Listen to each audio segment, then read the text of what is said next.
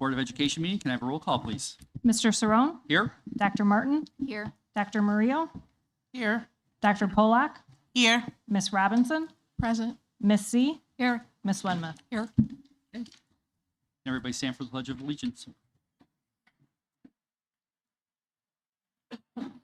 Allegiance to the flag of the United States of America and to the republic which stands one nation under God, indivisible, with liberty and justice for all.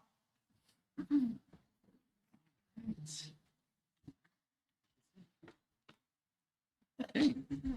Item 4.1, Pride Recognition. Who's- Go ahead. oh, Yep, John's got it. okay. All Right in right. the middle. Thank you, Dominic.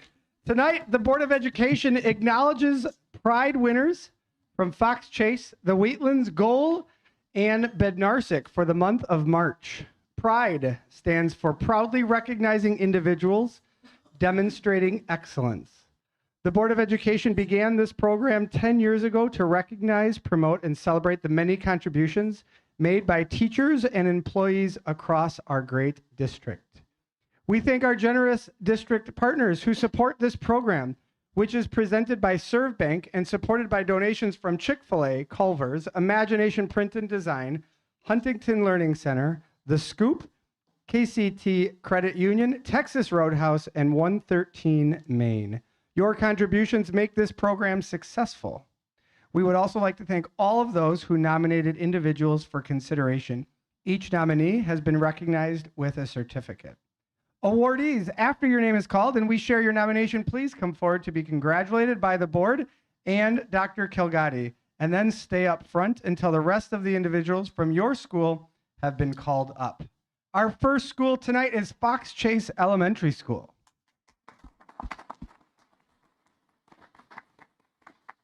In her role as a special education teacher, Jennifer Gordon is known for her ability to connect with students. She meets students where they are to help them grow, both academically and personally. She's also generous in sharing her time and experiences with coworkers. One parent shared, quote, "My son feels loved and cared for when he is with her. I feel safer with him there because of her." Congratulations, Jennifer.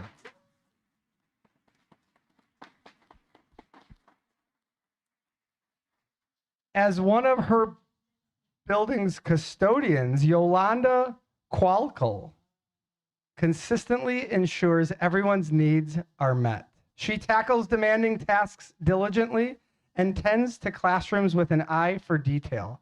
Outside of her work, her warm smile is a welcoming presence for students and staff alike.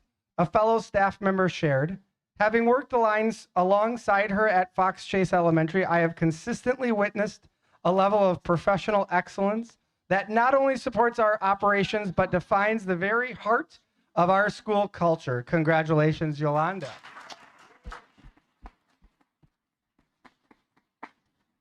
And the last recognition from Fox Chase is Brittany Lewandowski. Brittany Lewandowski's positivity and encouragement has left an impression on her kindergarten students, their families, and all of those around her.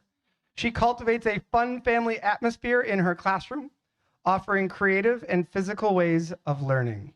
She also recognizes the worth of all staff members and strives to instill that same level of respect within each of her students. Parents shared, "When we see the things she's doing with our students in her class, we wish we could be her students ourselves." Congratulations, Brittany. All right, and one final round of applause for Fox Chase. At this time, any building administrators, please come on up for some pictures.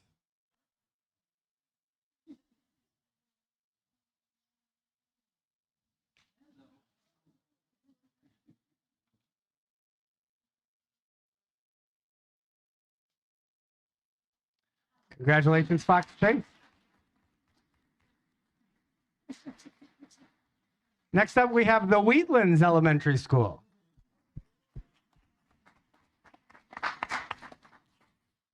Charles Barr, a social worker at the Wheatlands, is incredibly intentional in the ways he supports students. He sees each student's strengths and works to build them up. His collaboration with staff helps things run smoothly and function on a high level. As shared by a fellow employee, he is intentional about the ways he works with his students to meet their goals and makes school a positive experience for them. Congratulations, Charles. Next up, first grade teacher, Melissa Shannon. Melissa leads with professionalism and a true commitment to student success, laying a strong foundation for many learners through the years. She fosters a strong sense of belonging and teamwork within her classroom. Her compassion and consistency allow her to develop meaningful relationships that help students thrive. Another staff member stated, quote, "Ms. Shannon is an exceptional educator whose passion, leadership, and commitment reflect pride and hope for both present and future generations in our community." Congratulations, Melissa. And finally, Nicole Goodyear. Nicole celebrates the efforts of her third grade students, cultivating an environment where everyone feels safe and confident. She supports her students as individuals, meeting them where they're at as learners and understanding their unique needs. Her students succeed and feel proud of their growth. A nominator shared, "It is clear that you don't just teach. You see your students, you hear them, and you meet them exactly where they are. That is a rare and powerful gift." Congratulations, Nicole. And we need administrators from the Wheatlands. Come on up.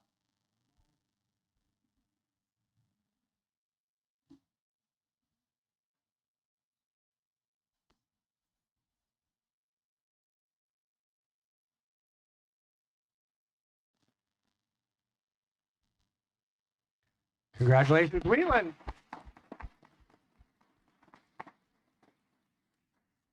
And now we are here to celebrate the GOAL program.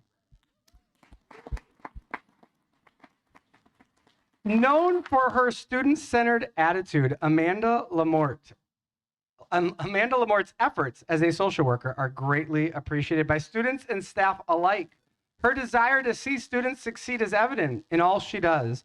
Her kindness and thoughtfulness toward all she encounters exemplify her character. As stated by a nominator, her ability to connect with students and make them feel seen, heard, and valued speaks to the depth of her care and professionalism. Congratulations, Amanda. James Smith.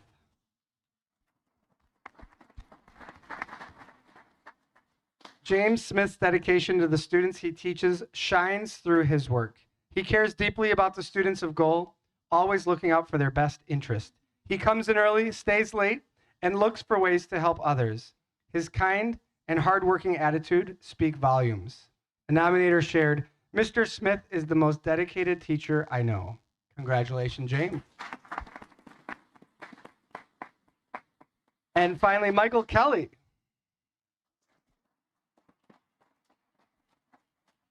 Michael believes in his students, helping them learn in ways they truly understand. The lessons he teaches are fun, engaging, and meaningful. Students love taking his class. He's also a helpful and collaborative coworker, sharing his positivity with those around him. One parent said, "He's truly a gift to our school and district." Congratulations, Michael.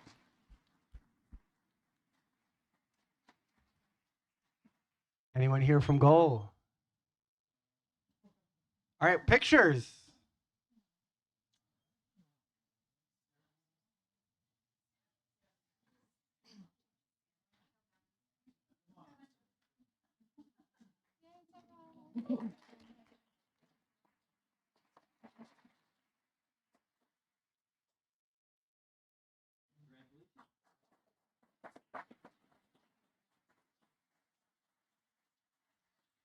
Our final building of the evening that we are celebrating is Bednarsik Junior High School. Our first winner is Amy Trumper.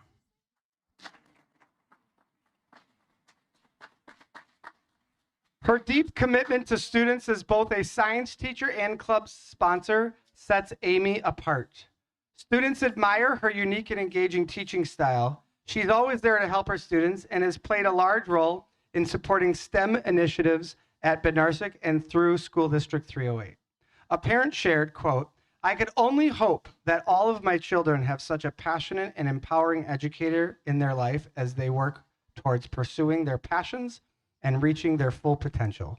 Congratulations, Amy. Social worker Ann Volpentesta.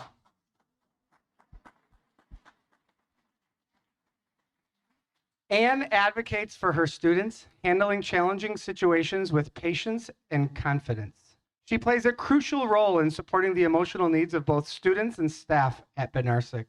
She acts as an important bridge between the school and community, connecting students to the services they need.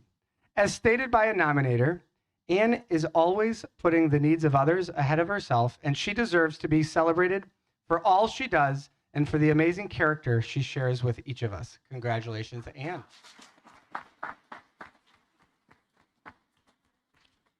Next up, Josh Brooks.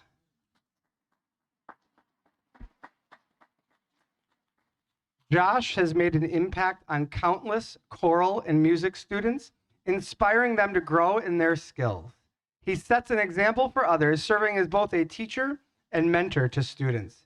His dedication goes far beyond the classroom, as he dedicates countless hours of leading plays, musicals, and the holiday choir. A former student shared, quote, "He was the best, most impactful teacher I've ever had." Congratulations, Josh. Next up, we have Laura DeCappa. Laura plays a most crucial role as a building nurse. She handles student needs with patience and compassion. She's also quick to share her breadth of knowledge with fellow staff members, offering support whenever needed. As stated by a coworker, I believe her commitment to students' physical and emotional well-being makes a lasting difference in their lives, and she truly deserves recognition for the positive impact she has on the school and with fellow coworkers. Congratulations, Laura. And now we need Amanda Thilk.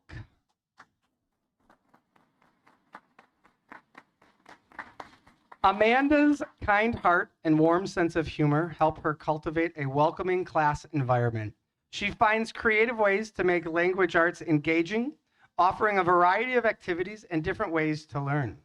She is there to support her students and offer help whenever needed. One student said, "Mrs. Thilk is one of the best teachers I've ever had, and her class made school as a whole feel exciting to participate in." Congratulations, Amanda. And now we need the Bednarsik administrators to come up front.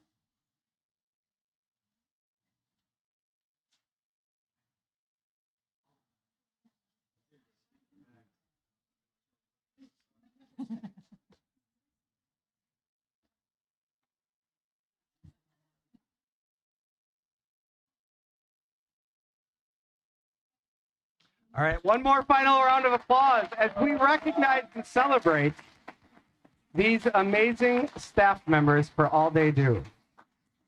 Honorees, please proceed out into the hall, gathering at the landing of the stairs for a group photo. Thank you to those families and colleagues who were here tonight to support our winners. Our final round of Pride Awards for the 2025-2026 school year will be open for nominations starting April 9th.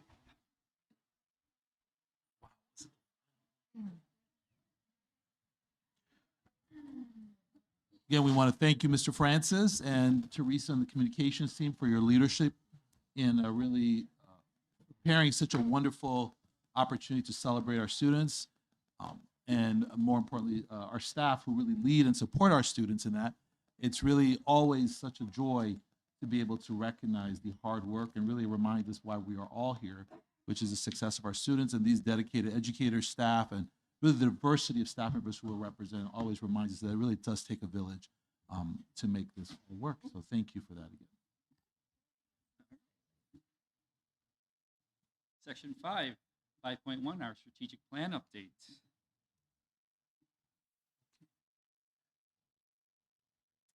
Board, this is part of our quarterly commitment. We are bringing to you this month really just a little bit of a preamble of what's to come in April. We'll be bringing a more thorough, full analysis as we start to move towards our planning for next year. It's hard to think that we're already there, but we are. And so I want to thank the team, all of our staff who participated in the preparation of this report this evening. I'll turn it over now to the team.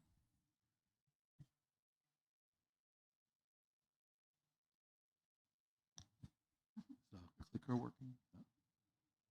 There we go. Okay, so we're going to start off by just kind of recentering ourselves around what the strategic vision components are. So again, this is really centered around our portrait of a learner attributes, and then it's 4 areas of work. We call those our pillars.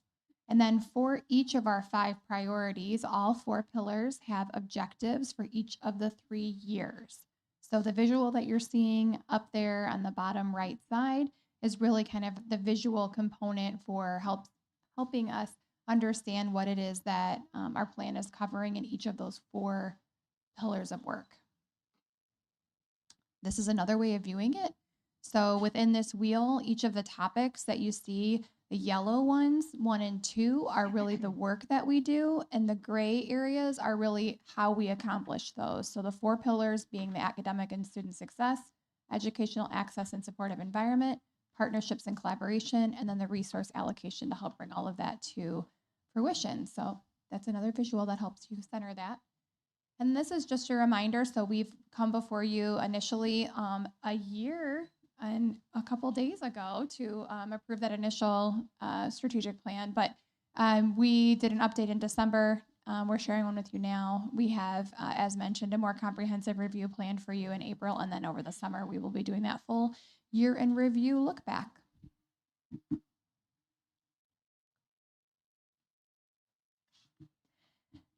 So priority 1, this is our future ready components.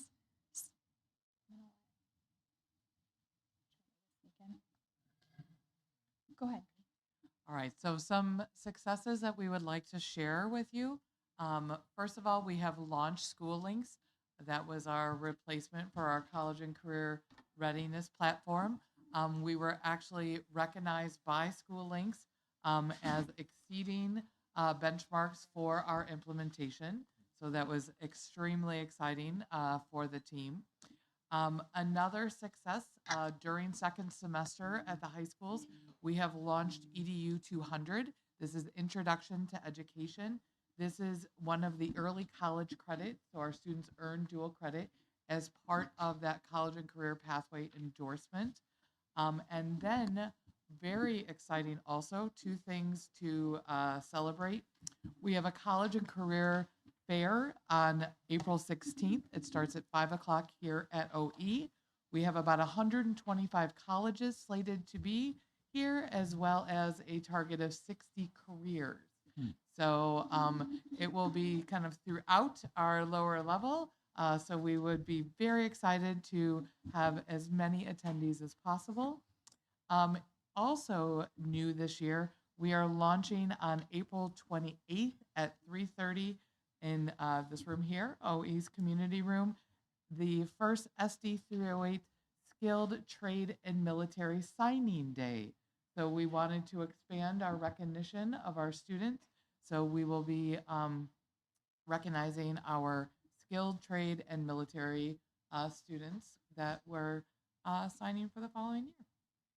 So in terms of key next steps related to those things, we are currently working on to then launch in the fall the complement, so EDU 202, which is the next dual credit course in the college and career pathway for education, so EDU 202.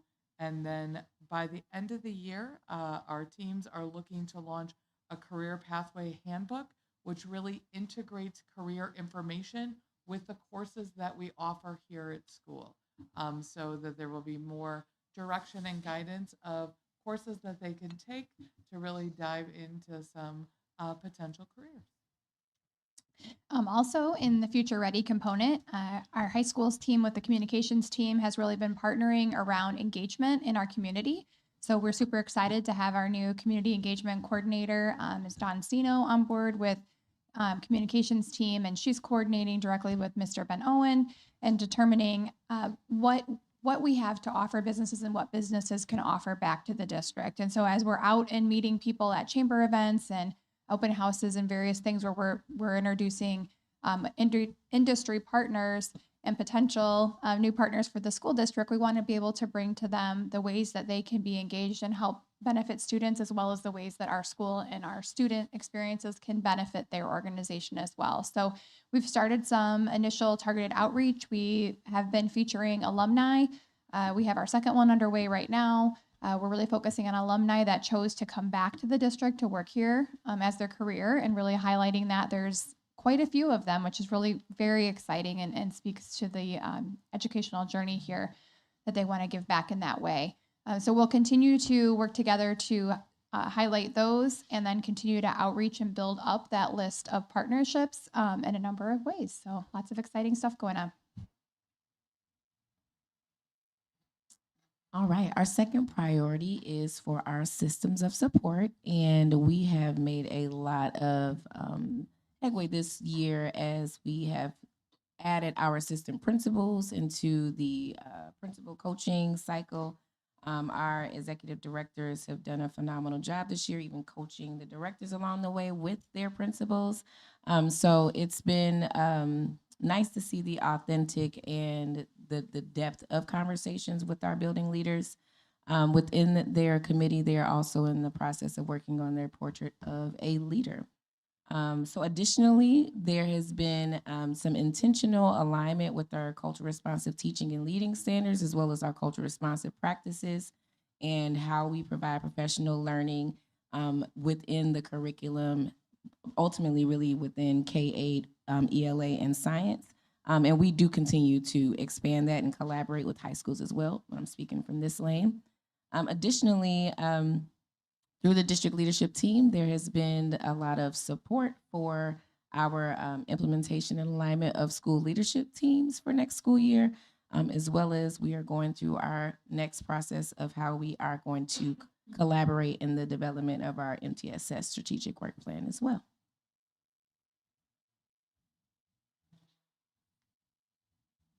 Next few bullet points focus on recruiting Oh, and we can't hear, the volume's not coming. the next. There we go. Okay. The next few bullet points focus on staffing, recruiting, and hiring. And as we enter hiring season, it is essential that we do implement and utilize cross-departmental collaboration in review of job descriptions, making sure that they are current and accurate to the role, and ensuring accurate timelines so that we can procure high-quality candidates before they are. We don't want to lose high quality candidates, essentially. I'll just say that. And also with that, just this intentional integration of planning, timelines, and all of that in a proactive approach, again, so that we have the opportunity to secure high quality candidates.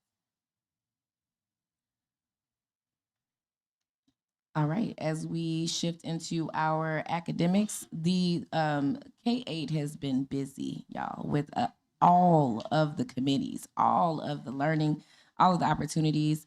It's been inspiring to watch how each of them leads in those different spaces. The math committee has been beginning, and for them, it's really been about, you know, what are our beliefs, what are our norms, what are we, like, what is the rigor, what is the data looking like, so that we can be clear about our strengths and our gaps and areas of opportunity, so that they can begin to have this alignment for next school year. So a lot of analysis happening in that stage one. For K-8 ELA, they have shifted into a full alignment with standard space as well as the literacy framework. So not just in materials, but actually in how we standardize learning for students. So that's very exciting as well. Additionally, our science committee has been extremely intentional as well about how they are looking at culturally responsive teaching and leading standards, as well as the NGSS standards for that alignment. And so it's been powerful to see that cross collaboration among the different stakeholders with OEA and administrators. With early childhood, we've conducted some data review that involved identifying needs in pre-literacy, SEL, and cross-cat classrooms. As far as Spanish language arts and our ability to recognize resources for our multilingual and special education students, we've led to advanced scope and sequencing within a curriculum, pacing assessments and aligned across multiple standards to include culturally responsive teaching and learning standards, as well as Spanish language arts and Spanish language development standards. For our K-5 special education ELA curriculum committees, we continue to work with teams to develop a rubric where we are entertaining requests for proposals to review some curricular resources, and we've gathered some staff input on curricular resources. And then you'll hear later tonight about where we are in phase 4, really phase 5, in the comprehensive review. So in terms of the high school, science is currently in stage 2, so focusing on their curriculum and scope and sequence. Math is in stage 1, as Dr. Waller mentioned, really working on that needs assessment, preparing to then revise curriculum and scope and sequence next year. Where ELA at the high school level is in stage 3, so they're establishing their teams to review to see if there's any need for revisions or edits. Key things about next steps, especially in science, as they finalize their scope and sequence, they'll be then moving into assessment, so common assessments to be used at the high school, so looking not only at building those common assessments, but then also the rubrics to establish.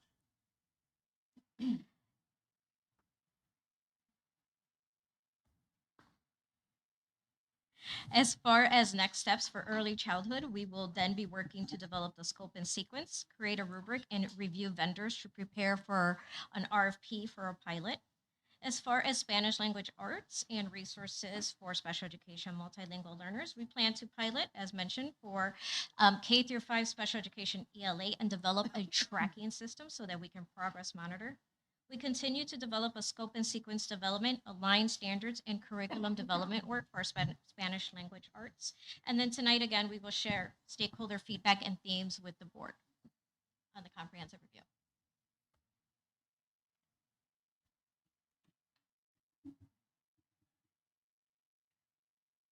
I am providing some additional resources on behalf of Jeremy, who could not be here today.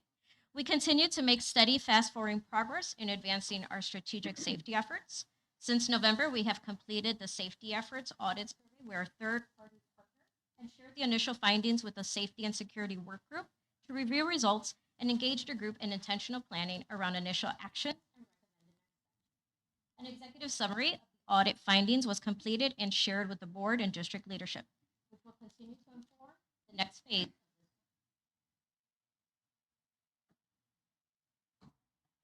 As it relates to wellness, the Human Resources Department is collaborating with DLT and union leadership to have an understanding of where we've been with wellness and where we are trying to go, and put together some plans and surveys to gather more information from the 308 staff about their needs as it relates to wellness. Additionally, we are continuing to, ultimately with the professional learning plan, we have been in lockstep as far as our alignment and understanding what's happening within district leadership team, the focus initially on that school leadership team piece, and now with MTSS, we'll be able to begin to have more lockstep conversations regarding professional learning for next year as it pertains to lifting those pieces of work. Additionally, we have also committed to continuing to lift culturally responsive strategies and the culturally responsive teaching and leading standards, as well as rightful presence in those tenets to just continue to educate the system as well as create opportunities for growth. The RFP process for window film installation, and the district has scheduled installation. The district has also continued full-scale emergency exercise and reunification to refine timelines. efforts are intended to strengthen district-wide preparedness and ensure clarity of expectations across systems and stakeholders. Systems management. There are three key focuses that I'm going to talk about. One has to do with technology. So as part of our process to put order into how we deploy technology and how we manage as well as spend money on technology, we decided to develop a technology plan. Part of the process is to do an RFP.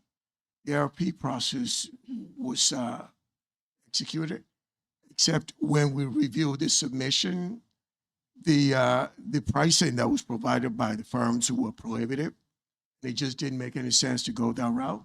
So we're going to go a different route and try to do some of the work, most of the work internally, and just maybe get a consultant to provide us with some support. We will not be doing the big outsourcing that we had planned to do. The next thing has to do with development of the budget. And I'm sorry. Will be the budget. We have done some Q1s and Q2 budget reviews. What we're trying to do, we're trying to monitor how expenses are going compared to the amount that we budgeted. Now, at the end of the spring break, we'll actually start on Q3. And as it stands right now, most of the expenditures actually align with what we budgeted. There's nothing that stands out, and I will speak more about that later on this evening. And as part of the process too, we've been working with the long-range facility planning, working closely with White & Company to make sure that the long-range facility planning is completed, and we're gathering data that we're going to use to then develop an RFP with doing some of the work that are included in long-range facility planning down the road. The last thing that we would like to highlight as part of the current progress of the strategic plan was our student assignment. We had a student assignment recommendation for phase 2 approved.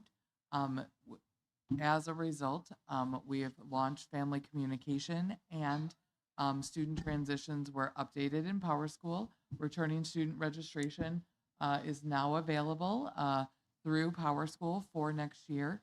In terms of next steps, we will be entering the planning process for phase 3. So overall, our report for essentially our quarter 3 for our strategic plan, similar to quarter 1, we just wanted to bring holistically from our team updates in all 5 priorities. As Teresa mentioned earlier, for our next update, our impact monitoring number 4, not only will we bring updates, we will bring metrics that will really guide the development in terms of if there's any recommended changes for year 2.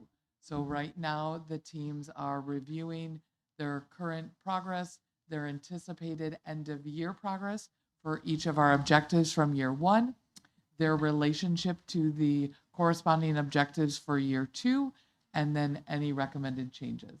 So our next impact monitoring report will not only bring updates, but then also progress measurement and then any recommendations for changes to year 2.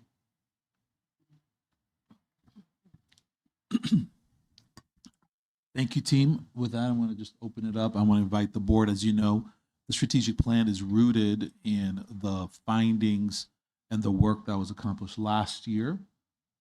One of the key priorities I want to underscore in the strategic plan is that it's really based on the feedback from our audit findings from the year before that, which really named the importance of centering our plans in reality and not in what we are hoping to get to, but really where do we stand as a district. And one of those biggest challenges was that there was a real dearth, an absence of really coordinated planning across the system.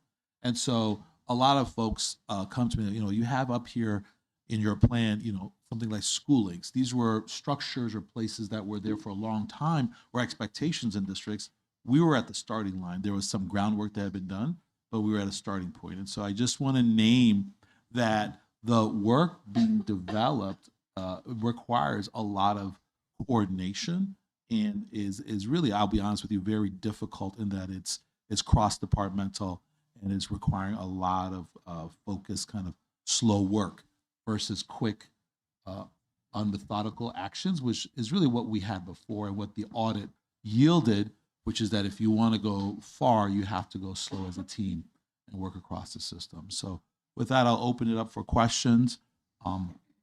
You can see tonight there was a lot of information, but we really want to make sure that you are able to lean into, did it make sense? What was missing? What are the things that you would hope to understand more? And we welcome your feedback. Thank you.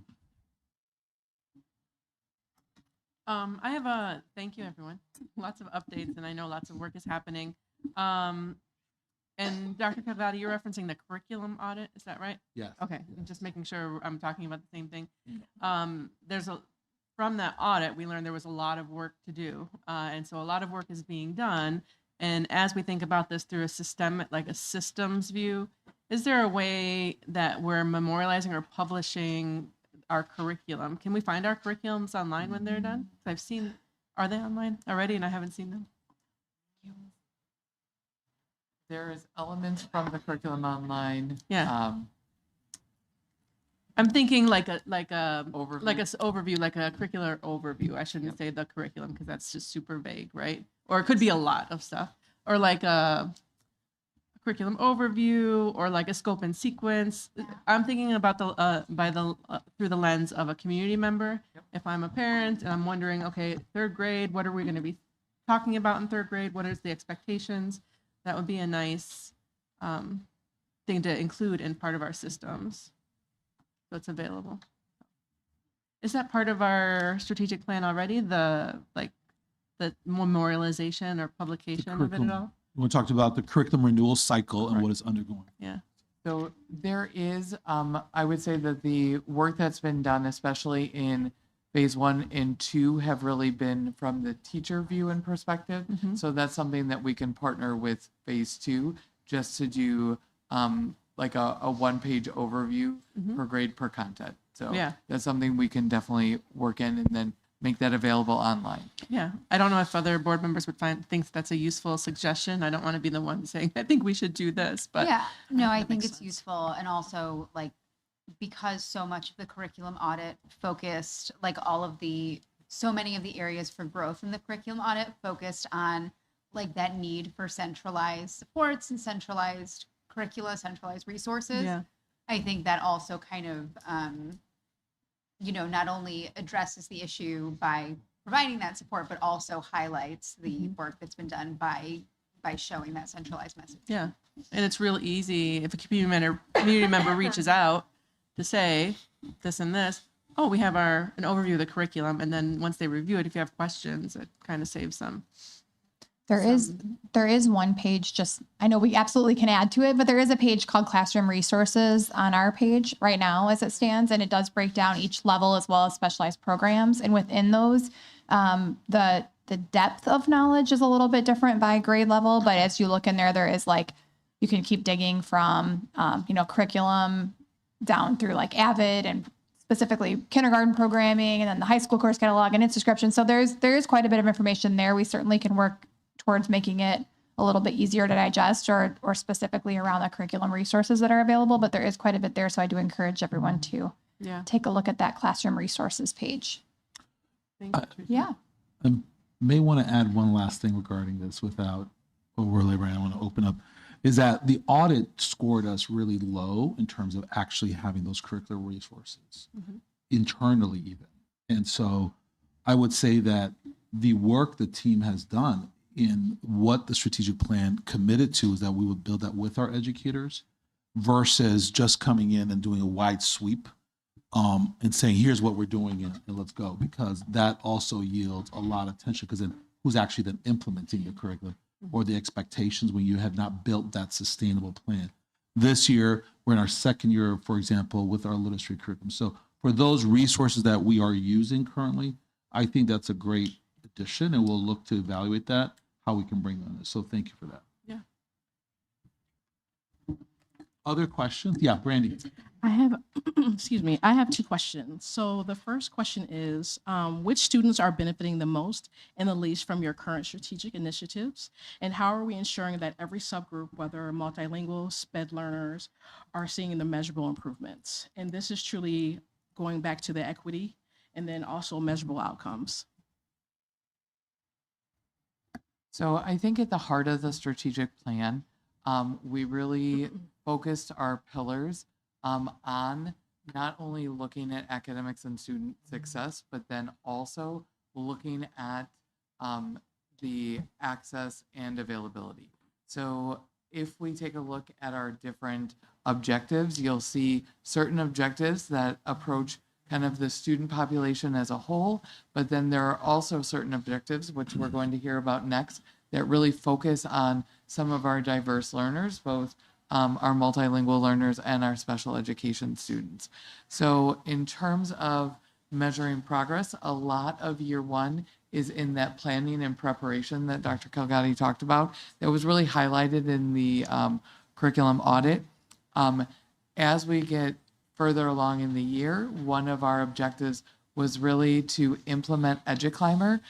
We launched the first training to our building and district admin on 3/17, which really then, Brandy, gets at the heart of how are we monitoring and tracking progress and student success. So that also kind of coupled from the planning to then diversifying across the system to try to address needs to then tracking the progress is all part of year one. So not that we can, what we're really looking at right now is how are we accomplishing and implementing the objectives for this year. So more to come in terms of data and measuring that progress.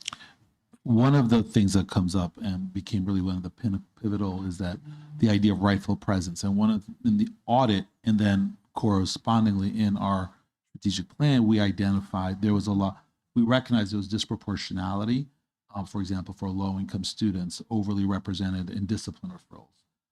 In special education, we have an overrepresentation more than not African-American Hispanic students.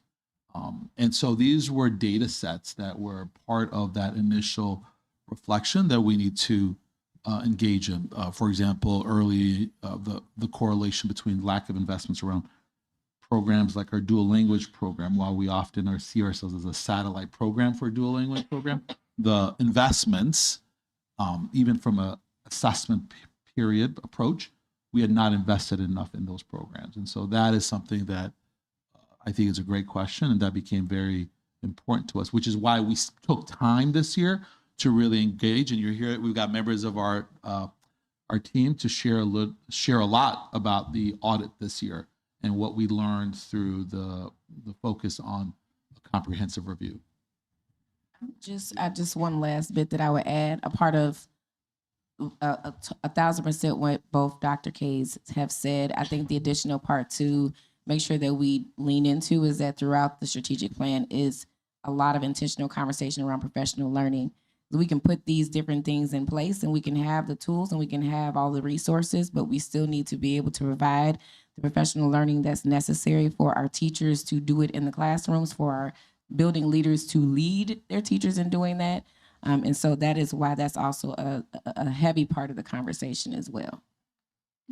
Am I correct in assuming that as you get data on this implementation and as you're evaluating it, you are disaggregating that data so that you are getting effectiveness of different groups and then sharing that accordingly? Absolutely. That is part of the purpose of using a system, as in our case, EduClimber, which will disaggregate by subgroup, by school, by grade, at really just a click of a button. So some of the challenges is truly compiling and disaggregating the data. So the use of this tool takes the time out of the just data collection and then can put the time into the data analysis and then responsiveness from that data.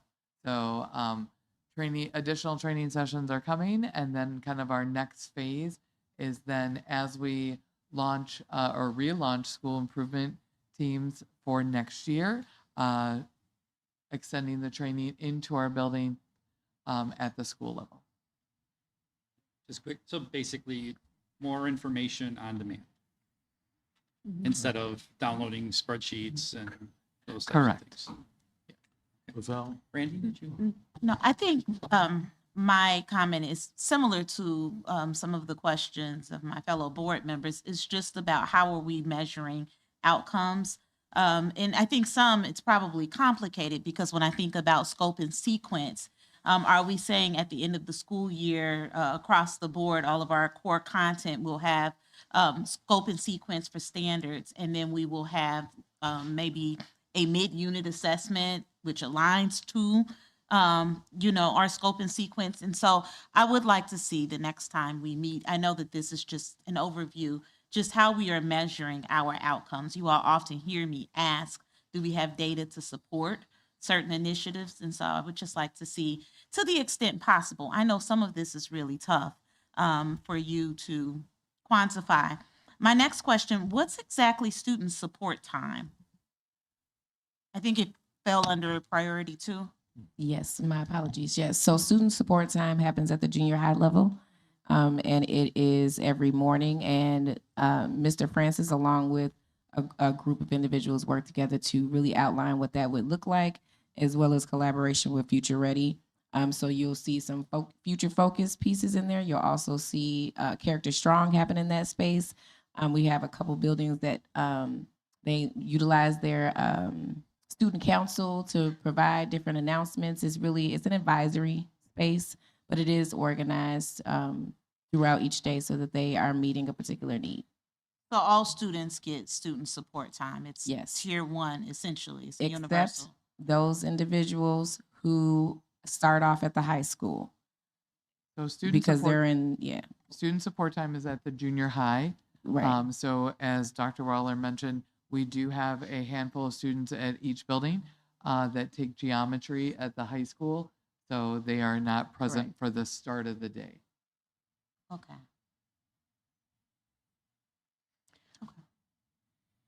I don't have any questions specifically, but I just want to acknowledge this is a huge undertaking that everyone has started on by design, and it goes off in several different directions. And I just want to acknowledge not just the presentation, which was well done, but I really want to acknowledge everybody's hard work.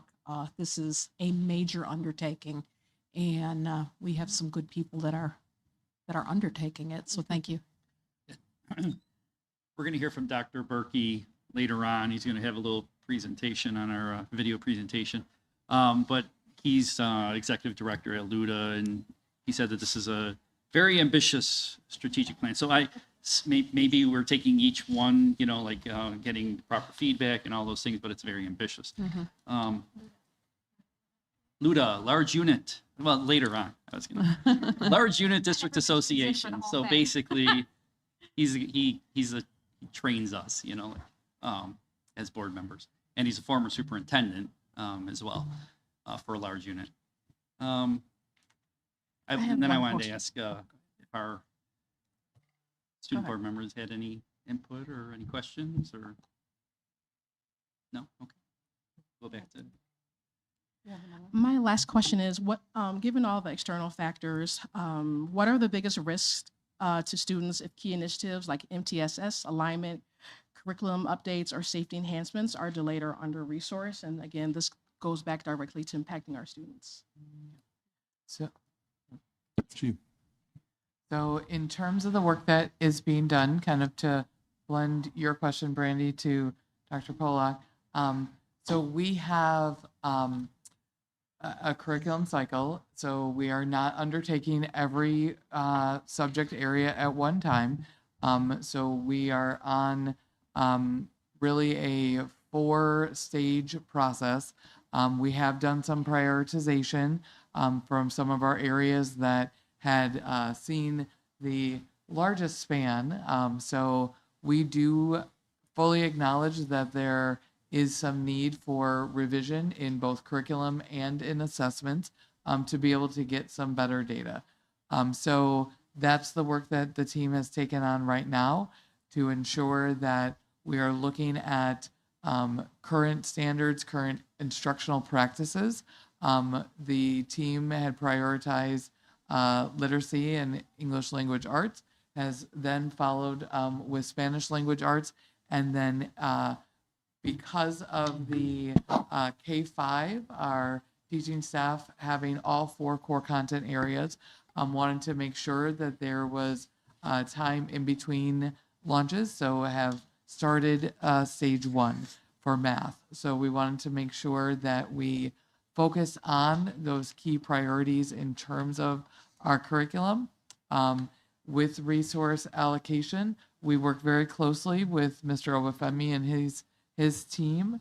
The curricular groups and teams that are working on this are trying to look at resources, ensuring equitable access.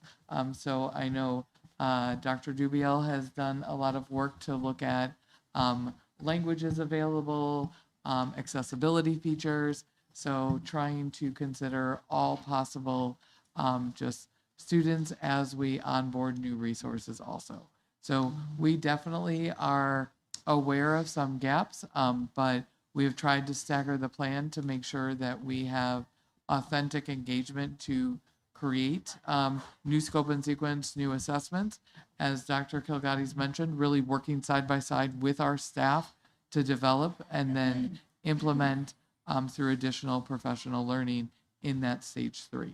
So lots of work to undertake as evident in the curriculum audit, but really needed to have a thoughtful and thorough kind of phased in process to make sure that the work is effective and implemented for our students.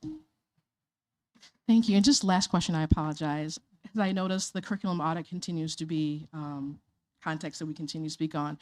Does the public have access to this? Yes. Okay, and this is on our district website, so I can just hit a link? Can you Yes. verify exactly where it's at, please? We can follow up. Yeah, it's under the Our Story section, It's in our website. right where the I think strategic it plan would be is at. great to have public knowledge, because I would ponder if people know that it's truly out there for access and yeah. visibility. Because again, we have talked about it, but I think it's where the location is. Yep, we'll make sure. Thank you. And when that was, Brandy, when that was published for the board, we spoke about it, I think, extensively at board meetings as well. So if public is interested in hearing some of the previous boards' kind of interaction with that, they can, maybe we could access those dates as well when we talk about it. September 2024. Oh, there you go. There's presentations available through BoardDocs also. I have one last question. And one of the first slides, Teresa, it said are we gonna get another update in April? And is that what that said? I was surprised. Yeah. Yeah. It seems so like what are we gonna see in April? So I we're guess? running a little behind. Okay, so these are just updates, and then this will be a more like, are we hitting our target sort of thing in April? So it will either be in the second board meeting in April or the board meeting in May. Okay. So it will be an update. It will be a measurement of the objectives from year 1, and then proposals for edits for year 2. So Okay. our goal is the second board meeting in April. It could potentially, as Teresa just alluded to, shift to May, but Okay. that is the goal for the next impact monitoring update. Thank you. I think it's important to note that part of that comes out of 2 things. One is last year, as our team prepared for this year, and we were hit with some preliminary budgetary constraints, we went from having, let's say, 4 key priorities on each of our team's lists and had to cut those down to 1. And so the teams had to shift how they implemented. And so that was was that June, where we made some significant revisions to our plans for the first year. That was prior to the August-September announcement from the state that moved us to tier 2, which had a significant impact in terms of financial limitations. So now the team has to think about what we had ambitiously committed to this year to the board and say, okay, as we finish this year 1, what's working well? What do we need to adjust? And what do we need to come back to this board and say, okay, here's where we are, and here's what we are realistically able to leverage as we go into next year. So I want to note that it was important to the team to have an opportunity to re-engage sooner than later and come to the board and say, here's what we're seeing. Thank you, team, for your efforts and your presentation. Thank you. Thank you. Okay. And part of our strategic plan, next step, so one of our priorities in strategic plan is to go deeper into really what I would say is really an extremely important facet of our work.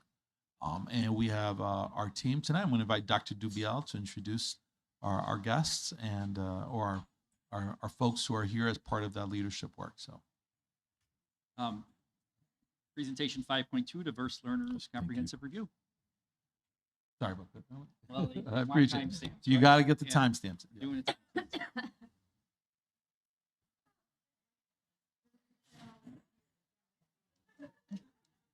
I like the timestamps. There's a whole section over there too. I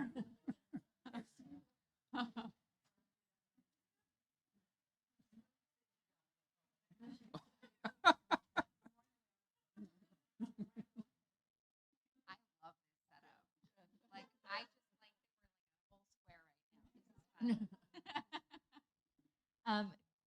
Good evening, board. We are really excited to present an overview of the comprehensive review. First, I'd like to ask the team to please introduce themselves.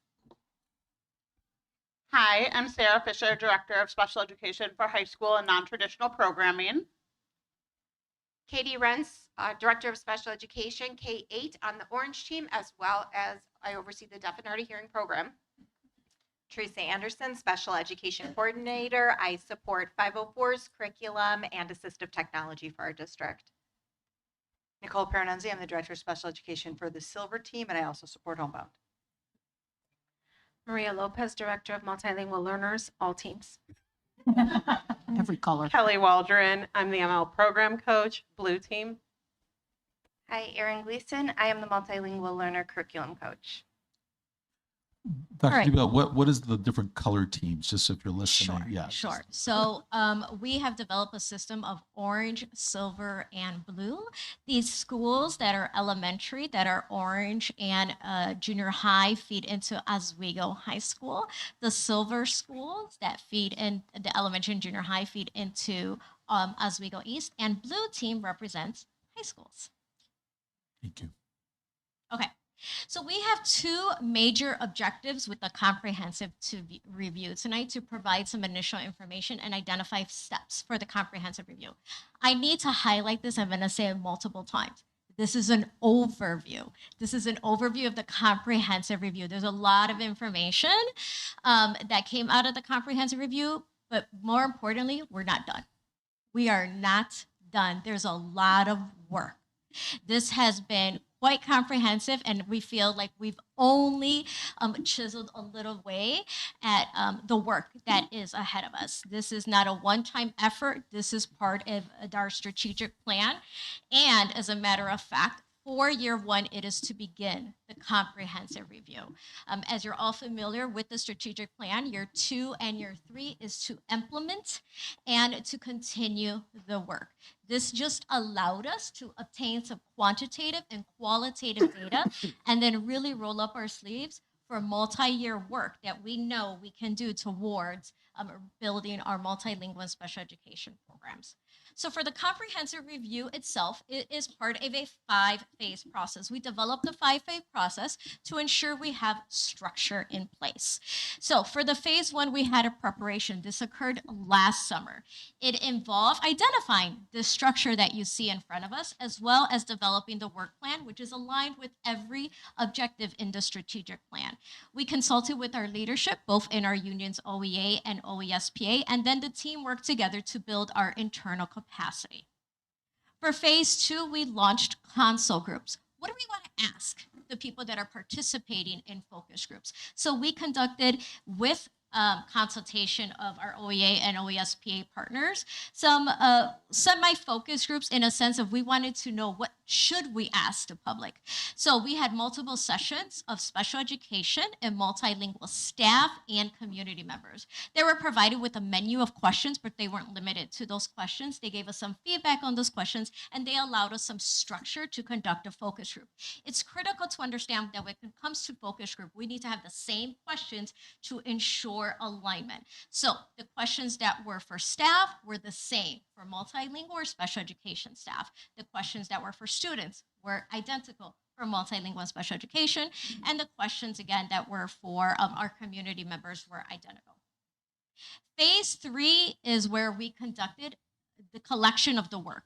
So this involved conducting focus groups, distributing surveys, collecting data, and checkpoints with union leadership so that we kept them apprised of where we were. You'll see the arrows there because I'm going to go back to that. Phase 4, once we were done with collecting both the quantitative and qualitative data, now what? Now we put some teams together. Again, I will revisit that in just a moment. Phase 5 is the presentation, but I need to emphasize again, we are not done. There's a lot of work ahead. So phase 3, this was the quantitative data. We identified 3 years worth of data, and we got student demographic data. We disaggregated that data by race, gender, and subgroups. Our subgroups that we looked at were free reduced lunch, homeless, in addition to multilingual special education, as well as grades. We looked at intersectionality of data as well. So that means particular identity groups. For example, students who are duly identified, multilingual and special education. We looked at not only general demographic data, as mentioned, we broke it up, and we looked at that data within the grade level. Again, multilingual specific, special education specific, grade level specific, multi-year, and intersectionality. As far as qualitative data, we obtained focus groups and surveys. We conducted this of students, staff, parents, guardians, and caretakers. 85 focus groups were conducted both in person and virtually. A total of 215 focus group participants and over 300 surveys that were available via email as well as on our website. Again, we're not done. We intend that this continues to be a communication loop. As far as phase 4, a huge shout out and thank you to the analysis teams.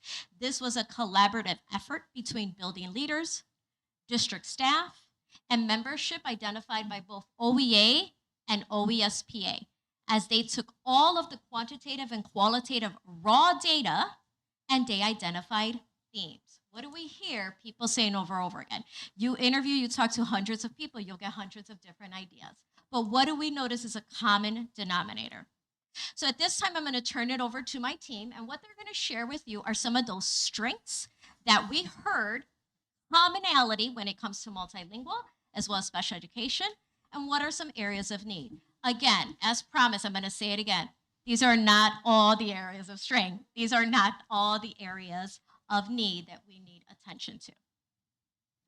All right, so beginning with multilingual learners, when we're looking at our stakeholders that were part of this work, students, staff, and caregivers. So for students supported by the ML staff were their strengths. Students felt welcome.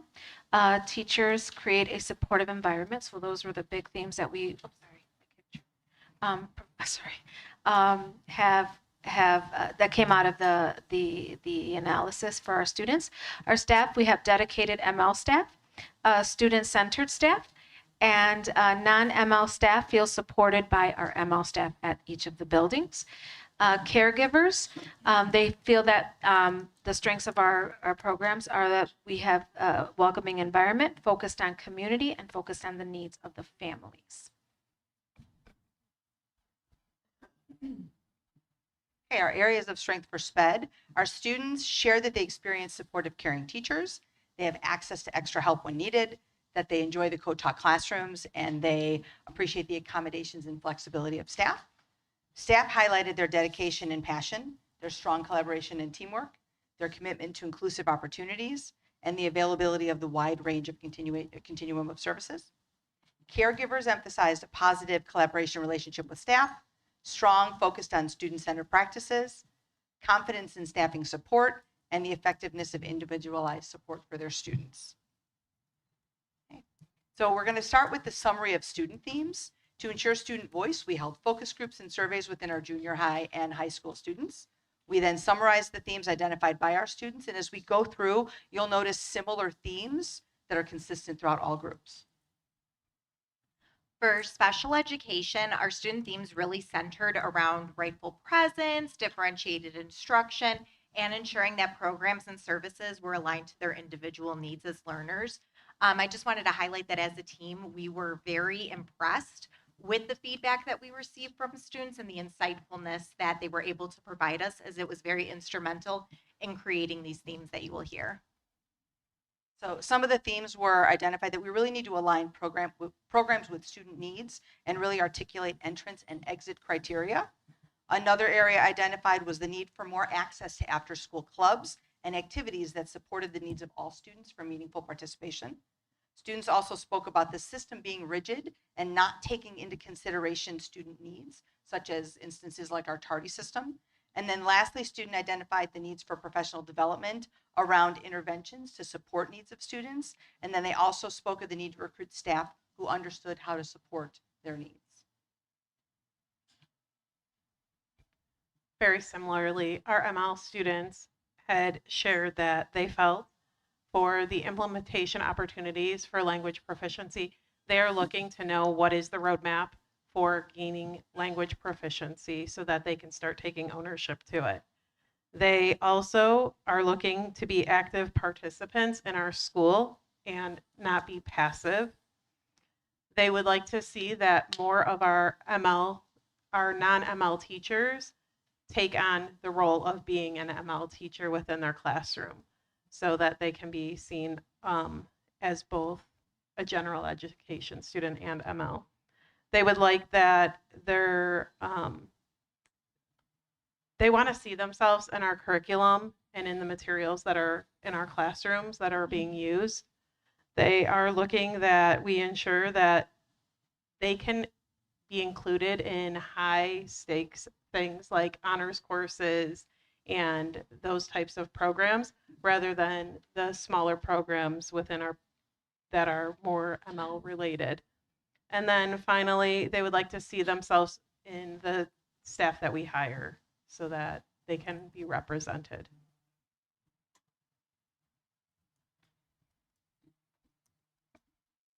So next is a summary of our staff themes. So on the special education side of it, from our staff feedback, we had a few consistent themes that emerged. First, there was a strong need for greater consistency across buildings and programs, particularly for practices such as MTSS and how service delivery is implemented. Staff also emphasized the importance of stronger collaboration, not only within buildings, but across buildings, as well as vertical articulation to ensure alignment and a shared understanding. Professional learning continues to be a priority, with staff seeking more targeted training connected directly to student needs, as well as instructional practices. We also heard a need for clear structures around programming. So this includes a more defined entrance and exit criteria for our programs to support equitable access for our students. And finally, staff highlighted the importance of equitable resource allocation, along with a clearer role expectation and attention to staff wellness. So overall, this reflects a system of highly committed and ready for increased coherence and clarity to further engage student outcomes. Thank you. So very similar to the SPED for our staff themes, consistency on MTSS and SEL programs, or protocols, sorry, not the programs, the protocols, collaboration with each other for vertical and horizontal alignment, staff training and development, that was a huge theme that came out of that, effective programming entrance and exit criteria, so truly understanding what that exit and entrance criteria is for multilingual learners in our programs and what it takes for them to exit the program, and also what is the system that we utilize or the process for students to enter our ML programs. Equitable allocation of resources, so ensuring that our ML students have what they need and the teachers have what they need to teach in our ML students and in the dual language classes, and priority and staff wellness. And it's really not one of the things too that they meant that they think that they're not looking for new initiatives. They're just looking for more support in these areas and more clarity. All right, our final group that we met with during the focus groups and with the surveys were our caregivers. You'll see that the multilingual learners and the special education groups are mirrored to each other and really highlight the need for consistency, expertise, and belonging. So the first theme that emerged for ML is consistency and understanding on the MTSS process, the multi-tiered system of support. Families really want to know how students are identified, what those interventions look like, what are we doing to meet the needs of all of our students. They also really called for staff training and development. They feel the need for specialized training in the area of language acquisition, not just for our multilingual learner teachers, but for all of the teachers that they come into contact with, all across all content areas, because a multilingual learner is a multilingual learner regardless of where they are. They also called for enhanced rightful presence for multilingual learners. They really want to see their children as valued members of the community, where their language and their culture are assets and not a hindrance.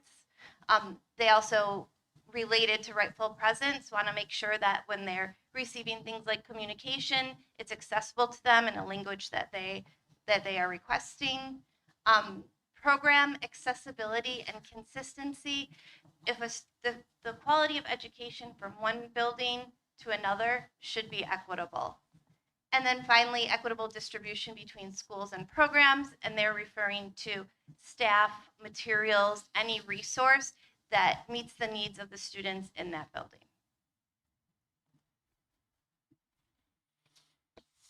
Okay, and then I get the easiest one, copy and paste for special ed. But overall, truly, we had very similar conversations. They want to see not just, like Erin was indicating, rightful presence of SPED, specific training to what the students may need in regards to behavior supports, curricular supports, interventions, as well as that equitable distribution. If my kid gets resource services at one school, they should get very similar ones if we had to move within the district, and just kind of talking about how we just want that consistency. So again, those were the major themes that we received from the stakeholders that participated: students, staff, and community members. Those were not all of the exhaustive themes. These were the top themes. So what is our next steps? So as mentioned earlier, somebody said something about the strategic plan being ambitious. And one of the things that we're doing next is identifying the themes you heard about tonight, but those are not, again, all the themes. Where do they fit in the strategic plan? How can we ensure that we're doing it with intentionality? So for example, one of the common themes you heard is professional development. PD, professional learning. That is critical in all we do. So we have to ensure that the professional development strategic plan objective absolutely envelopes multilingual and special education training for all of our staff. So we're working with members of our team to ensure that occurs, and we've started that process.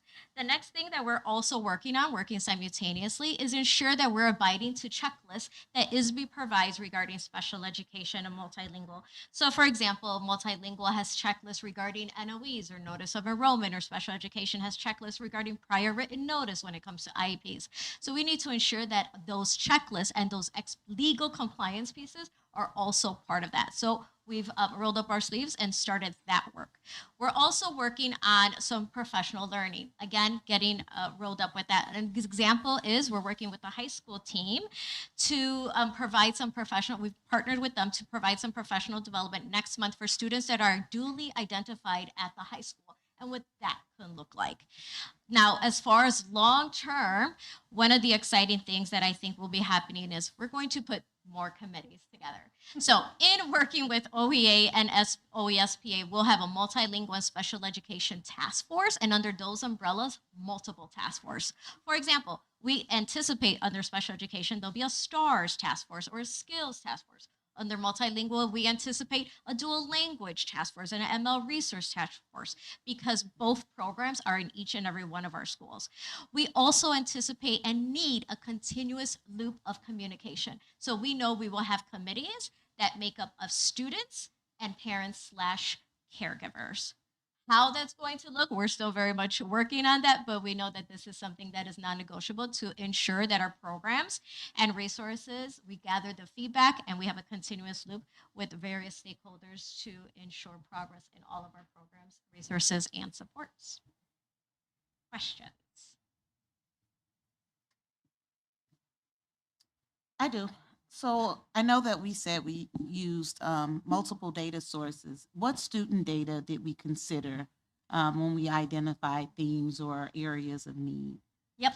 So the data that we looked at was general demographic data. So the last 3 years, we looked at all students in general demographic as well as students in ML and special education. For example, we looked at our entire student population disaggregated by race, by gender, by grades, by subgroups. Then we took that general population and broke it down. Our ML students, what are their race? What is their gender? What is their subgroup? Our special education, what is their race? What is their gender? What is their subgroup? And then we looked at intersectionality of data. So for example, one of the ahas that the team came up with is they noticed, and Dr. Calgatti alluded this to earlier, we have more Black and brown students identified for special education.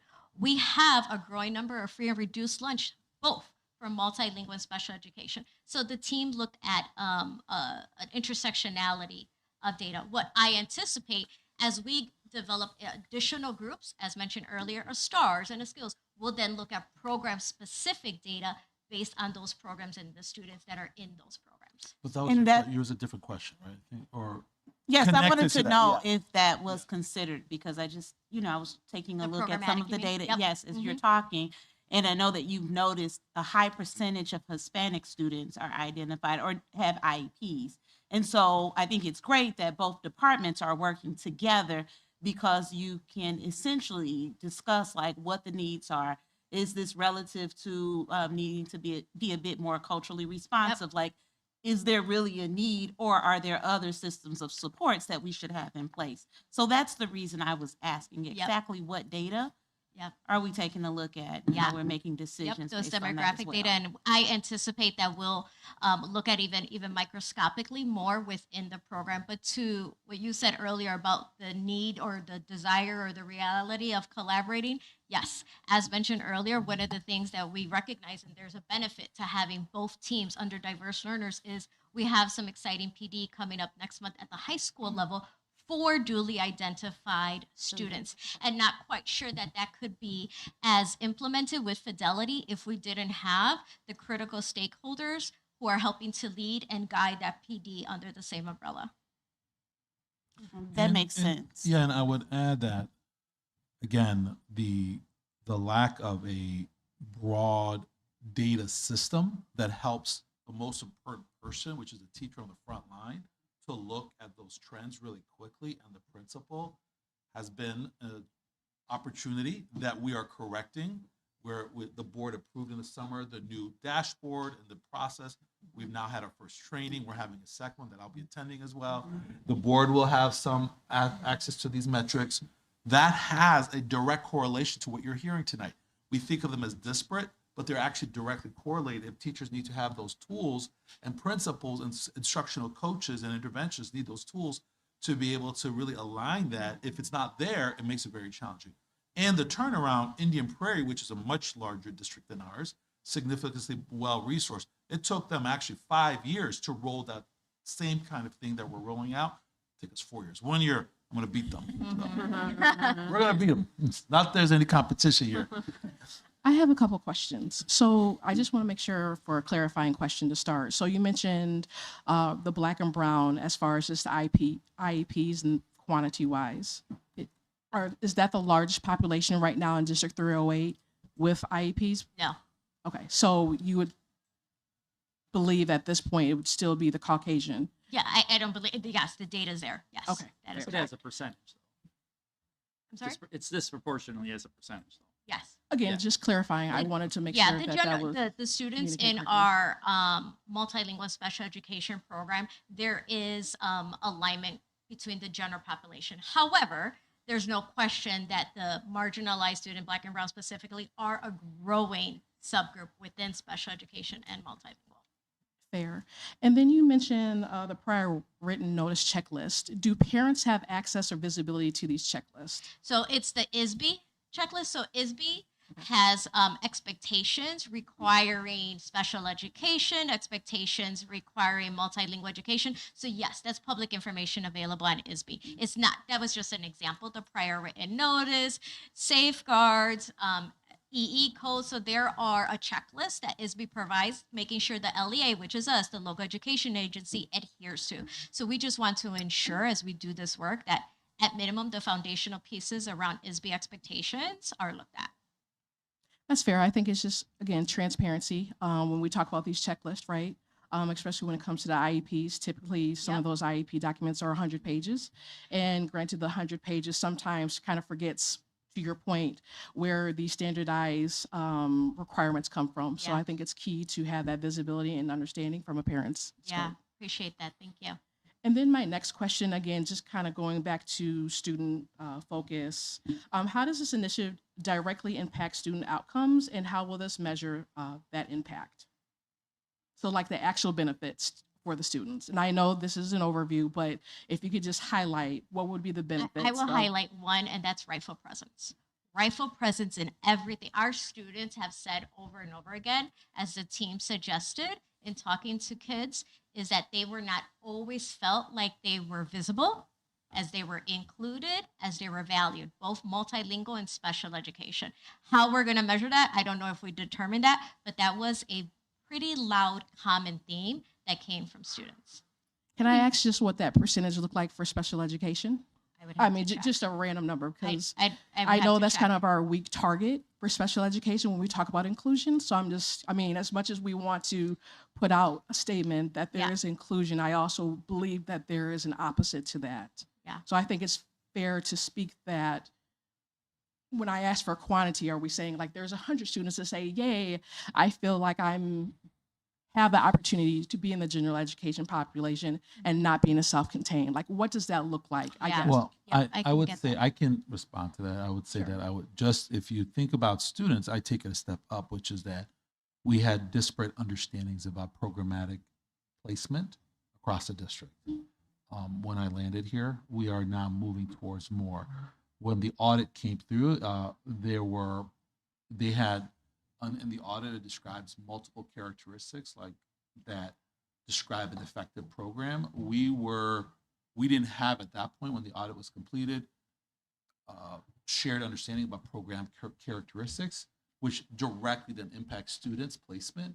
If the adults who are working together don't have those, it makes it very difficult. And that was one of the first initiatives that the union brought to our table as a district team. And that was one of the first challenges we took on, which is to identify programmatic characteristics.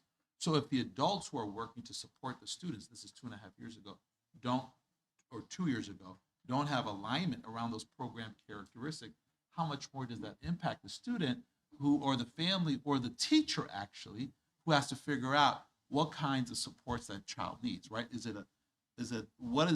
How do we define least restrict environment in that case, right?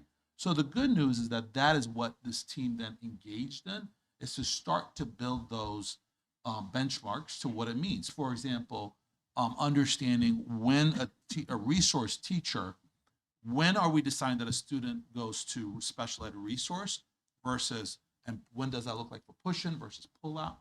These are programmatic definitions that are being developed and that are being well articulated and being developed to be able to understood well through this process, which is the exact reason why this program is developed.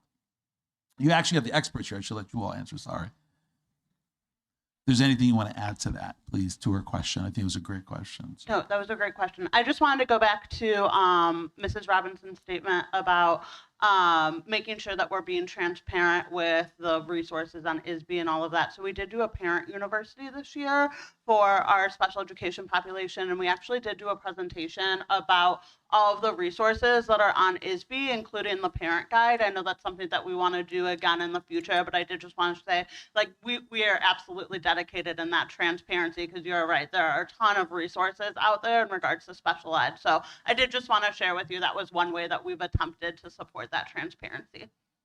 That's fair. Thank you.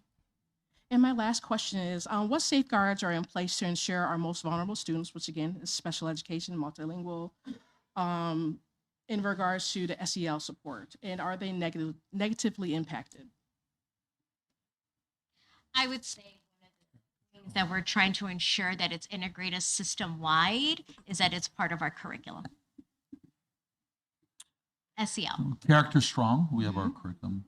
And that's for all our special education students. Students. Yeah, so that's So for even our stars, our All skills. So if students. I were to go in a classroom, I'd be able to see exactly what you're speaking to. yeah. So yes, that is what we are indicating. So resource to self-contained. Oftentimes, those students that are in self-contained programs go to the gen ed setting and they integrate with their non-disabled peers for such things as the SEL lesson, because sometimes it's like through playing games and kind of, fun reads and poems and stuff like that. It's through Character Strong. If our students can't access that, then our special ed teachers will do that as well. So let's clarify, Character Strong is available for all students K-8. And then early childhood uses a different resource, but also has SEL curriculum. Thank you. I have a question on the student voice that you guys asked for. How were you defining which students you were going to talk to? I mean, obviously, there's some students that aren't able to express some of these larger themes. So we met with our junior high and high schools, and they really gave us a well-rounded, we had students that were twice exceptional, we had students that were on the autism spectrum, students that were, ADHD. We had a wide variety of students that we got to speak with. And one of my favorite, when I really realized that I was in junior high in interviewing kiddos, when we asked, do you have anything else that you'd like to share? And just so the board is aware, they would like more flavor in the mac and cheese, because that was very much what they said at the junior high level. I loved it, but we did get a very well-rounded group of students. Having conducted one of them at the high school level as well, I would say, not that it was through their answers, I could tell you we had students from self-contained to mainstreamed, co-taught, everything in between. Just by the answers that they were sharing, you could kind of tell that it was all over. Did you reach out to the kids at the transition center as well? So students at the Transition Center, we did not do an individual focus group with them. They did have the opportunity to complete those online surveys. Something that we're looking at with the next step with committees is getting student voice on those committees. And so some of the feedback that I've received through School Connections, where board members and Dr. Calgatti come into the buildings, is making sure that our non-traditional programs have students that are serving on those committees. So that's something that we're dedicated to moving forward. Awesome. And one other suggestion, I went to the parent university with the ISB presentation. Are there links to that on our website now under the special ed section? Okay. Yes, those are there. Okay. That's all. Sorry, I have one more question. And this is regarding our multilingual. So I've noticed and just have heard through the community that there is a struggle with translation in regards to either the lack of communication or the communication they are receiving. Is there an opportunity to bridge that gap, given that the population continues to increase, whether at kindergarten through high school? So what does that look like for future planning? Can you be a little bit more specific? Are you talking about translation? What concept? So let's just say we have a new school opportunity, whether a new principal or just something that relates and adapts to that particular school. And when we talk about the communication, are we communicating to our Spanish population, right? And in that communication, are we being transparent where they have that equity and access to what is happening, not only at the school level, but maybe in their classroom? So I hear there is a lack of. So is that multiple? I'm just curious. Just I would presume my multilingual is across our district, right? Okay. I want to, before you go, I want to ask Teresa to speak from a communications broad lens, and then we can go there. All right. So we Great had question. actually, Thank you. Yeah, we have made very intentional strides and come a long way over the last 10 years I've been here, following up directly from an OCR complaint that originated about 12 years ago.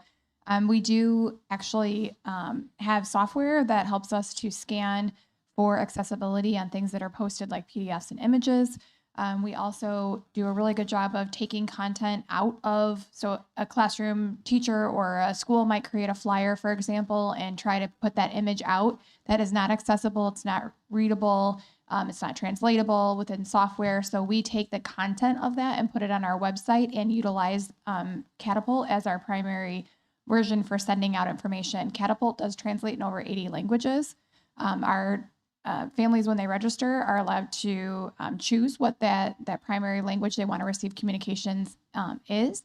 And then by putting content directly into Catapult, it is translating that into all of those languages. The same with our website. So that's why we don't post just a flyer image. We take the content from that image and make it content directly on the website, because then using Google Translate, our website then is completely translatable, as well as we have alternate images for all pictures and images that are up there. There's alternate text to read those for those with screen readers or other devices in place to help them absorb that information. So yes, we have been very intentional around that. We've been coordinated directly with diverse learners to continue to do that. We held training for all of our principals over the summer, specifically about communication, the importance of both translatability as well as accessibility.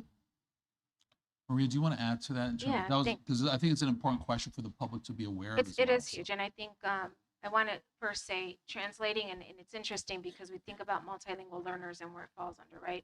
Translation or providing access to all families is not a multilingual learner department responsibility. It is an entire district, right? Because we have parents who have children who are not in EL who still need that support, right? Yep. So how Teresa said, we have the Catapult system, which this district does very well with, and Dr. Dubiel and I will put into Admin Connect, reminding principals of how to utilize that, or then make sure that they're taking that content and putting it into Catapult for our families to have access. We also have Language Line that we utilize for IEP meetings, because we know that the language in there, we cannot have just a staff member come and translate during an IEP meeting for many reasons. So we do utilize Language Line as a support to support our families during that time.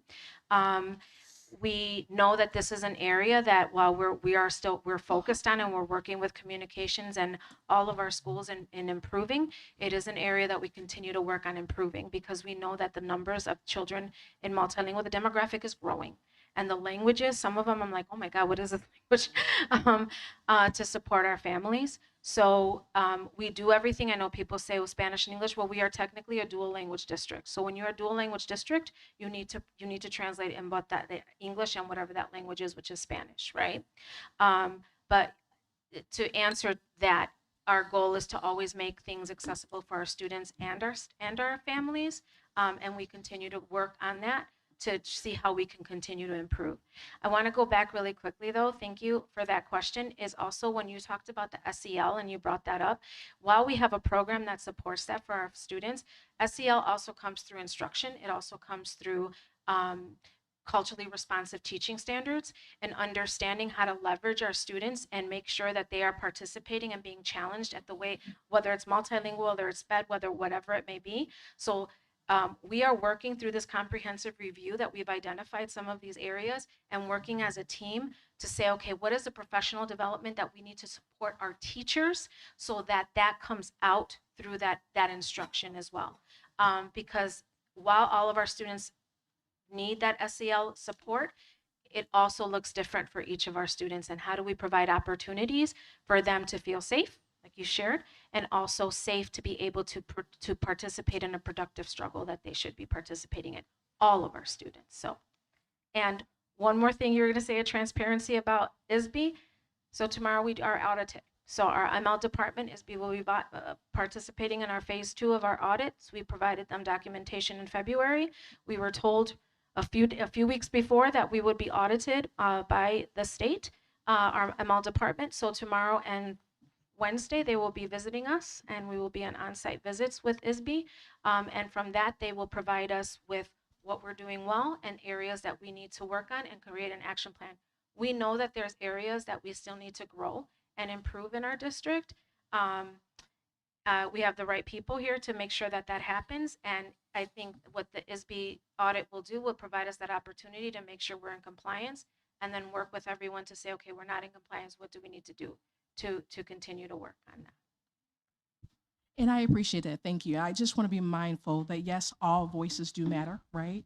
And the dual program is, or excuse me, dual languages is absolutely across our district. However, our marginalized students are our most vulnerable. And if you look at the numbers right now, it shows that.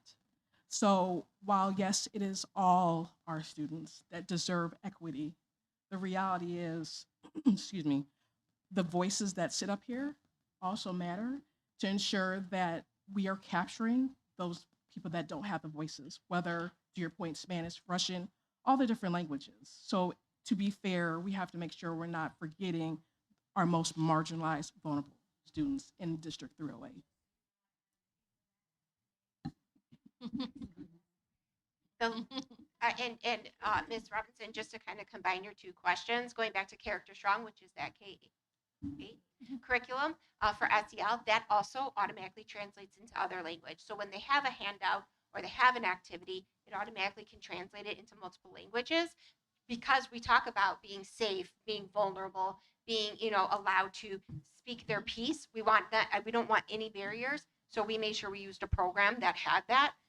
As well as visuals for some of our students that are in the special needs program. So we're trying to touch all the kids to get them all involved and welcome and ready to participate, especially in SEL, which you kind of brought up earlier. Just for the public, for the record, can you tell us how many languages you are dealing with across the district? I know it's a high number. We have almost 90. 90? Yep. Thanks. Okay. Unless there's any other questions? No? All right, we'll move to, thank you. Thank you. Appreciate your time.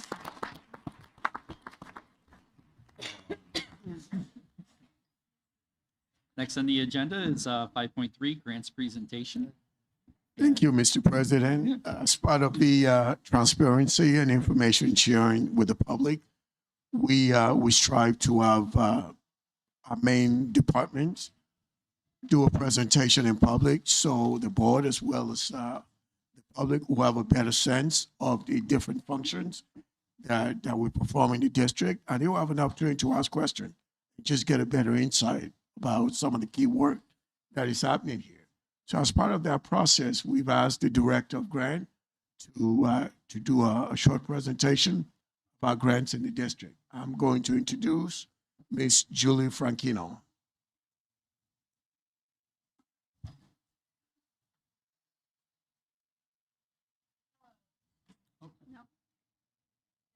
Is that working? Oh, now it is. Just gotta get closer, I think.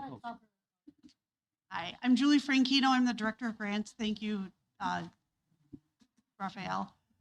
Tonight I want to talk to you briefly about grants. It's a tough act to follow. We've had some really deep stuff tonight. I'm just going to provide some background information about grants in general, and then I'm going to share some recent information about grants here in SD308. Whenever I give a presentation like this, I like to start out with a brief explanation about what grants are, because there are a lot of common misconceptions about grants. For example, many people think the government gives us grants out to individuals. While that's technically true, it's extremely rare. For example, as of last week, grants.gov, which is the federal government website for grants, had over 900 grants, open grants listed, 9 of them allowed individual applicants, so less than 1%, which is pretty typical.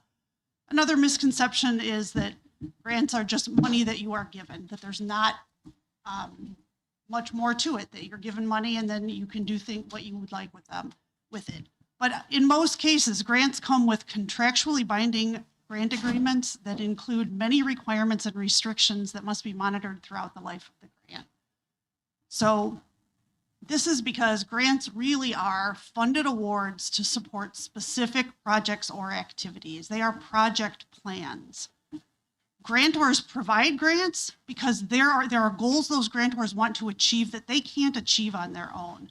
So for example, we receive IDEA funds because Congress has agreed that children in special education deserve equitable education throughout the country. but they're not going to train a cadre of teachers and send teachers out to all the districts. So they use the mechanism of a grant instead to fund that work. I want to talk a little bit about, I mentioned that grants have contract terms. I want to talk a little bit about what those typically are. Grants have timelines. Those are called a period of performance. So when we get a grant, we have a time that we can spend the money. It's a start date and an end date. So there's a constant monitoring of where are we in relation to the period of performance of the grant. How much time do we have left to achieve the deliverables that we've promised and to spend the money? We always have restrictions on things like spending. There are allowable costs and unallowable costs. So certain things that you may spend money on and certain things that you cannot. For example, supplanting is a very big issue with most grants. Grants are meant to supplement, not supplant, which means that you can't replace something that you're already doing. You can't use grant funds to replace that money. So if you've spent money, say local funds on something in the past, you can't replace that with grant funds just because it's convenient. You have to use that grant to do something new and extra. Grants have restrictions in terms of like what populations you can serve. For example, like our Title III funds, those are exclusively for our multilingual learners. Our IDEA funds are for our special education students.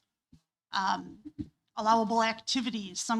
It's a common thing that grants might not allow, for example, capital purchases or marketing materials, things of that nature. But every grant is different. So every grant requires an analysis of what are the specific requirements of that grant. Excuse me. Grants also have purchasing requirements that go along with that. Most have competitive procurement requirements so that any purchases over a certain threshold have to have competitive procurement, either multiple quotes from vendors or above the capital threshold, they have to go to bid. And that's kind of without exception when it's grant money. Grants, in the rare cases when they do allow capital purchases, often they require pre-approval. So if we had a grant that allowed capital, every single capital item usually needs to be approved by the grantor first.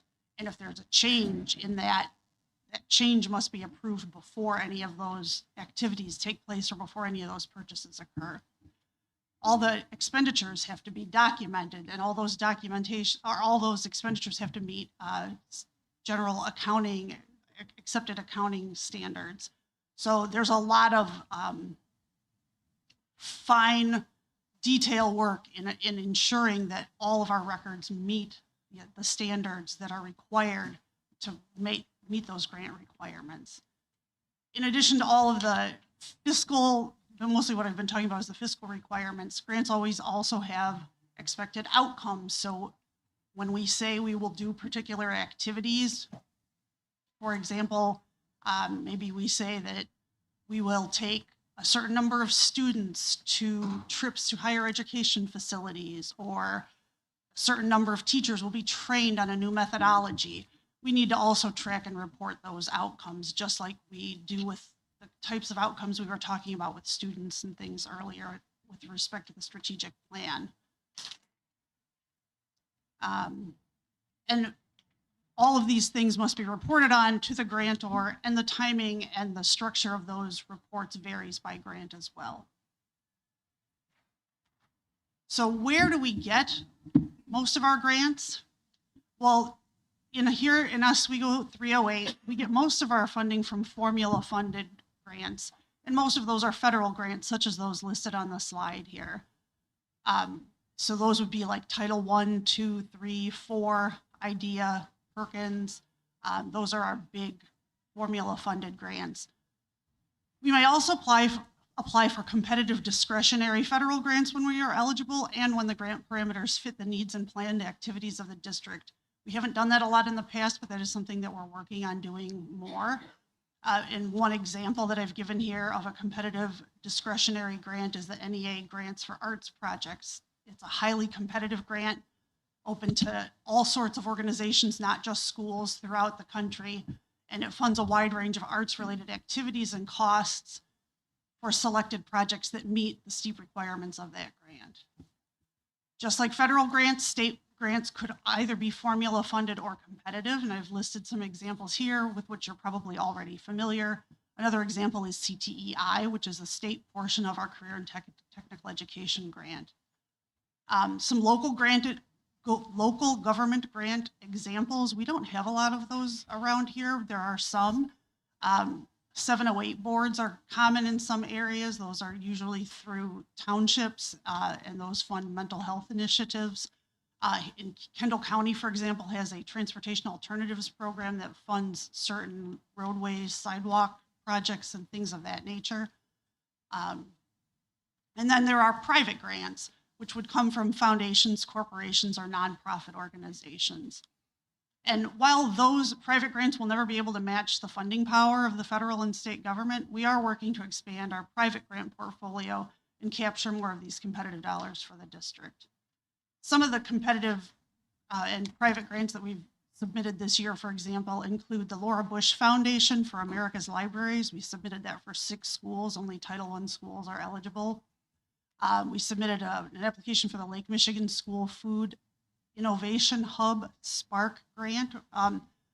That's actually a USDA funded grant, but it's through a nonprofit organization. We worked with OFI, the Oswego Foundation for Educational Excellence, to submit a Dunham Foundation grant, and some smaller ones with Game Time, which is a playground manufacturer, and National Parks Trust, and then the National Center for Teacher Residencies, which is helping us with some funding for our teacher residency program. So, as I mentioned earlier, the majority of the district's grants funds come from the federal government. But virtually all of those federal funds are formula funds that we receive as pass-through from the state through ISB. So what I've shown you here, this shows the total grant funds that the district has received since FY23 and the projected amount for FY26. Obviously, we're still in the middle of that year, so that's an estimate.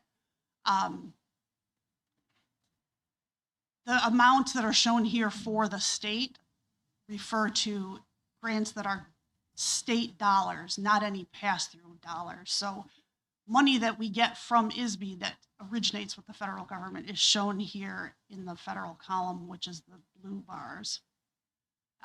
We're still developing processes for tracking grants from private sources. In the past, historically, we know that the schools, some of the schools would get grants, small grants, like teachers would apply for things, and that would be processed mostly through building activity funds. And we're really working to bring that under one umbrella and get basically get a track on that, which we have not had historically. So you can see on the FY26, there's a tiny, tiny little green bar that represents the private sources. Some of that is because, you know, those are just, there's less dollars out there and less dollars that we are eligible for. Some of it is that we have not fully established those processes yet. And these are the same dollars. I just wanted to kind of display it in a different way. So this table categorizes our grants by their purpose. So it gives you a better idea of kind of like how our grant dollars are concentrated. So the first cluster there is our CTE grants. The second is our PFA, or our Early Childhood Block Grant, which has always been pretty consistent. We have that one spike that was in FY24. The state had an additional allocation that has never happened before, and we doubt that that will happen again, unfortunately. It would be really lovely if it did. The next smaller grouping is our Teacher Vacancy Grant. The mid-sized grouping is our ESEA, which is our Title 1, 2, 3, and I'm sorry, not 3, 1, 2, and 4. So that's the funding for our low-income students in schools. The largest group there, that is our IDEA funds, so that's our special education funds. Then the two smaller groups at the end, that's Title III is the second to the last from the right. And the very last grouping is everything else. So just to give you kind of a picture of, you know, where do these grant dollars go? How are they distributed throughout the district? So this is FY23 through 26. Let's talk a little bit about what we know about what's to come, FY27 and beyond.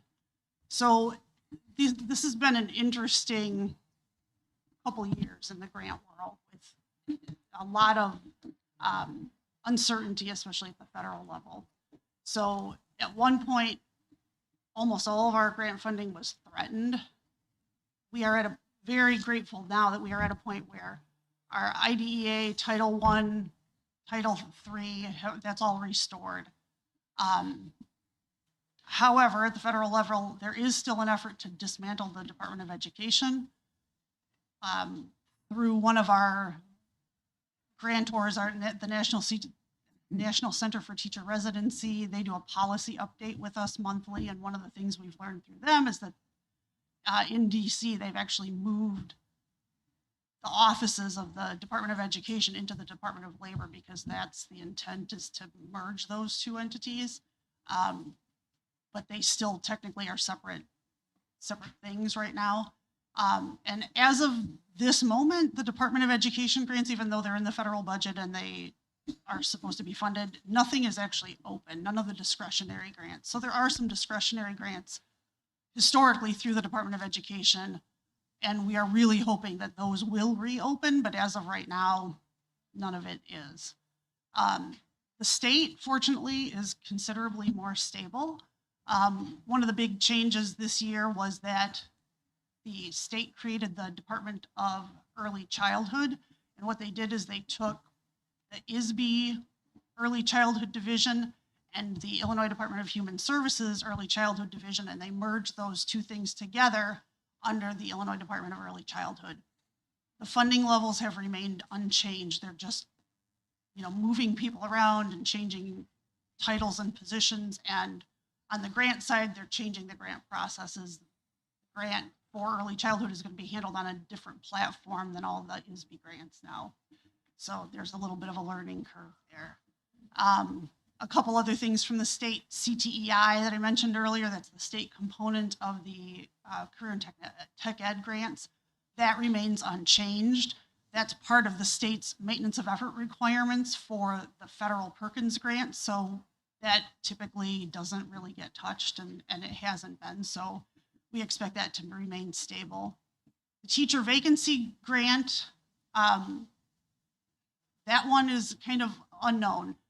We do expect it to sunset this year, but there's been a little bit of talk that it may continue. But as of right now, we really just don't know.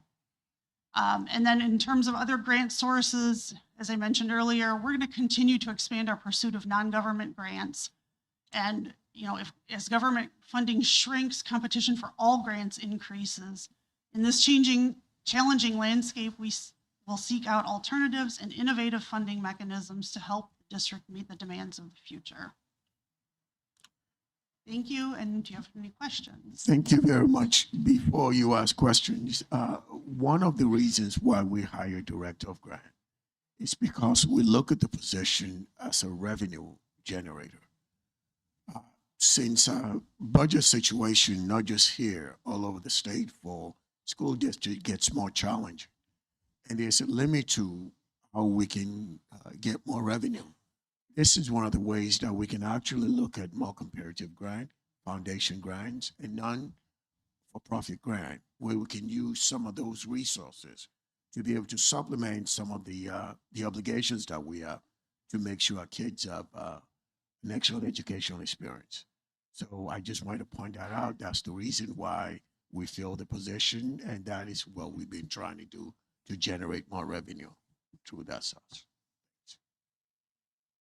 Questions? I have a question, and thank you. Is there a central location for all of for that you access in order to find out what grants are available. How do we know we're not missing anything? I guess is my ultimate question. At the federal level, it's easy because there is a federal website, grants.gov. But when it comes to in-state grants too, the state is pretty, there's a website or a couple different websites. There's places to look. In terms of private grants, there isn't a good single source. It's a lot of, either knowing possible funders or a lot of searching. There are some paid services out there. We do not currently pay for any subscription services or anything of that nature. So, are we missing things? Probably, but we also have to be mindful of our capacity to write and manage those things as well. Okay, thanks. Any other questions or? No? Okay. Well, thank you. Thank you, Julie. Moving on to item 6.1, our superintendent's report. All right. So, do we need a brain break? That was a lot. If you're watching from home, get some popcorn. We got a night ahead of us still. We are just really grateful for a lot of the work that's been done to this point this evening to hear about this really important progress. I don't take it for granted that a lot of this work requires multi-departmental, community, student focus. And that was the case a couple of weeks ago. And I don't know about you all, but I was absolutely inspired by the work of our student board members and our superintendent student advisory at our Speak and Spark. If you did not have a chance to read or to watch that, I would highly recommend hearing it. What an incredible evening. I got to tell you that it was truly inspiring. Over 25 clubs and organizations and families. And if you showed up and to support your child or your student that night, I want to thank you for coming out. And more importantly, I really want to thank you all for guiding us through this really thoughtful experience where we got to hear not just what they were doing, but also the connection of what they were doing to everything else happening in our district. And so just a lot to celebrate. And again, I couldn't be more proud of that experience. Tonight, we are going to hear in a few minutes coming up some more information board about the projections of our finances and the challenges that lay ahead. We also are, as part of this work over the last few months and the months ahead, we are going to be making some very difficult decisions around the $8 million reductions that we received from our state funding. As I may have mentioned before, this was information that was brought to us really after we budgeted. And it's also a function of what many districts are facing. Unfortunately, I feel like every day you open the news and you hear of another district with 45, 50, sometimes 100 plus layoffs. And these cuts that came from the state in terms of this reduction of funding for our school district, combined with rising benefits, utility costs, I don't know if you've checked your electric bill recently, makes it extremely important for our district to really think about this from a 360 lens. How are we thinking about the efficiencies we need to consider? How are we maximizing the people who are there? Because ultimately, we want to keep everything as far away as possible from really hurting the quality of our classrooms and the work that's happening in our classrooms. I'm proud to say that this effort has been a collective effort. There are parts to this work that are really directly in the classroom. There are parts in this work that are at the district level, but it takes a coordinated effort. Through diligent work, thinking about how we renegotiated our purchasing contracts, our insurance vendors, we have not stood still. We've rethought about investing idle funds. We've taken money that was previously sitting in savings account and put them in interest-bearing accounts. Why? All the while thinking about ensuring that we can protect the burden of our staff to make sure that not one person has to lose their job. And unfortunately, sometimes that is not always the case, but we're working very hard to minimize that, as we have seen. We've also put a lot of attention to managing our cash flow. Mr. Obafemi and his team monthly provides reports on our spending, how those funds are spent. There Every one of those funds are thought about very carefully. And because of that, we've achieved some significant milestones. Even so, there are difficult decisions, and we've had to think about how we are approaching those decisions. And at this point, our goal is really to, unlike some of our surrounding districts, to retain at least 99% of our certified staff. And so that is something that we really for in the classrooms. Now, that is our goal. Mr. Obafemi daily, I think, gets news coming from the state or from our insurance premiums that says that number goes up, up, up. And so that 8 million sometimes rises even more so. But I can assure you, we are going to do everything in our power to ensure that we retain as many of our staff as possible. And that's from the district level, where we are going to have to not replace all the staff and some of the attrition we've had, and as well close certain positions to ensure that we can get to that market. Everybody will be a part of this reduction and thinking about how we make those investments to support our students and our staff in the classrooms and make sure that those are sustainable. We don't take these decisions lightly. They are led by our core values: humanization, integrity, courtesy, collaboration. Those values are why we do what we do. And when we find ourselves veering from those values, we have to come back to those, and we make sure that we find ways to engage with each other around those values. And I want to thank our partners across our unions, our staff, our families, our community members. This is a community that cares, and I want to thank you for those who've reached out to share and express their concerns. It's important for us to hear those voices. That is a part of the work we do. Ultimately, this is not a political charade in any way. This is about really centering the need of our students. I want to thank all of those for those collaborative process. As a reminder, and Ms. Robinson recently said, you mentioned the audit. The audit said if there's one thing District 308 can do is plan. And I'm proud to say that while we may have hit some bumps, we are continuing to commit to that effort to plan. Thank you for your time. I want to now invite our board members to share some of their insights of some celebrations across the district before you share your individual comments as well. Thank you. Danielle Stone, junior at Oswego East High School, was named a Chicago Bears Community High School All-Star. Danielle was recognized by the Bears for her service, leadership, and character, both on and off the flag football field. I was there for the presentation, anxiously waiting for Caleb Williams to show up, but apparently he was not on the agenda. Nonetheless, congratulations on this incredible achievement, Danielle. Surrounded by a lot of her friends. Oh my gosh, Yeah, she it was this surrounded whole room, by this whole room was absolutely packed. her teammates. It was a very cool event. The boys football team. It was pretty incredible. Yeah. The Oswego Wildcats had an impressive showing at the Special Olympics State Basketball Tournament 2 weekends ago. The Orange team won gold, the junior high team won silver, and the silver high school team earned bronze. And additionally, Andrew Bias, I always screw his name up, Andrew B., as he's known in our house, won gold. Davis Watson earned silver in the individual skills competition. We've already started soccer season, so I'm sure you'll be getting more updates soon. And congratulations to all those athletes. They're going to come out for a celebration. We're going to have a bit of a celebration later in the season. I was going to say, can we clap for Danielle too? Yeah. We have some other recent sports news. The Oswego Boys Swim Co-op had a successful showing at the IHS State Finals last month. Congratulations to our athletes, and we look forward to celebrating them soon. Additionally, Aubrey Lamberti, senior at Oswego East High School, has been named to the Illinois Basketball Coaches Association 2026 Girls All-State Special Mention Team. Congratulations, Aubrey.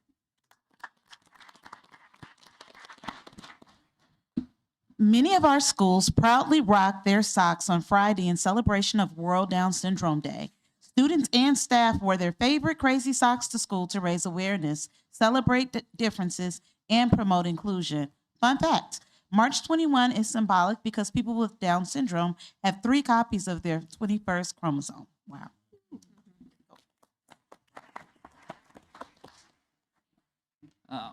The Oswego High School graphic design team of Jack Caprone, Sam DiCarlo, Grayson Fisher, and Mackenzie Andrews won the award for top cohesive presentation at the Valleys Regional Graphic Design Team-Based Challenge. Congratulations on this accomplishment.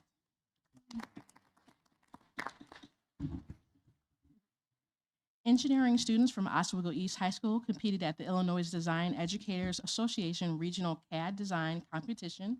Congratulations to Colin Chat and Dominic D. Matis for tying for third place. Woo. Students from Oswego High School and Oswego East High School's Business Professionals of America chapters competed at the State Leadership Conference. A total of 40 students achieved medals in their respective events, with 34 qualifying for the National Leadership Conference. Congratulations and best of luck to the 34 individuals.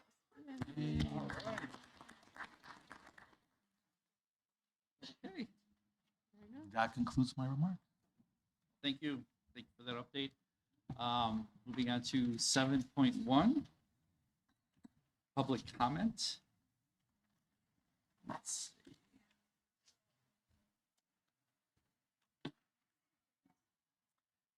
All right. We do have public comment today, correct? Okay. Yes. All right. On behalf of the Board of Education, I would like to thank the public for attending tonight's meeting. We value the feedback we receive from our members of the public and encourage everyone to take an active interest in their public school system. Individuals interested in speaking to the board this evening are asked to have completed a comment card and presented it to the secretary to the board. Any members of the public who have not yet turned in their public comment card to the secretary of the board are asked to do so at this time.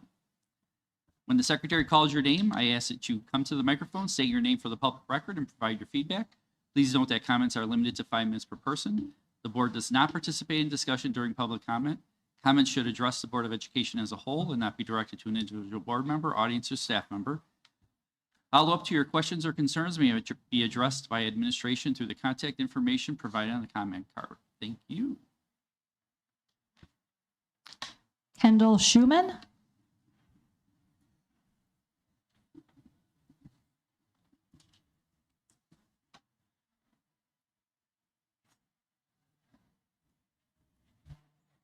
Good evening.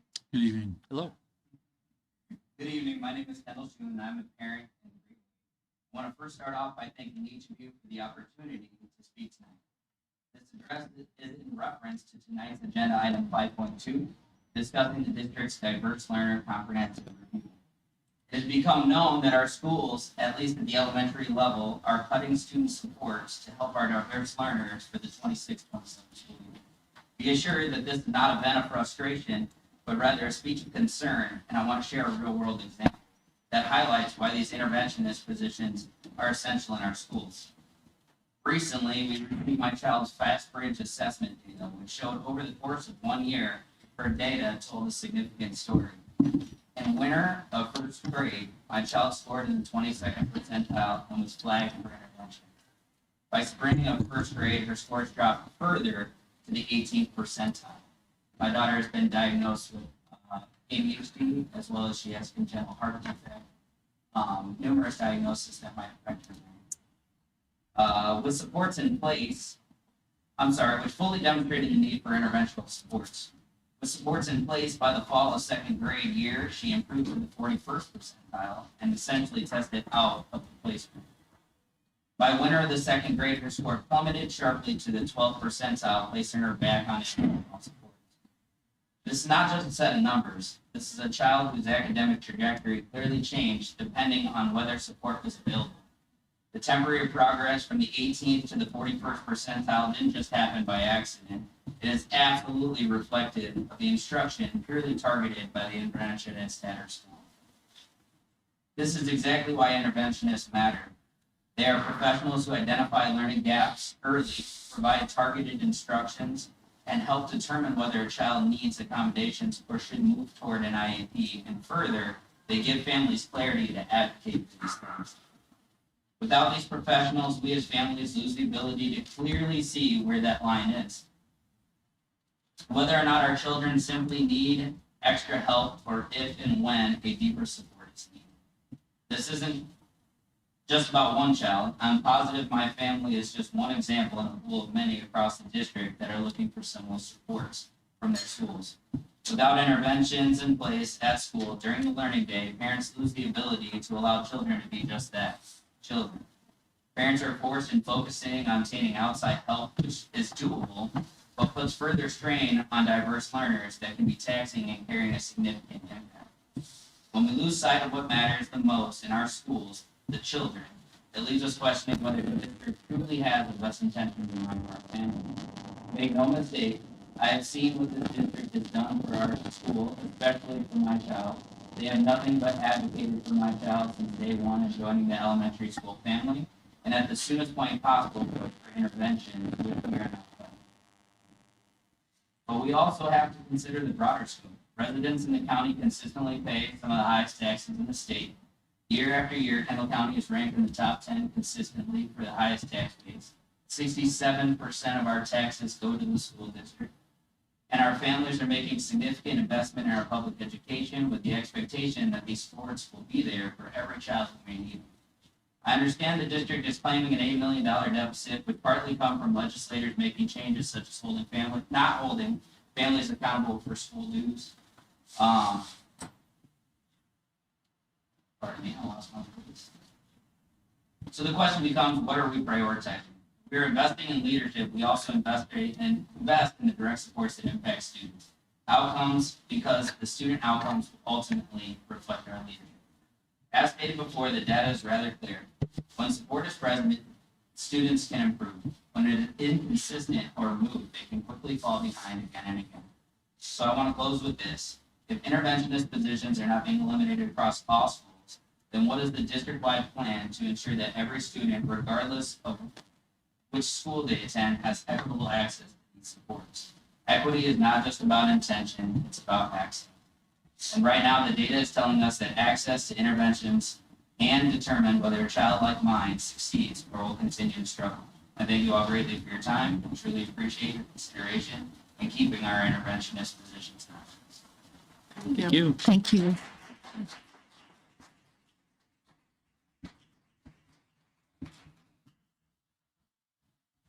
Sean Dayleiden.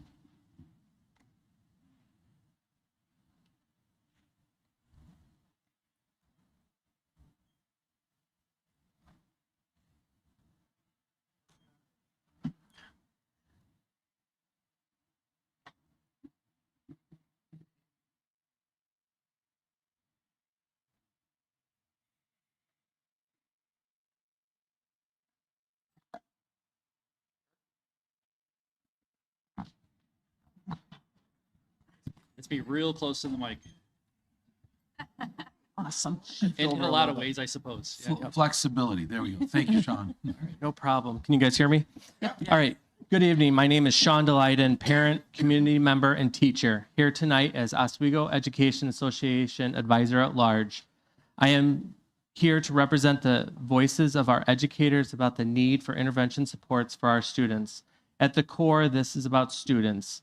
Teachers are very clear that interventions are essential to our students' success.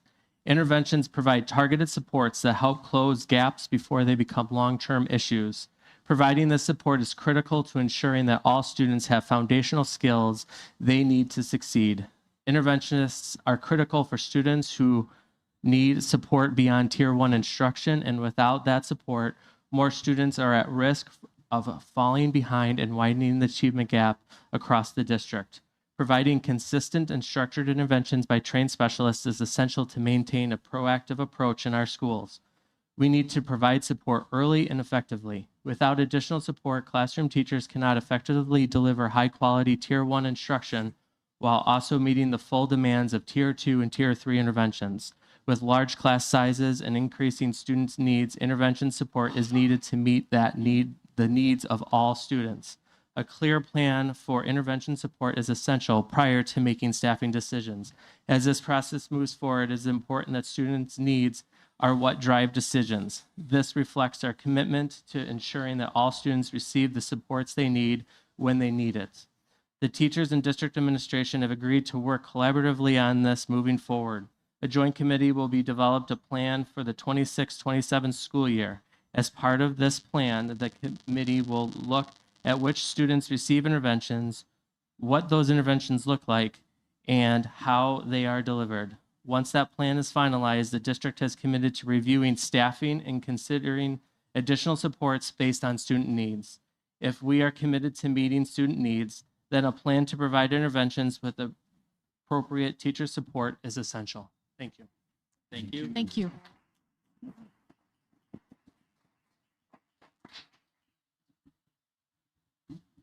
Katie Montgomery.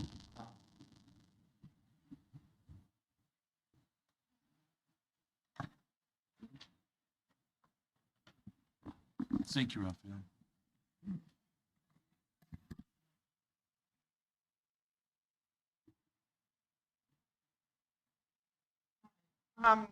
I gotta be honest, I don't feel quite as prepared as the last two speakers, but Take your I come time. here as, my name's Katie, as a 20-plus year resident, a parent of two, a sophomore here at OE and a sixth grader. They both have participated in the German program. And you might have heard that Frau Anna is retiring. I'm here to encourage you all, sorry, I'm real tired, to keep your eye on the world language program. I know there are issues replacing her. I know there are issues with transportation. My son, he's going to speak next, I think. He's really been moved by this class. It fits so perfectly in your strategic plan. I have notes here. I don't want to say them because it fits in engagement, in collaboration, in curiosity, and success. Additionally, he was a special education kid. He still has a 504. He's worked the majority way out of it. And German helps him to continue to work through that. He also has a younger sister who immediately signed up for Spark Kinder Club and was committed. Now, I know Frau Anna is a special breed, and I know they're hard to replace, and I know money's tight, but I just want to encourage you all, I'm sorry, It's okay. to try to be creative with all the things you're facing right now. I'm also a TA at OH, and I thought to myself, there's a bus like right there. I would try. It's really late. I don't know how you guys do this. So tired. I would literally get certified to drive kids back and forth to get them this education. It's important to them. It's important to a lot of kids. So anyway, I didn't think I'd get so goofy, but there you go. Thank you. Thank you. Thank you.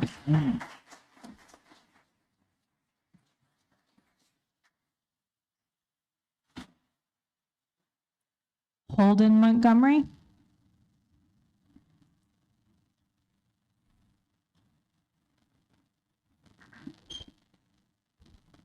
Hello, my name is Holden Montgomery. I am her son, and to put more detail into what she said, when I was younger, I struggled very much with dyslexic dysgraphia, which is essentially dyslexia, but affects writing very strongly. And throughout the German program, Frau Anna has helped me with my writing and improved greatly. And overall, the program has helped me socially, mentally, and socially, mentally, and I had another thing, but socially it has helped me very much with leading and being able to talk to other people and get a conversation about specific topics going so we can get our German work done. And it's also, in other classes to lead the groups that I'm working with and to help everyone get started working. Mentally, it has helped me with procrastination a lot because she provides very rigorous classwork, and that without like specific cues on when to get it done, but there are specific due dates. She helps us, she gives us this work. We have to get it done without being cued and get it finished to her level of grading. And that has helped me immensely with getting my other classwork done, even with all the other teachers' cues, and has made it much more efficient in my scheduling of when I do my homework and everything. And as well as with how the German program I wish for it to continue. Obviously, teacher may not be able to be hired for this, but I feel like it would be relatively easy for guaranteed parking for juniors and seniors who are able to drive themselves and travel, but as well as busing or carpooling with other students for freshmen and sophomores who want to continue into German 1 and 2, which would be, I feel like this would be relatively easy to get through and get permission to happen. And I wish that it would be considered to have busing if possible, or obviously busing would be best for transferring between school to school, but obviously the biggest goal would be have a teacher here at OE if possible. Thank you for your time. Thank you. Thank you.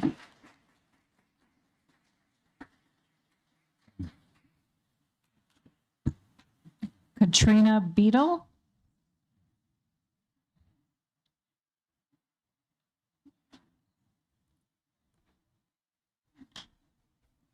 Hi, I'm Katrina Beadle. I'm a speech pathologist at Old Post, and I'm actually here to represent a parent who is a part of, or her son is a part of the Sheltered English Instruction Program. She did not feel comfortable sharing her story, and so she gave me permission to share something that she wrote. So, okay. Hi, I want to thank Miss Beadle for being able to read the note that I briefly wrote. I'm a parent of a boy who goes to Old Post. He's in 3rd grade and is also autistic and has some learning disabilities. All of his teachers at Old Post have been amazing with him, and I appreciate that with all my heart. He started going to Old Post 2 years ago. His teachers have helped him so much. He can finally read to me, and that is a huge accomplishment that took his teachers 2 years to get him there.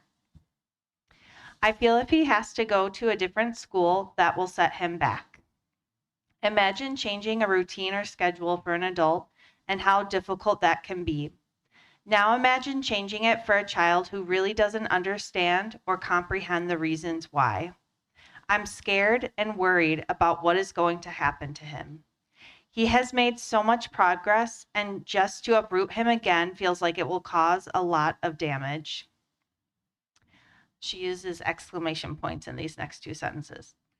You gave us 2 weeks to make a choice. 2 weeks. How can we choose in 2 weeks? I don't know what to do because I feel like out of the 2 options given, if he goes to yet another school, either his home school, Fox Chase, or Long Beach, it would just be devastating because it took him 2 years to get this far. 2 years before that he was at a different school in the district and made no progress there. If he goes to a different school, we are going to just start back at square zero, and in 2 years he will be having to go to 6th grade. As a beginning reader at Old Post, I feel uprooting him would set him back. You can't just do that because they, in quotes, can adapt. I really hope the board will listen to what these children need. So for context, Old Post has the Sheltered English Instruction Program that we were informed is going to be moved to Long Beach Elementary. And then these are just my notes. The teachers at Old Post and staff were not asked for our input or feedback regarding the plan to transition SEI to Long Beach. Our multilingual language learners who also have learning disabilities and IEPs deserve just as much consideration and rightful presence as any other student population.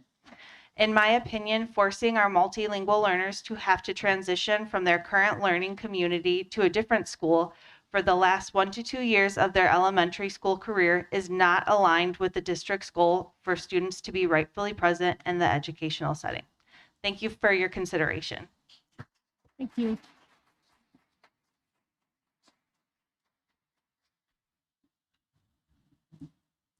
M. Stiff Goodman.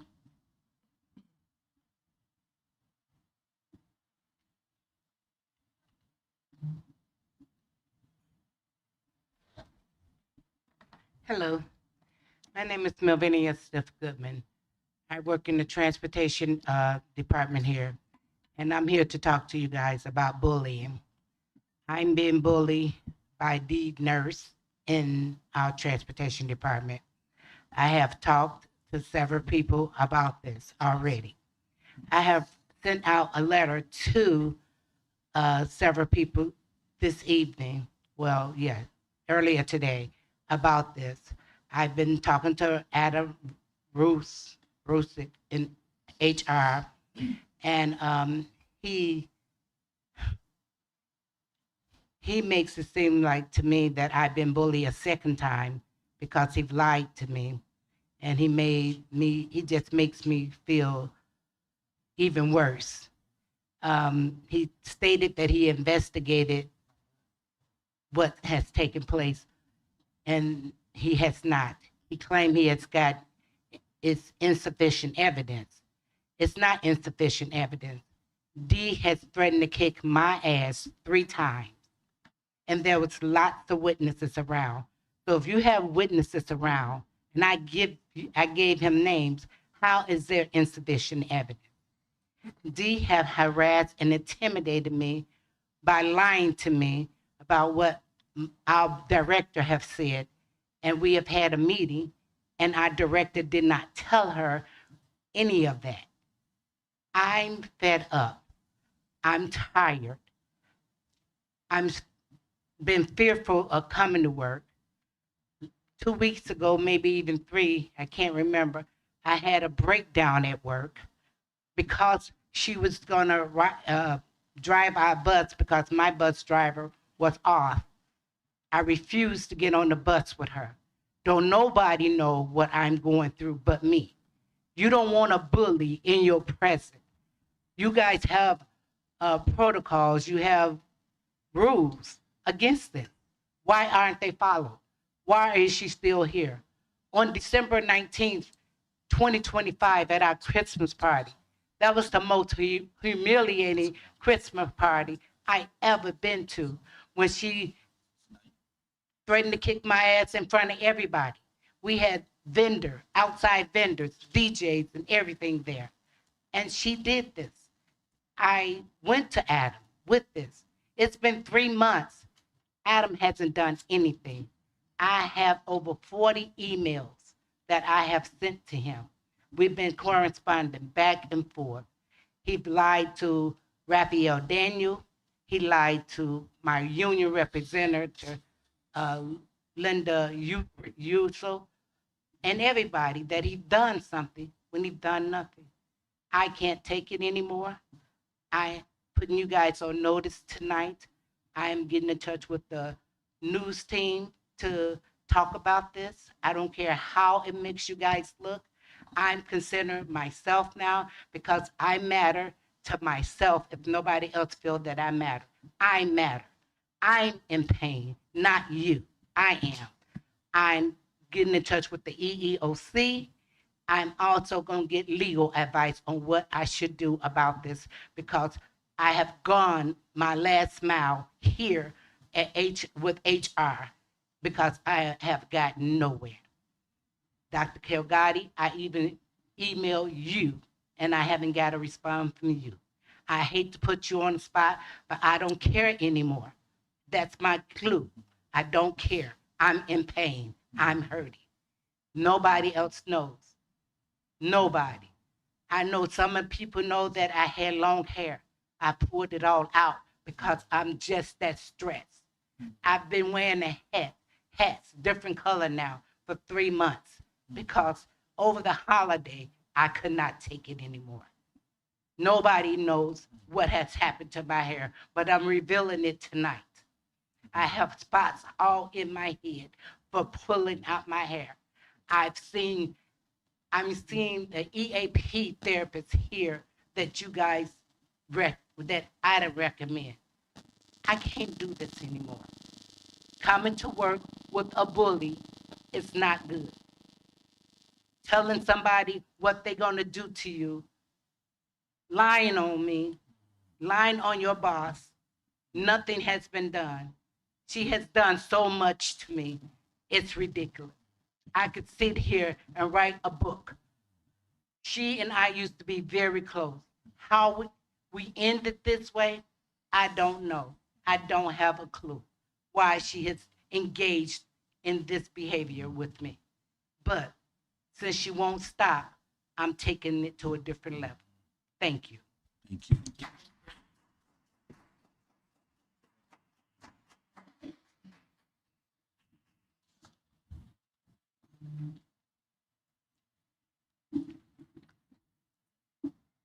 That's it. No other public comments? Okay.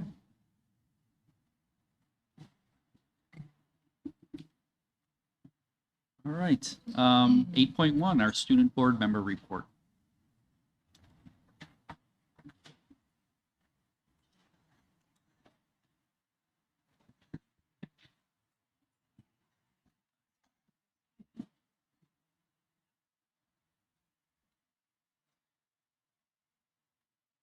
Okay. Good afternoon, everyone. So SSAC just wants to give another brief update. We hosted our lunch and learn at both schools in the past couple of weeks. Very exciting event, and I'm just happy and proud to have come through such a journey. So yeah. So for some of the student highlights that we experienced at the lunch and learn, just to give some insight of what the event looked like. So we had a lot of students and teachers having meaningful conversations about the student-teacher relationships, which is the biggest aspect and like the overview of our entire committee. We had diverse experiences and in-depth responses, which were captured through a digital tool called Coco, which records the responses of the individual, and we could use that to create a podcast. And the whole point of this lunch and learn was to emphasize like the purpose behind even hosting this event.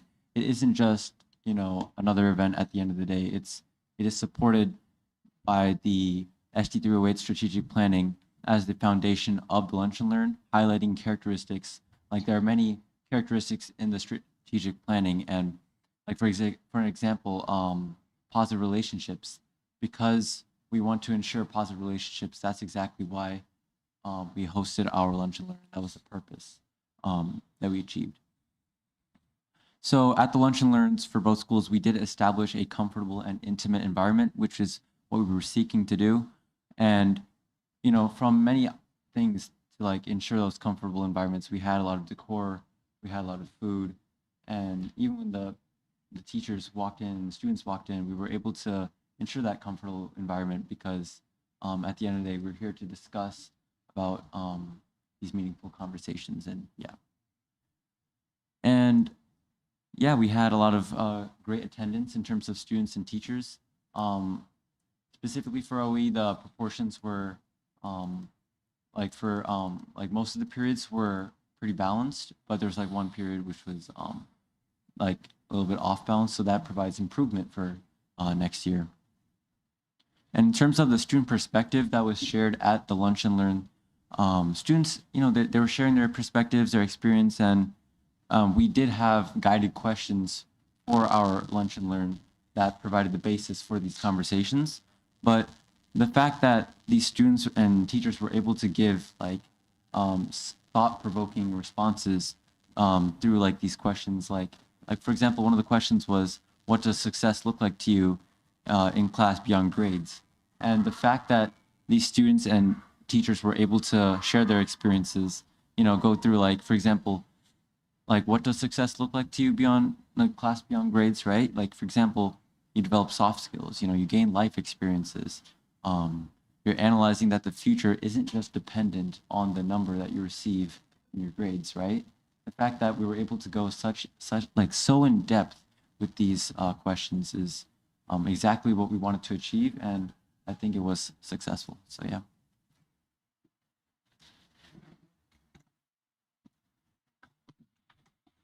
Hello, good evening, board. Hello. Just as Daywick has said, our lunch and learns went really successful. I can say on behalf of OHs Lunch and Learn, a lot of staff, a lot of students came to me saying that they really enjoyed participating in the event.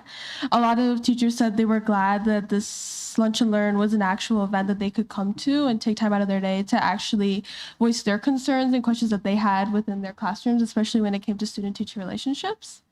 So overall, it was a great success. We are taking all of that data that we collected from Kokono, which took transcripts of everyone's individual insights, and we're taking all of that verbatim because it's their own words, and putting that into Notebook LM, which is another AI tool that is utilized by many teachers at both OE and OHS to then create a podcast that we would then share with all of you and SSAC in our school buildings across the district, just to show the insights and the questions and concerns that many teachers and staff and students would have.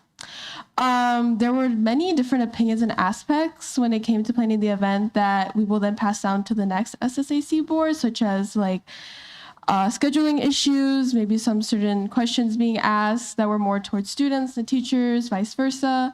And we'll just be passing that down to the next SSAC board. We also wanted to recognize the Speak and Spark held on March 9th at Plank High School. We're really grateful for a little over 20 clubs that participated in this event. And definitely touching in with like Portrait of a Learner, myself and my team of SSAC have been educated a lot about Portrait of a Learner, and I've learned a lot about the perspectives and what our district highlights.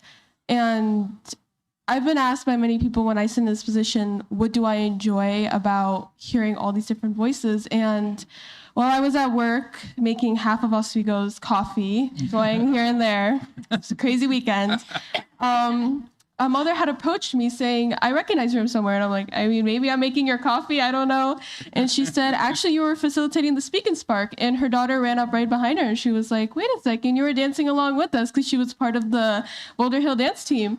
And she said, I really appreciated you guys being up there. And this was just a student-led program. And I was like, yeah, there was definitely some bumps in the way. And she was like, well, obviously, you guys are students. Like, there is no just straight plan for anything. And I was like, well, that's why I enjoy doing it. And just hearing that perspective and that story made me realize that this was our mission, and we succeeded because it showed belonging. And to me, that was a success for that night, and carrying on, knowing that not only were we represented as a district as a whole for the Speak and Spark, I hope we continue this event to also have that sense of belonging and also inquire what it is to be a Portrait of a Learner and also incorporate our strategic plan. With that being said, we also have some exciting events coming up. Oswego High School is holding their annual talent show, which is from 6 to 8 on the 24th. But also, Coalition's annual Amplify event will be held at Oswego East, also on the 24th from 5 to 8. So please show up and show out for your students and their voices. And that concludes the student board comment. Thank you. Thanks.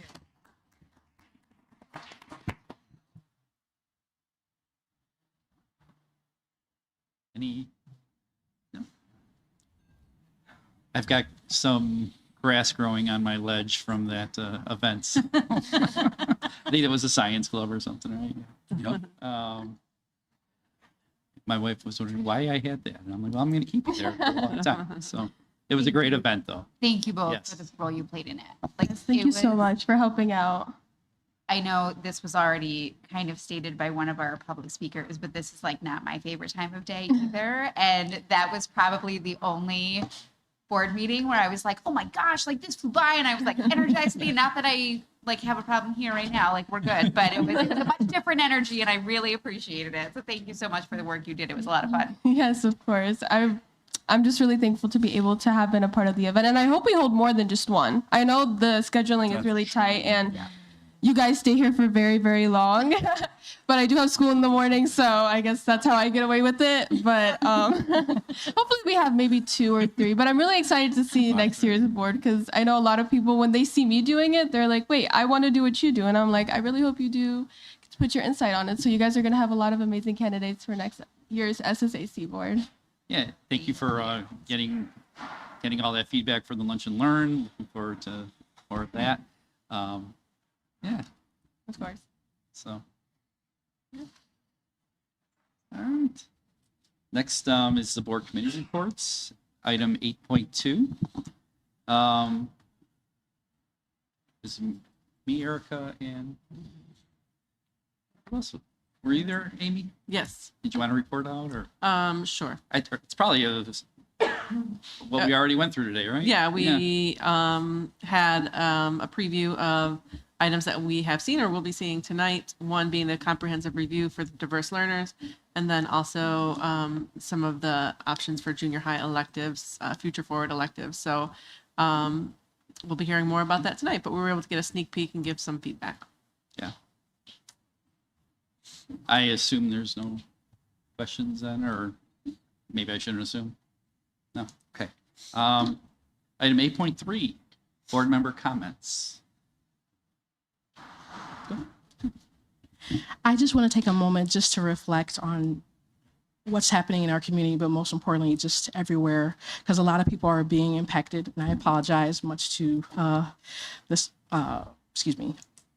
participant shared. It's late. I'm tired. I've been talking since 7 o'clock this morning, so my voice is going in and out. So my apologies. But with that, I just want to acknowledge how difficult it is for our district. Layoffs are not just budget adjustments. They affect people who have supported our students in our schools of dedication. The impact is real. It felt deeply across our community. As a board member, I take seriously our responsibility to ensure long-term stability while never losing sight of the human side of these decisions. Excuse me. These choices are painful and they deserve honesty, clarity, and compassion. In times like this, community voice matters. Your questions, your concerns, and your lived experiences help guide our work. Even when we face hard realities, your engagement pushes us towards better solutions and greater accountability. We may not all agree on every decision, but we share a commitment to our students and the district that remains strong and sustainable. I remain committed to listening, learning, and advocating for a path forward that honors both our fiscal responsibilities and people who make our school what they are. Thank you for continuing to show up and speak up. Your voice truly matters. And again, this is just truly an economic stance that's happening across landscapes, whether education, business, and so forth on. But please know Oswego Strong still remains and it still should be a part of the legacy as we continue to move forward and develop the strategic plan, but most importantly, continue to understand the layers that goes into fostering our students' success at the end of the day. So thank you all. You. Awesome. I'll underscore, I think, I forget how many weeks ago now, but I left the Teaching and Equity and Learning Committee to go to Plainfield to represent the board at, I don't know what they called it, but it was like all kind of like the municipality leaders meeting together in Plainfield, all the taxing bodies. And so I was, as some of our district is not in Plainfield, I was there representing the board. It was a pretty casual conversation. You know, the fire department was there, the police were there, the school board was there, the superintendent from Plainfield was there. And we just kind of did a roundtable of, you know, things that we're all experiencing. And as Dr. Calgatti noted earlier, some of the pressures that we're feeling are also being felt in other districts, including Plainfield, in regards to, the finance and tough decisions that need to be made. So it was just, I don't know if it was comforting, but it was expected. I think it's sometimes comforting to know that others are going through the same thing. So on that note, tomorrow I am actually, just why this is not my favorite time of night either.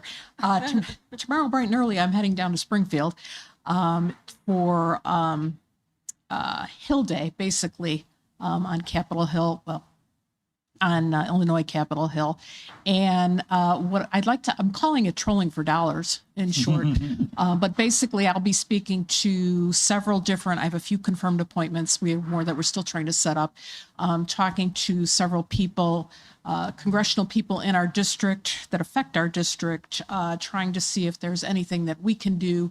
Most importantly, what they can do for us to help us mitigate the issues that we're having as a result of these funding cuts. No, I don't expect to come back with a check in my hand, although that would be really nice. But it's all part of an effort to do what we can in order to protect our students and do what we can, what's right by our students. On a different note, quickly, I want to acknowledge Madison Collier and Carson Poindexter. Friday, I was at the Quad County Urban League Women's Empowerment Summit, And these two ladies who may have some relation to some person here, but we won't mention. Anyway, these two students, they are both, are they junior and, no, are they, they're both seniors, okay. We're both on a panel speaking to, you know, how they advocate for themselves, how they advocate for others, what gives them power. And they did an absolute wonderful job. They were also award winners. I wrote none of these things down. Suffice it to say that they are two incredible individuals. And again, we've got a lot of good going on in this district, in spite of everything else. And that's it for me.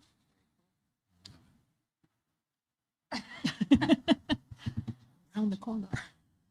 I think I can, well, not I think, I concur with just my fellow board members as we think about where we are financially. It's not an issue unique just to SD308. It is a scaled issue. And I've just spent a lot of time just percolating thoughts relative to how we can serve all of our students. And it is so unfortunate that just when we think about systemic issues in terms of how schools are really funded, that we are left with such hard decisions, because the core of it is we want to do what's best for all students. And that's what we talk about. And so it's really tough when you do have to prioritize and we have to have these conversations relative to what is the best approach, efficiency, data, but it does call for us to really look at the systems and structures that we have in place and to identify what is working and what is not working, specifically focusing on data and just what those outcomes are. So. I got to go visit the Gear It Forward robotics team. I don't even know when, but it was a very cool experience. I kind of knew what they did, but didn't know it all. And it was pretty amazing to see what they can accomplish in that little garage that they have that's so full of stuff you wouldn't even believe it. And also I would like to add, in addition to what my fellow board members have said, if you are upset with having the school districts are having to make these cuts, call your representatives at the state and federal level, because that's the way we're going to get some of this stuff changed. The funding is just, I was hoping when I ran for office that we would be able to repeal some of the cuts we made previously, and I'm disappointed that we're still looking at having to make cuts again. So call your reps. And and research your candidates for the election in November. We have done mitigating, we have mitigated some of the cuts over the years, by, finding efficiencies, doing things that were saving money. We signed our contracts with the OEA, OSPA. But yeah, when we went to the Gear It Forward, it was that was also a fundraising effort, right? We're looking to local businesses to help carry the fees on that. I don't know what's going on. Hopefully the people at home can't hear that. If But you're still watching. So yeah, we're always out there advocating, and I guess that's something that everybody should know. So, Mary Jo, I appreciate you going to Springfield tomorrow. Trolling for dollars. Because Trolling for dollars. Gear It Forward came up, I'll do a quick little shout out because one of our Pride winners tonight was Miss Trumper, who does an amazing job with the robotics program in our junior highs. Oh, okay. So she does a great job of setting the stage for those high school guys. So thank you. Just gonna, I feel like everyone said everything. I will do an extra shout out to the swim team. I know they did. So the big record excitement for the swim team was that there was one remaining record that had not been broken in the last 7 years, and they broke it at the state meet this year. So every single swim record has been broken in the last 7 years, which is super exciting. So yeah, they have a lot of fun. All right, is there any other comments? No? Thank you, everybody. 8.4, board protocol discussion. think this is where we're queuing Dr. Berkey. Is that correct? There he is. There he is. Wow, that was Look really at good. Cute him. He was right there. I'm going to limit it.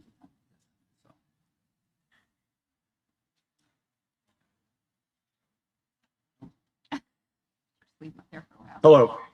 I think the idea that your board has about regularly, even on a monthly basis, reviewing your board protocols in small chunks makes a lot of sense. Your board is committed to continuous improvement. We've been meeting quarterly to do board self-evaluations, and typically the board protocols are all reviewed at one time, either annually or every other year.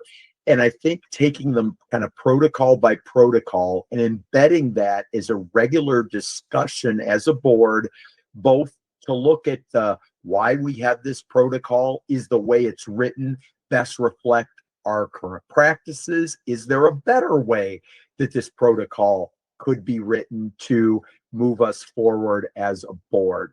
And then when we do get to the board retreat and the board self-evaluation annually, you will have reviewed a lot of these ahead of time and will have that data. So it's not all done at one time.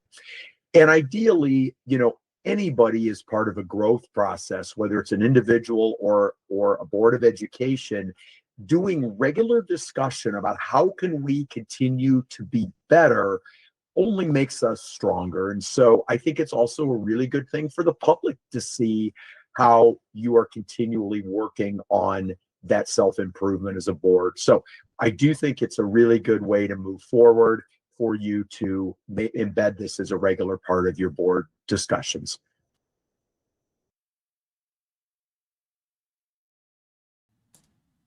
Yeah, just a quick write-up here. Good evening. I'd like to briefly introduce a new effort we're beginning as a board, our board protocol discussion initiative, following a recent debrief and with the input from Dr. Berkey. He was the executive director of LUDA, the Large Unit District Association that I referred to earlier. We recognize the value of a more structured approach to reviewing our board protocols. This effort is designed to support continuous improvement, strengthen our effectiveness, and reinforce transparency in how we operate. Beginning tonight, we will dedicate about 10 minutes, maybe less today, periodically to review 1 to 3 protocols. These discussions are intended to promote reflection and shared understanding rather than immediate changes. Our first topic is the process for requesting agenda items. Currently, requests are submitted through the board president and superintendent. As part of this discussion, we will also consider the potential role of committees while maintaining proper procedures and preserving the ability to address urgent matters. We appreciate the support of Dr. Berkey, including that brief video. And as part of this initiative, facilitation will rotate among board members. I will lead the first discussion tonight, and we'll be ongoing. So today it's agenda development. Board member. So we are at 1A on our agenda development for our board protocols. Board members who wish to have an item placed on the agenda will contact the board president and superintendent. Now, the intention of this is not necessarily to discuss potential changes, but this one I think needs to be figured out. I think we need to have better protocols on how to get things put on the agenda. Not just a discussion with the board president and superintendent, obviously a discussion between us and that person requesting the agenda, but also maybe how do we incorporate the committees to see if that's something that can be either discussed on the committee level, requested on the committee level, see if others on the board in that committee think that it's appropriate to put on the agenda. So this kind of make it more of a board discussion rather than just superintendent and president. So kind of just wondering your thoughts and on that, and because it's not very clear on what's, we'll contact the board member president. It's not a very well written protocol right now. Mm-hmm. So I think. Go ahead. Oh, I was going to add just a couple thoughts to get us started. I do think that the first step there is a good step. If I'm a board member, I want something on the agenda, I'd reach out to Dr. Calgatti and Dominic in this case. to first inquire or let them know about an agenda item I think should be in there so that we can see. To me, it's like an opening to a discussion. It's not really like, hey, like if I wanted to talk about something as a board member, my first instinct is not to like, let's put it on a full board agenda, right? My first instinct is, let me reach out to Dr. Colgatti and Dom and see if I can get some information on this thing or this topic, right? Before, and then through those discussions, I feel like the idea of where it should go from there, that should be the fruit of that discussion, right? Does it go to a committee, or do I have all the information I need? Does it go to a committee? And then does it go to a full board meeting? I like to piggyback off of that. I like the kind of like flow chart scenario you set up, because I feel like as it's written, it's like almost could be interpreted that someone like a board member will bring a concern or a potential agenda item, and then like there's nothing that dictates what happens next. And I think, you know, we've talked tonight and just in general as a board quite a bit about like sustainability, and a lot of the projects and a lot of the information that we see is like very long-term, like large scale projects. And so I think it's not uncommon for someone to have a question that maybe enters in the middle of a process. So I think in situations like that, it makes a lot of sense to be like, oh, well, this committee is engaging with that right now. And, you know, we'll have information when they're done with their work, or, you know, this, whatever. So I think, I don't know, I do think kind of and then what?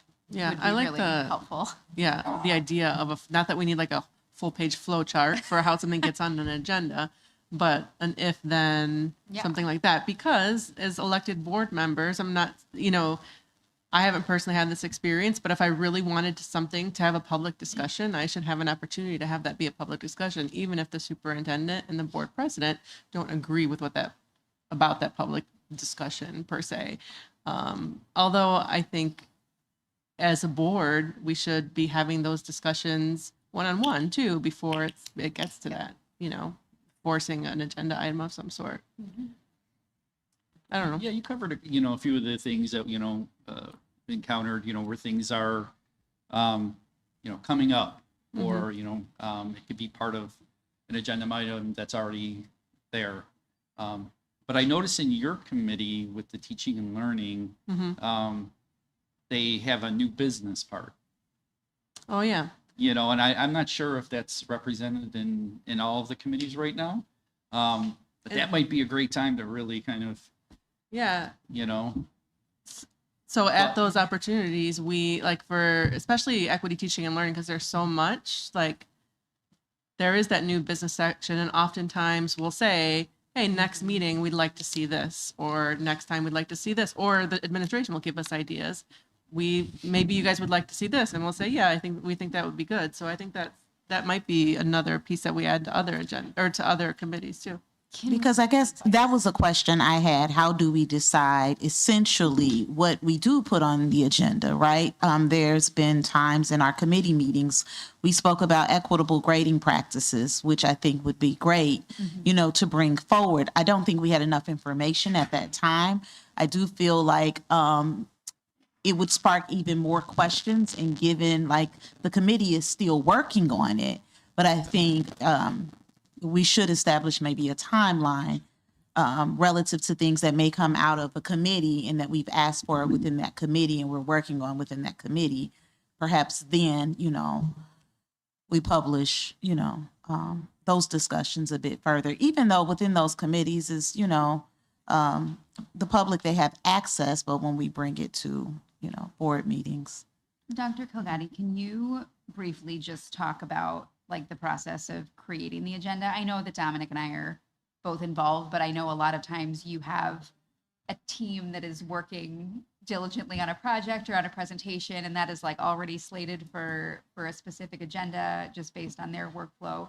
So can you just briefly discuss that? This is kind of part B of our agenda development. Yeah. So no. Well, no, I just I'm going to read it. Prior to the board meeting, the superintendent will confer with the board president and or vice president on the agenda. So this is the other part of the board protocol. So go ahead. So it really goes down to, I think, one is as we think about the work of the year, this year it was kind of I don't want to say unusual, but the turn. We had a retreat and we talked about priorities for the year out of the strategic plan. I think in a more typical case, we will build a calendar together, or we would bring a recommended calendar to the board, say, here is a recommendation after consultation with the board about when are some reports the board would want to hear about, and then build that for the year. This past year, we brought forward, for example, the quarterly updates regarding the strategic plan. We also there are a lot of compliance-driven presentations that we also have to envision. So in working with the board's executive assistant, Bryn, we're able to really look at the past year's work and what are the priorities for each of the agendas. And then some of them, we just know we have to talk about this month, and so that's a very important part because there are some very important legal considerations. Staffing challenges are always going to come up at this time of year, or agenda items versus another time of year where you may not have some of them. So it's a combination of those things. I think, in my experience, that is something that the board can take on in the summer as well as part of the retreat in the summer to look ahead, say, here are some, having gone through one cycle, what are some patterns that we want to make sure that we want to highlight for the board? So I think for now, using that new business time to kind of work through the administration, and then next time that we get together, we can talk about how to change this more specifically, but we have these notes. I think that's the end of this discussion, unless you. I have something. When I read this, we're gonna. Oh, sorry. No. Go ahead. But I'm trying to be quick on this. I'm going to be quick. When Okay. I read this, I immediately go towards if there's disagreement from the president and the superintendent on somebody wanting something to be put onto the agenda, I think there should be a procedure for them to do in order to push it forward to possibly get it spoken about. Right. I Oh, do yeah, think it should go to like board consensus after that. I agree with you completely. That's great. Or a consensus at committee level even. So. Is it, well, I'm not a permanent fixture on any committee, but you are, right? So, okay. I think you covered for me last time. But yeah. I've covered quite a few lately, but that's okay. I enjoy it. All right, well, we'll move to, unless there's anything else. No, okay. Move to 9.1, approve consent agenda. Can I have a motion to approve the consent agenda, please?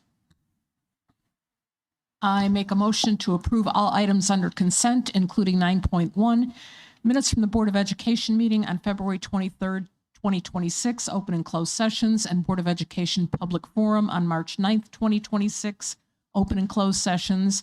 9.2, to acknowledge the FOIA requests received by the district. 9.3, to approve field trips for overnight and or more than 200 miles. 9.4, to approve the opportunity to secure ComEd incentives for district-wide LED lighting upgrades, authorizing district participation and any necessary actions to implement the program. Second. Any discussion? I was actually hoping to get some feedback about the lighting, but basically to the public, this is an opportunity for the district to get about $1 million in lighting for about $87,000 through a grant program. We have that for information and He sensed it. He knew you were talking we have that about for information and approval today because there was a deadline to be met. So This was an opportunity for the board to consider and approve in one evening. We typically don't do this, but given the opportunity to get a lot of money to support our lighting, we felt that it would be a lost opportunity if we did not request this item. This is the lighting. Did you want to add anything? Yes, I didn't know what you said, Okay. but just I excuse said me it, you for know, being the- redundant. Brief If you I give a already brief said- overview. Brief overview. Yeah. So what this is an opportunity we've been looking at with a firm that we've worked with in the district that have a history of finding us rebates in order for us to be able to do some significant changes to our lighting. Now, something is clear that with all the data centers being located all over the state, what is predicted, which is happening already, is that the cost of electricity is only going to go up exponentially. So what we're looking for a way to mitigate how much we pay in electric cost by trying to take advantage of the rebates available there to upgrade our lighting. We have a lot of spaces in the district where we use fluorescent light. We know those lights are not efficient, so we're paying a significant amount of money to light that. What this allows us to do is $47,000. We can actually get close to $900,000 in work to be done. And so we're paying 10% of the cost of the retrofit, and 90% of it will be borne by rebate that is available right now. And the rebate expires at the end of the month. So just thinking about it, after a year, we will get our money back. And then over the next 10 years, a significant amount of savings. And that is one of those fixed costs that we don't really have a lot of flexibility to be able to mitigate. So by doing that, what we do, we're able to mitigate the fixed cost that we have to deal with, which is utility cost. And we're projected to save about $1 million over the next 10 years. Oh yeah, and it So- goes on. The savings goes on. And not only that, it provides better lighting for the space that we're in. Because fluorescent light, I noticed, as clear as LED light. And what we've been trying to do on our own, we've been trying to have our guys change it gradually. But at the rate that we're going, I think we sat down and did calculation, it will probably take us 20 years to be able to, and it would be a significant cost to us. While we can have this done, it can be completed by summer, and we can actually start reaping the benefit of it immediately. Will the lights be dimmable? Oh yeah. Okay. Oh yeah. Okay. Any other discussion? No. Okay. Mr. Cerrone? Aye. Dr. Martin? Aye. Dr. Maria? Aye. Ms. Robinson? Aye. Dr. Polak? Aye. Ms. C? Aye. Ms. Wenmuth? Aye. Motion passes 7-0. Next, we're going to go to information item. Well, we're going to move 10.5 to 10.1. We need a motion. Yes. So I need a motion to move agenda item 10.5 to 10.1. We're trying to Get people Yeah. home. get I people make a home. motion to move agenda item 10.5 to 10.1. Second. Dr. Martin? Aye. Ms. Wenmuth? Aye. Mr. Cerrone? Aye. Ms. Robinson?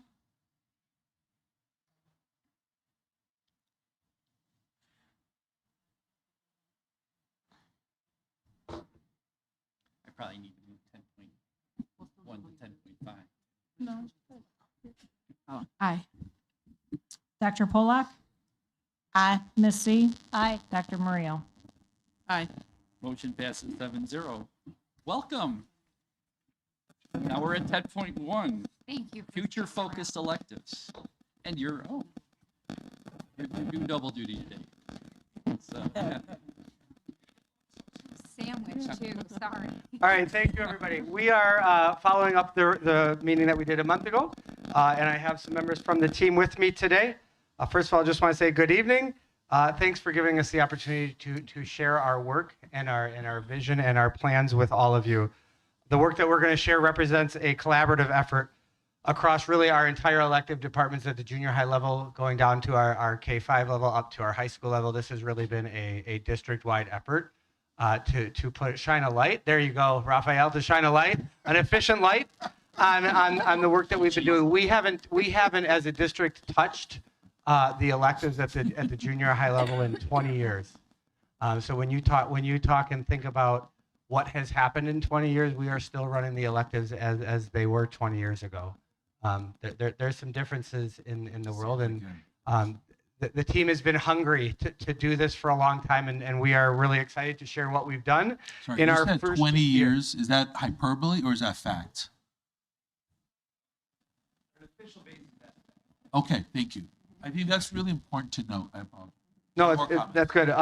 Again, and all of our work, right, the first slide, it's really grounded in the portrait of a learner.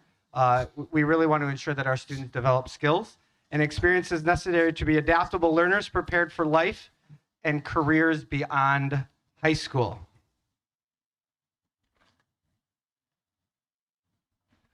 This is just connected to our strategic plan, right, in the academics priority.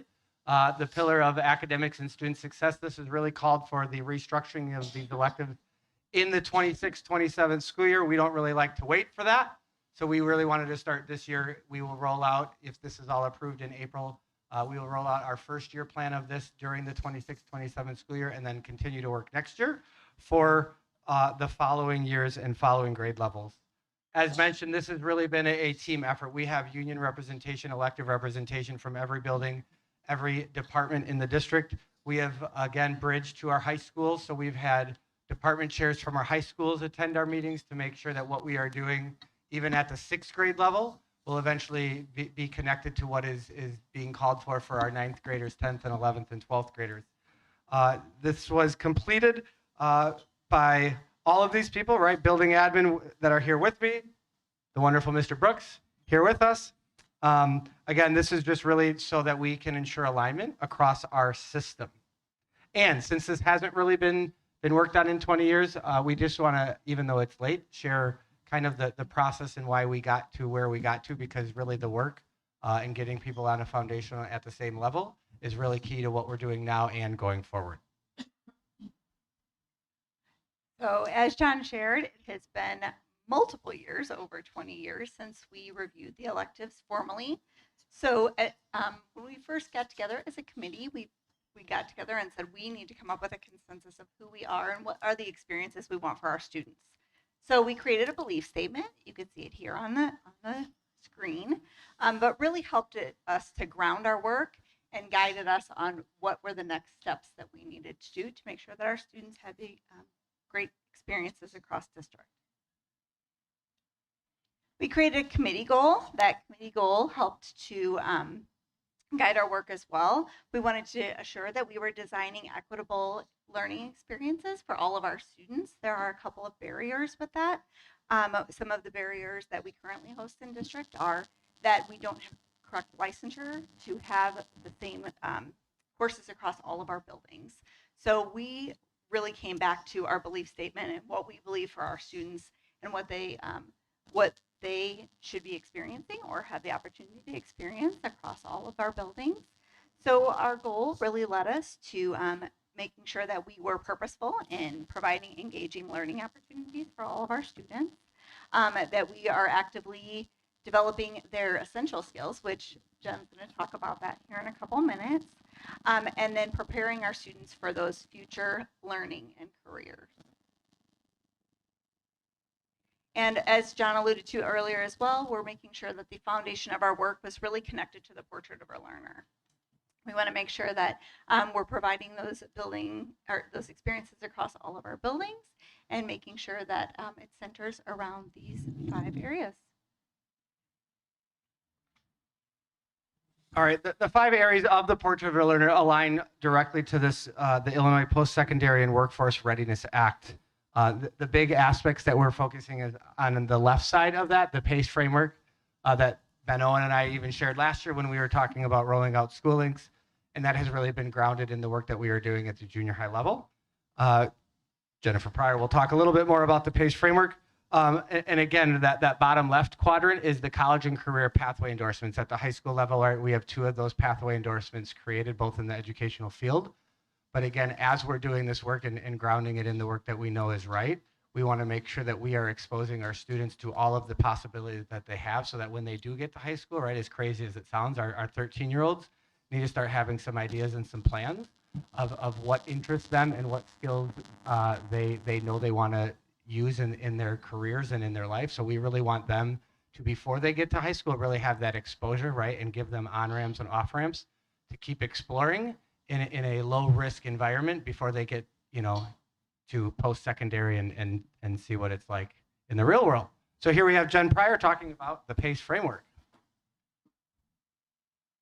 So the Post-Secondary and Career Expectations Framework, otherwise known as PACE, was rolled out and introduced to our students and staff through the implementation of School Links, which you've heard a couple times this evening, that we did this year. This creates a foundation for our students to help explore themselves. The structure and goals for our junior high electives supports this work by providing opportunities for students to engage in skills needed for success, both as an individual and after high school and post-secondary. Essential skills, formerly known as soft skills, are embedded in all of our elective curriculum math. These skills are essential for success in any aspect of life.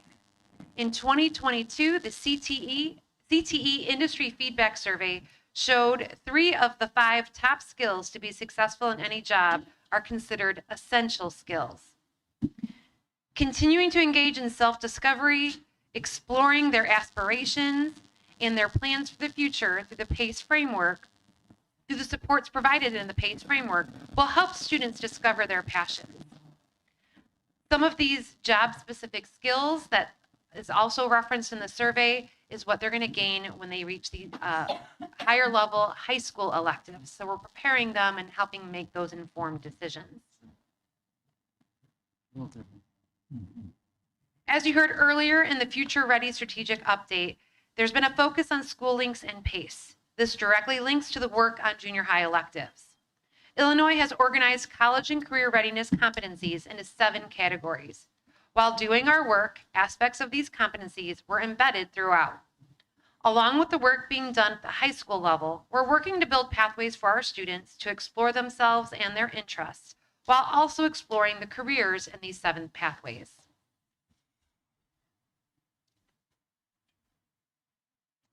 So the current schedule, junior high sample schedule, is broken up into semesters. The typical junior high student will have 2 periods of English language arts. I'll skip down to 4th period, social studies, PE, lunch, science, math. I bumped over 3rd and 8th there because that's where we have some choice. That's where students have some choice, either band, choir, or study hall are our year-long electives, or they could be put into a art, intro to tech, that's the 8th period, or a general music class, or our FACS, home economics type class, or our semester-long classes. The change we're looking at is what would stay the same would be a band, choir, study hall. Those are year-long electives. The change would be, instead of 1 semester-long classes, we'd have a rotation of 4 classes throughout the year. So 4 quarter-long elective classes. Otherwise, it wouldn't impact the schedule in any other way. There are 5 options presented here, whether they're participating in band or choir or both, or study hall and those electives, or participating in the dual language program. And just to clarify, right, like this is the groundwork, right, of getting those 4 electives. One of the problems that we face, that our students face, is when we currently do course selection to go into 7th grade, which is in January for our students, all of our students have really only experienced 1 semester elective. And so our counselors and our teachers put in all this work and visit classrooms and say, hey, these are all of the electives that you might get to choose when you go to 7th grade. And our students haven't experienced any of them, right? Yeah. They've experienced what? So they're making these choices, right? Think of they're making their choices because their older brother or sister had that class, or they've heard that teacher is pretty cool, or any reason, right? Their friends are wanting to do that class. So again, we're really trying to give our students as many opportunities as we can, so that they can make the decisions that are best for them. And we'll get a little bit more into some of the current constraints with our whole process and why we're really going this way, and then talking about what we really want to do as we roll this forward in a little bit. But we've talked about data a lot throughout the night, and a huge piece is our student voice. So we're going to give it over to Mr. Gensler from Murphy to talk a little bit about our student voice part of this. All right. As we talked about this evening, student voice, it's huge. You know, kids come to school every day. We want their opinion. All right. They're the ones who have to go through this every day. We're adults. We've chosen them. So we got the voice of the students. Ask them what they want. Junior high kids are going to tell you if you ask for their opinion. So we asked for their opinion and they gave it to us. And this is what they said. These are the things that they're talking about. I enjoyed the teacher. Like that's, again, teachers attract. Different teachers attract different kids, and every kid's attracted to a different teacher by how they teach, what they teach, all different reasons, but they enjoy the teacher. The teachers bring this stuff to life. It's a safe place to learn how to cook, boil water, work on a wood shop, all those types of things that anybody can get hurt doing any of this, but we're doing it in a safe spot where kids can challenge themselves, kids can fail successfully and learn that that's not how you do it. All right, now we know how to do it. And these are the things we're talking about. They enjoy the content. I had the opportunity to be creative. Creative can be innate. It can also be something that you're taught. So all these things are what kids are looking for. I felt a sense of belonging. Like a lot of kids find these things in all these classes, and this is why they like these classes. They're a little bit different, and it's that real world feel that they really like. So once we go over to the next one, so what skills, what's knowledge? Creativity is number one. Again, it can be innate or it can be taught, but they like that creativity. They like that thinking out of the box. They like, you know what, I see it this way and it can take me here, take it there. Cooperation, junior high kids in cooperation. I'm amazed that that's number two, but they like to work together with their peers. They like to say, oh yeah, you do this at home. Oh, we do this at home. And they talk about all that stuff. Content related technical skills. Like, folks, we're on the other side of technology. These kids are growing up with it. So they like those skills that they're getting now in junior high. It's a safe environment where they can be there. Expression, they get to express themselves. You see kids carrying all kinds of stuff around the school from the wood shop, and it's, why'd you make that? I don't know, I thought it was cool. That is pretty cool, man. And then they tell me all the bad stuff about it, and I go, what are you talking about? That was nothing, and then you made it into that. It didn't have to be perfect. Things like that. And resilience. We're looking for a lot of resilience in junior high. It's hard. It's a tough 3 years, but these are the things that the kids are looking for. And now, sorry for the folks that were talking budgets and cuts and all that stuff, but these are all the things these kids want to do. And as a junior high AP, my goal is to get them to do all kinds of it. Do the cool stuff. Have fun with all this. Learn in a safe environment. Learn with your friends. Realize that we are all different, but at the same time, we're all the same. We all live in the same town. Cooking, culinary, wood shop. I mean, we could read all those, and there could probably be 10,000 more. But again, I don't work with the budget, so we're just going to leave it right there as what kids were saying. So this is what we're looking for. We're looking fun. I'm sorry? Make personal finance fun. That's what we could do. Let's figure that out. I'm good. There you go. All right. We're looking for meaningful access to the full range of electives we offer. We current structure limits students to only 2 elective experiences that are not the same options across our entire system. This reduces our exposure and prevents students from discovering interests and developing skills that can be built upon through junior high, high school, and beyond. Students can see their strengths and areas of interest to help them learn about themselves and their future. And I think this is one of the biggest things we all talked about. When a kid goes to high school, they all don't have to know at 13 to 14, 15 what they want to do for the rest of their life. But if they go in and they're like, I do not like that class because that's just not a me thing, that's not a bad skill to have. Nothing's worse than a kid graduates and he's like, I took a bunch of classes and I don't know why I took any of them. If we can get that idea in junior high of this is what I like, this is what I want to do. Whether you're good or bad at it, we'll learn how to put in the work. But know what you want to do in high school. You can have more fulfilling high school classes instead of just picking what mom and dad or older brother or some other kid down the street told you, oh, take that class, it's easy. Or have them go to high school knowing what they like and what they're attracted to academically will help them move through. So there's our same image that we saw last time. Instead of option 1, 2, 3, 4, or 5, if you're having trouble reading that, options are not names. So Billy is going to take band and then 2 semester electives, and that's our current system. In the system we're creating, Billy's going to have band and he's going to get the 4 rotation. And it's that intro. And the intro is they can teach the kids, they can show the kids, they can help the kids. And everything there, you'll see all the options in the blue. Everybody's got 1 thing filled in, and then they're only getting 2. Now we have 1 thing maybe filled in, and they're getting 4. So it's that option of you actually have options now. Instead of just 1 per semester, Now you're getting all 4 of them. And that way in 7th and 8th grade, you can take the next level if you like it. Or you're going to give it the old no thanks bite of, yeah, I took that and I'm okay not taking it again. And that's okay too. So it's all these types of things where dual language kids, they can have band, choir, or an elective rotation. Study hall, you still get the 4. Band and choir, they're the only 2 difficult ones. If you're in band and choir and there's a select number of kids, that's their jam, then they're okay missing out on these. But the opportunity to give all kids as many opportunities as we can before they get to high school is the key, is really let them challenge themselves and try things out in a safe environment. Just a couple more things, right? One of the things that's really important with this, currently our system is, and if you've had junior high kids, there's a good chance you've probably emailed their principal or counselors to just talk about scheduling, right? When we offer our students the choices of the electives, at the end of the day, there are so many individual needs that come up into the system that even if you did want FCS and intro to woods or something, at the end of the day, if it doesn't fit within your schedule and where your other needs are, if you're a high school kid going to geometry, if you're in other electives or other classes, a lot of times the choices that you want aren't always what you can get within your schedule, right? And so we always have this thought of choice for our 7th and 8th graders.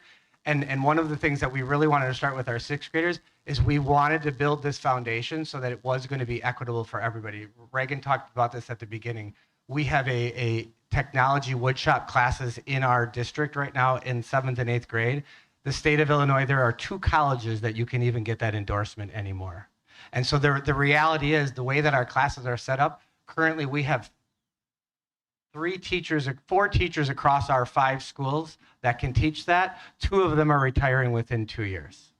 So we have to be part of this future focus is even us as educators, that what are we building so that it's actually going to be able to be implemented for our students in our system. So one of the things that we're really looking at is getting this so that our 6th graders all at every building have the same option. For example, if you go to Plank right now, 6th graders don't even have the opportunity to take home ec because we don't have the FTE to do that. If you are at other schools, there are classes we don't even offer in our grade levels because we don't have the right certifications to do that. So that leads us to our FTE. Here's the great thing. We are doing all of this for only 4 extra periods across our system. 4, so 2/3 of an FTE increase for us to do this. Why, you ask? How, you ask? There's a lot of reasons, right? Currently, the way that our electives are run, because they're just I'm going to say, right, they're almost like an afterthought, but really that is, right? Like we plan our FTE for everything else. We have this FTE. Our 7th and 8th graders get their classes, and whatever we have left goes to our 6th graders. With being intentional with this, right, currently we have some electives across our system that are running with 10, 12, 13 kids in the elective. This system is going to get us, we are going up to 28 in every elective class. So we know right away we can have 112 seats in planned periods for our 6th grade and maximize the use of our FTE.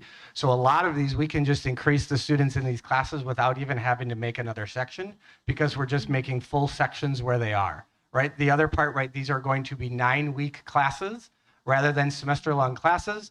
The way that we are going to, I don't even know the right word, Dr. Kincaid, like registering these with our state and our state codes and course names. We want our most, our teachers with the right credentials to be teaching our most rigorous classes. At the 6th grade level in year 1, we are going to still have our teachers that all have these endorsements teaching these classes. In the few areas that there are a section here or there, we've also designed this so that anybody with a teaching license is able to teach these classes. The way that we're designing the scope and sequences, right? Intro to technology, we are going to have the scope and sequence in the curriculum map so that anybody can really pick them up and do them. Additionally, we have really we've worked to hire elective leads this year. So now we are even going to have that professional learning teaching atmosphere and aspect. When we do hire a new teacher, right? Now we are going to have someone dedicated part of their job. Like, how do we help onboard these people? How do we help connect them to the curriculum that we have? How do we show them the resources that we have and then be that point person to answer questions? Because as much as I don't know about 6th grade music. I don't know about home ec. I could try, but like, let's start connecting you with people with some dedicated time and opportunity to really onboard our new teachers Again, something that we've probably missed in this realm for years. Another thing that we've done, again, this is all to be fiscally responsible. We have really worked to adjust our allocations in our budgets that we give for electives, right? Currently, band has some money. We give some money to our LRCs for books. We give some money for just various reasons. We have started to reallocate that as a per pupil expenditure, because right now, if you're at Bednarsik with 520 kids, their programs are getting the same chunk of money that Trauber gets with 1,000 kids. So we've even worked to adjust that of what is a per pupil cost, so that, you know, Bednarsik might get a little less, but we've got to give some to Trauber. But again, with student counts, that makes sense. So those adjustments have also helped us free up some money for some of those unforeseen costs that might come with the rollout of these electives. Here is our course title changes, right? All of these are going to be exploratory in nature. Again, this is that foundation. We really want kids to learn how to start to measure. We want kids, you talked about financial literacy. That is something that needs to be in our scope and sequences that currently is not. So part of our 6th grade home ec is just some budgeting stuff, right? Some very basic, and then we're going to build on that as we go. The exploratory music, the exploratory art, so that you know and so that the public knows, in all of these classes, there are aspects of relating to college and careers within these classes, right? So yes, if you're a 6th grader and you've done music for 6 years at the elementary level, and now you're going to do another general music, well, now we're going to start getting into like music production, music creation, all of the aspects within music that aren't just singing and playing an instrument, right? So that people can, again, start saying, oh my gosh, I love music. I'd love a career in that. I didn't even know that there were all these other opportunities for me. So we're starting that in the 6th grade exploratory world. And then Josh can talk a little bit about our curriculum map. The curriculum map is the document that we've been working on in our committees. Each elective area has been working to develop what this new quarterly curriculum would look like. We started with the state or nationwide standards, depending on the particular area. And as we've talked already, the connection to the high school and beyond that, those career opportunities. From there, going into the enduring understandings, what are the things, what are the skills, what are the real things we're going to take out of that classroom and into the world and into the high school and into the career and just into our lives beyond the walls of our building. The essential questions are more the why questions, is the purpose behind these skills and these things. Bill talked so much about the importance of the creativity and the spirit underneath these skills. Instructional resources and are what we need to make it happen. And then the summative assessments, each going back to what John had been talking about the equity across the buildings, that as we develop these courses, we're all going to be assessing the same way, even if we approach those subject matters differently, depending on the teachers and the students that we have in front of us. All right, so that is really all that we're doing this year, just so that you all know kind of where our vision is going, right? Once if and when this is approved, we will then work on rolling this out for next year. Our team is meeting in April to all of a sudden start looking forward to the following years, right? We need to make a decision on what the structure of our electives are going to look like in 7th and 8th grade. For example, do we want to continue to roll up these 4-quarter options, or do we want to stick with semester options for our 7th and 8th graders? We also want to really do a gap analysis. Jennifer prior talked about like those 7 competencies. One of the things that we're going to do in April is really look at all of those skill sets that are required in the state and needed for our students, and see where we are really hitting those well as a district, and where are some opportunities for us to start maybe designing some different courses that really can meet, you know, again, the future skills that our students need and deserve to have. We're going to continue to build those connections with the high school. Ben and I have been working with those high school department chairs to really develop those 4-year plans at the high school level, which will then give us more guidance of where do we want our students to be by the end of 8th grade. We need to start talking band and choir and Spanish teachers in this, right? We haven't really involved them as much because those aren't really like the 6th grade semester rotations, but we need to start really identifying some plans for how we are identifying FTE for band teachers, for choir teachers. What's the direction that we want to do with Spanish and world language, right? Because forever, again, we've had Spanish, but if we're really looking at connecting to the high school, there are a lot of other foreign languages that are offered at the high school. And at the junior high level, we're really only supporting one. So what could that look like? And then again, we need to really keep in mind that fiscal responsibility and resources. You're welcome, Raphael, but we're worried about money. But as we're creating these electives, right, there is going to be a cost. And we need to really figure out what are the skills, right? Really identify the skills that we need, which will then go to the content, which will then go to our resources, right? But we're going to focus on those skills that our kids need and want to have within our system. So that's really the elective plan. I am throwing this in there on behalf of the blue team, the high school team, because it fits with electives. They are needing to make some changes for course titles in psychology at the high school. We need to follow the practice of what we've done with other department chair or dual credit courses, rather. This is a result in a transition from dual credit psych being an evening class to now being an in-person class during the school day. This also helps resolve the issue of different courses appearing on a high school transcript and the confusion that is having as students are applying for college. And so we need to update those transcripts with the accurate reflection of the level of coursework that they are taking.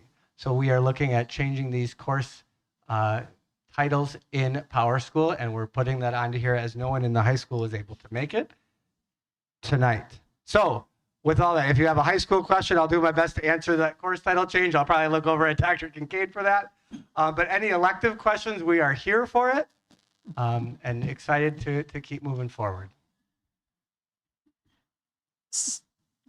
So, first of all, does this come up for a vote at any point in time? I guess In April. In April? Okay, so will there be, and I'm going to go back to trolling for dollars, will there be more of I mean, I think it all sounds wonderful. Will there be some kind of cost outline as far as what it'll cost to make this happen? All we need, I'll tell you this, right? Right now we need 4 periods within our staffing plan to do it. Within the staffing plan that we've submitted, it's already included in all of that. It's kind of there for it, as we've been planning. Okay. As far as resources and consumables, right now we're going with we need no extra money than what we're currently spending. Okay. Thank you. I'm just reiterating what I heard just to make sure. The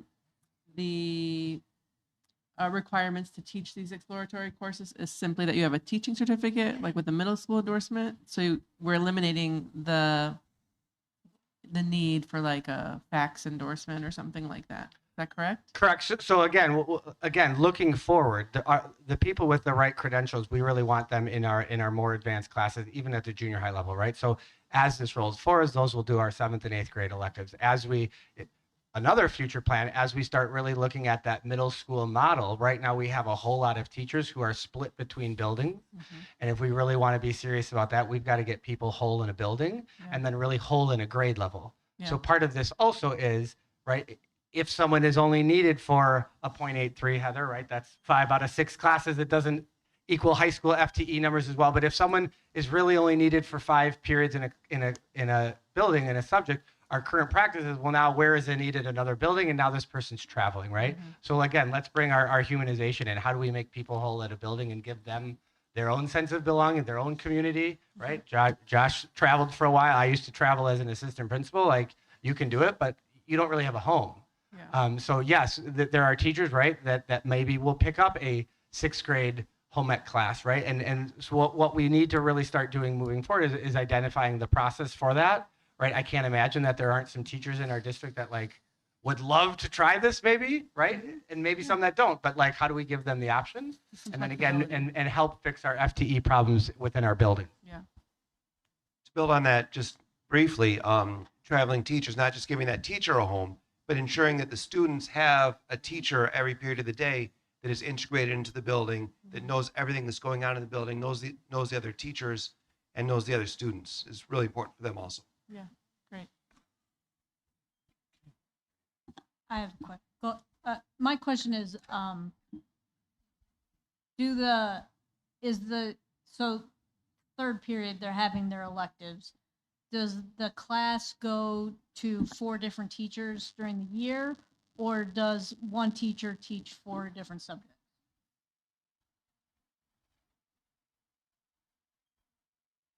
So the plan is they would have that one assigned period and they'd rotate between 4 different teachers. So they would be able to, every 9 weeks, change to a different teacher. So for us on our side of it, with the admin side, is making sure that we have, again, kind of that one period for those 4 teachers together, scheduled for them to be able to do that rotation. And if we're doing that, are we going to run into issues where if it's 112, is that what you said? But then there's not enough kids in 6th grade to make another set of 112. Are we going to be adjusting FTEs that way? So we have made some plans with scheduling, like, because we've already run into that a little bit Yeah. looking at this year. Our numbers aren't exact for all of that. So we do have some of that where there might be, a 5th rotation within that. So that way we can accommodate those extra numbers and have some of that flexibility, because that is going to be a concern that comes up from year to year. It's not going to be something that will ever be pure. So we do have a plan B in place for if we have those uneven numbers, we only need 30 extra spots. We don't need another whole 112. How are we going to do that? So we do already have a plan in place of how to address that. Like I said, with that kind of 5th rotation potentially thrown into it. And are we keeping, so like the music teachers are going to keep teaching music, or are they going to be required to start learning how to teach home ec? So right now, the plan is, the way it has worked out is our content teachers are able to stay in their content area. However, just kind of going back to the certification question, these 6th grade electives are exploratory and it's only 9 weeks at a time. So they're not diving into the extreme detail that some of our semester-long electives do. So we are gearing this to the point where anyone can teach this, whether you have a background in music, whether you have a background in tech or any of these areas. Again, it opens us up to not running into the certification issues for teachers, that anyone can teach it. And again, we're keeping this to the point it is exploratory, giving them a brief introduction to this topic to allow them to understand it, understand some of the careers that go along with it, to help inform some of those choices looking ahead to high school. Okay. So only exploratory you're saying that's 9 weeks, right? So is it like a bundle where a student, they would have to bundle those classes together and okay. I also feel very secure with our committee. We've created some really good scope and sequence plans so that a teacher who has never experienced that content area before can pick that up, have the resources, have those common assessments, and really it outlines the courses. I have to tell you, we did an elective mashup where we said, what do we want our students to know? Maybe we need to get away from floppy disks and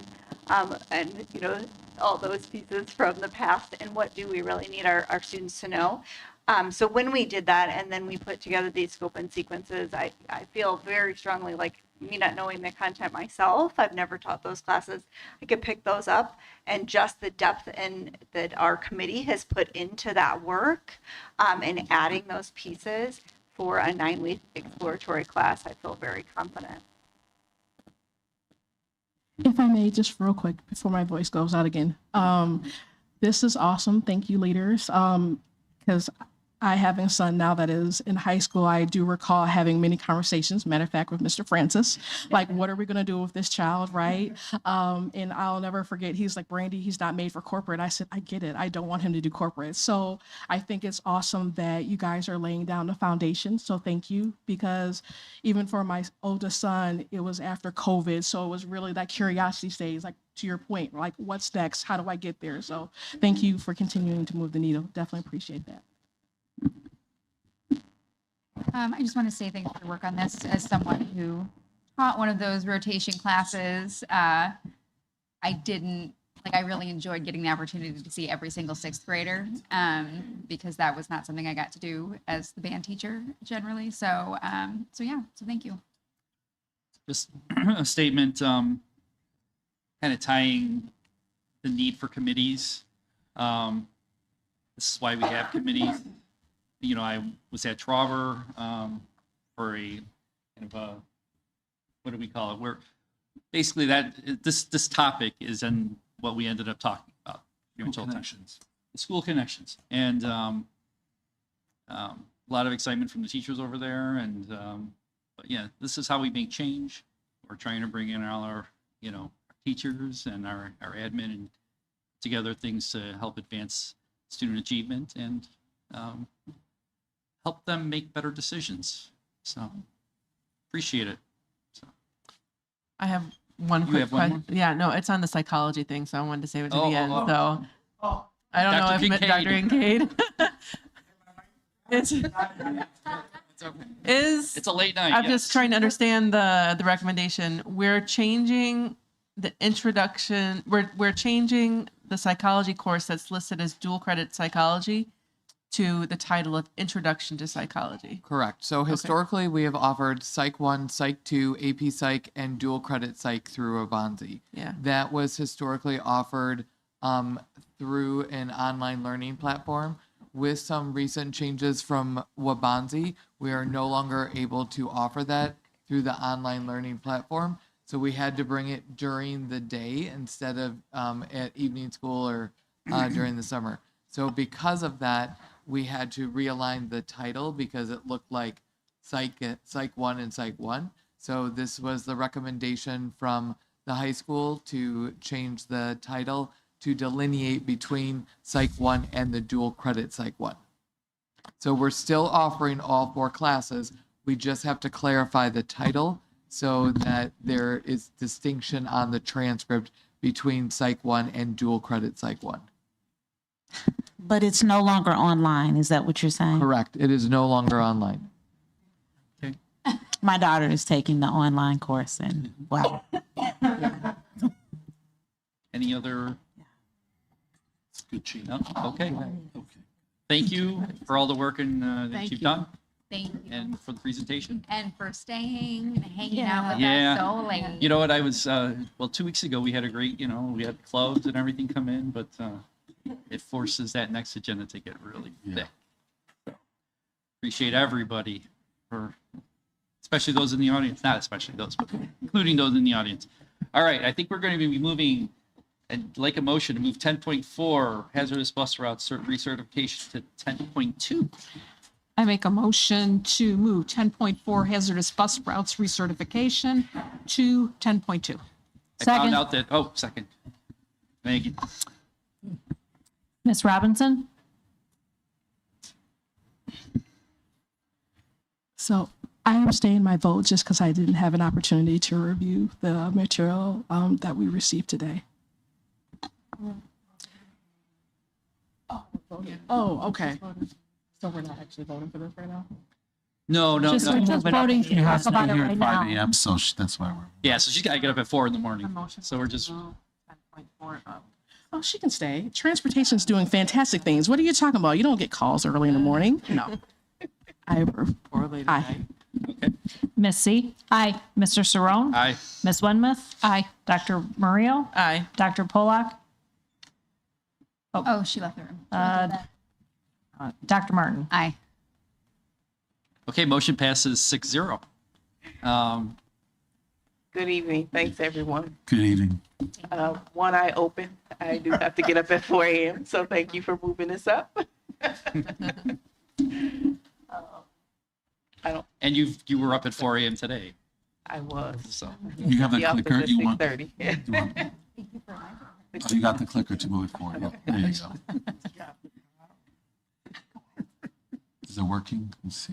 I'm like, it's making light. Oh, thank you. Okay. They both laugh at. Yeah. Okay, go ahead. So each year we do analysis of our safety hazardous locations. That is per the ISB law and regulations with that. So every year we determine what routes are hazardous for students that are within that 1.5 miles so that we can get reimbursement back for the state for those students. So, if they live more than 1.5 miles, they're eligible for transportation. But if they live within that 1.5 miles, in order for us to get reimbursement, we have to classify them as hazardous or for other reasons like SPED or something of that nature. So we have to go through that process every year, and we have to recertify. So last year, that went too fast. I don't know if I did this right, but it should have been another slide there, but that's okay. Last year we went over those hazardous findings. We did a study with Erickson Engineering, and we went over those hazardous findings with, actually it was the previous board, so I'm bringing this to make sure that everyone on the new board understands where we are and for that recertification. So if there's any questions, we can address those before going for board approval. So those locations, I think it's on this next slide. Oh, I hit it right, but okay, there we go. There's several areas in the Benarsic with crossing areas. You'll see them there. Those first 5 was already approved last year. We will continue those 5 and recertify them this year with board's approval. And then there's one new area that's a new subdivision going in the Del Webb area. There's still a lot of construction there, so we're not sure how much will be built up by the start of school year. So we're just going to classify that as hazardous so that those students will be eligible for busing in that area. Boulder Hill is an area that we approved last year as well. Fox Chase is another area that we approved last year. Homestead, Long Beach, as well as Murphy and Graham Park. So there's no additions or changes to those areas. That's what we have to recertify every year. Old Post, Oswego East, Oswego High School, all of those are what we approved last year. And then when you look at Plank, Churchill area, there's a crossing at 5th and Bluegrass that is now a 4-way intersection. Last year we did classify that as hazardous because that intersection was not there. And so this year, because of the safety study, that is no longer considered hazardous. So that will be removed from the report this year. And then there's a crossing right at the entrance of ELC, which is roll call building. We're going to continue to consider that hazardous because of the nature of the grade level and crossing and things of that nature. So that's going to continue to stay hazardous. And then Prairie Point, we have Deer Path Trails that's coming in. That's a new little subdivision that's coming in that area. There's a lot of construction. We're not sure if that's going to be built up at the beginning of fall. And so that is an added subdivision that we're putting on there, as well as Southbury. Piper Glen on the south end, the north end of Piper Glen is pretty much complete, but there's a patch on the south end that's still not complete. And there's a lot of construction going in that area. So that's another area that we're classifying as hazardous. Again, when it comes to the Wheatlands, Thompson, and Trauber, all of those are the ones that we previously approved last year, and those are just for recertification. So next steps, we're looking to get board approval on April 13th. If board approved those locations, then I submit that to the state the next day.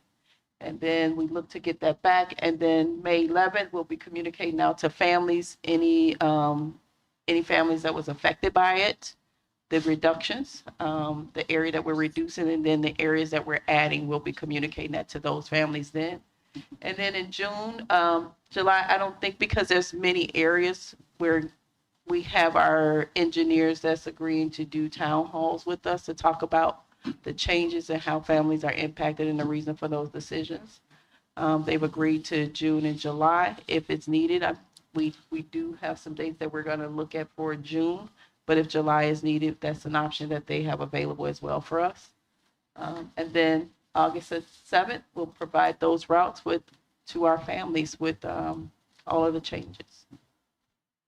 I think that's it. Anybody?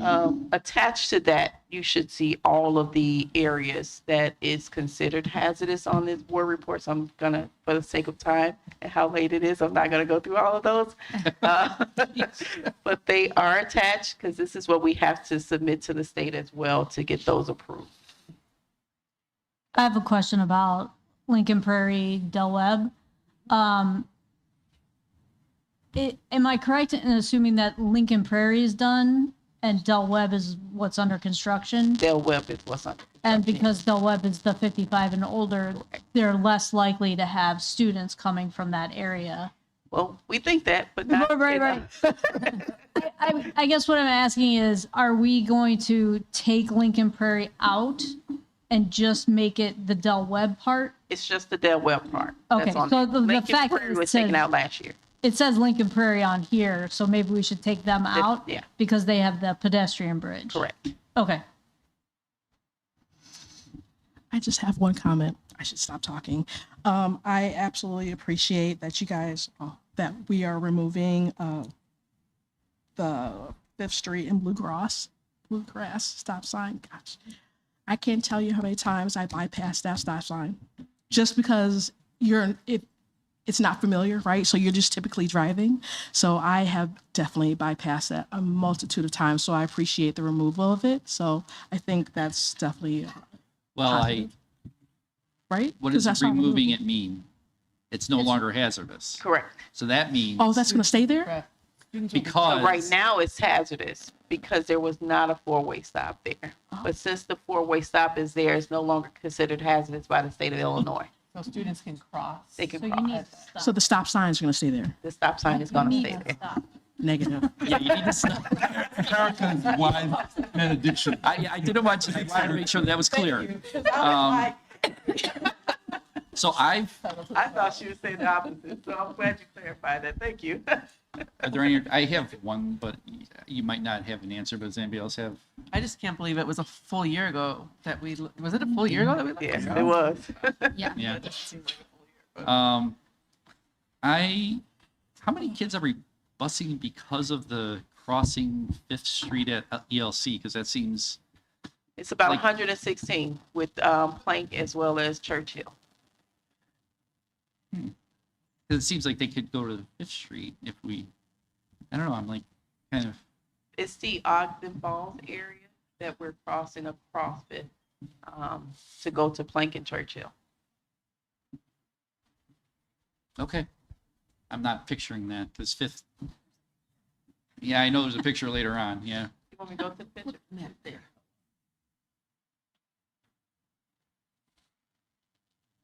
That's probably why I didn't have any questions last time. I probably looked at the picture. Sorry. Yeah. I don't think there is because it's not hazardous. That's right. It's not on there because it's not hazard. Thank you. No Heather. problem. Sorry, I'm like, I there's looked not a at the picture. picture. and it That's wasn't okay. there. But that's what I assumed. Yes, that's I'll right. I'll because it I'll wasn't find it hazard. myself. Yeah. And Yeah. if I have any questions, I'll submit. So the Ogden Fall area is less than a mile and a half to Plank and Churchill. Last year, we considered it hazardous because that four-way stop was not there. And by the state code, there was enough points to consider it hazardous. But now that the four-way stop is there, Ogden Falls, there's a little portion that's still over a mile and a half that we'll have to bus. They will have to. Well, I was But actually that asking about early the childhood. I was asking about the ELC entrance. The fact that that's hazardous, it doesn't even seem like it needs to be used.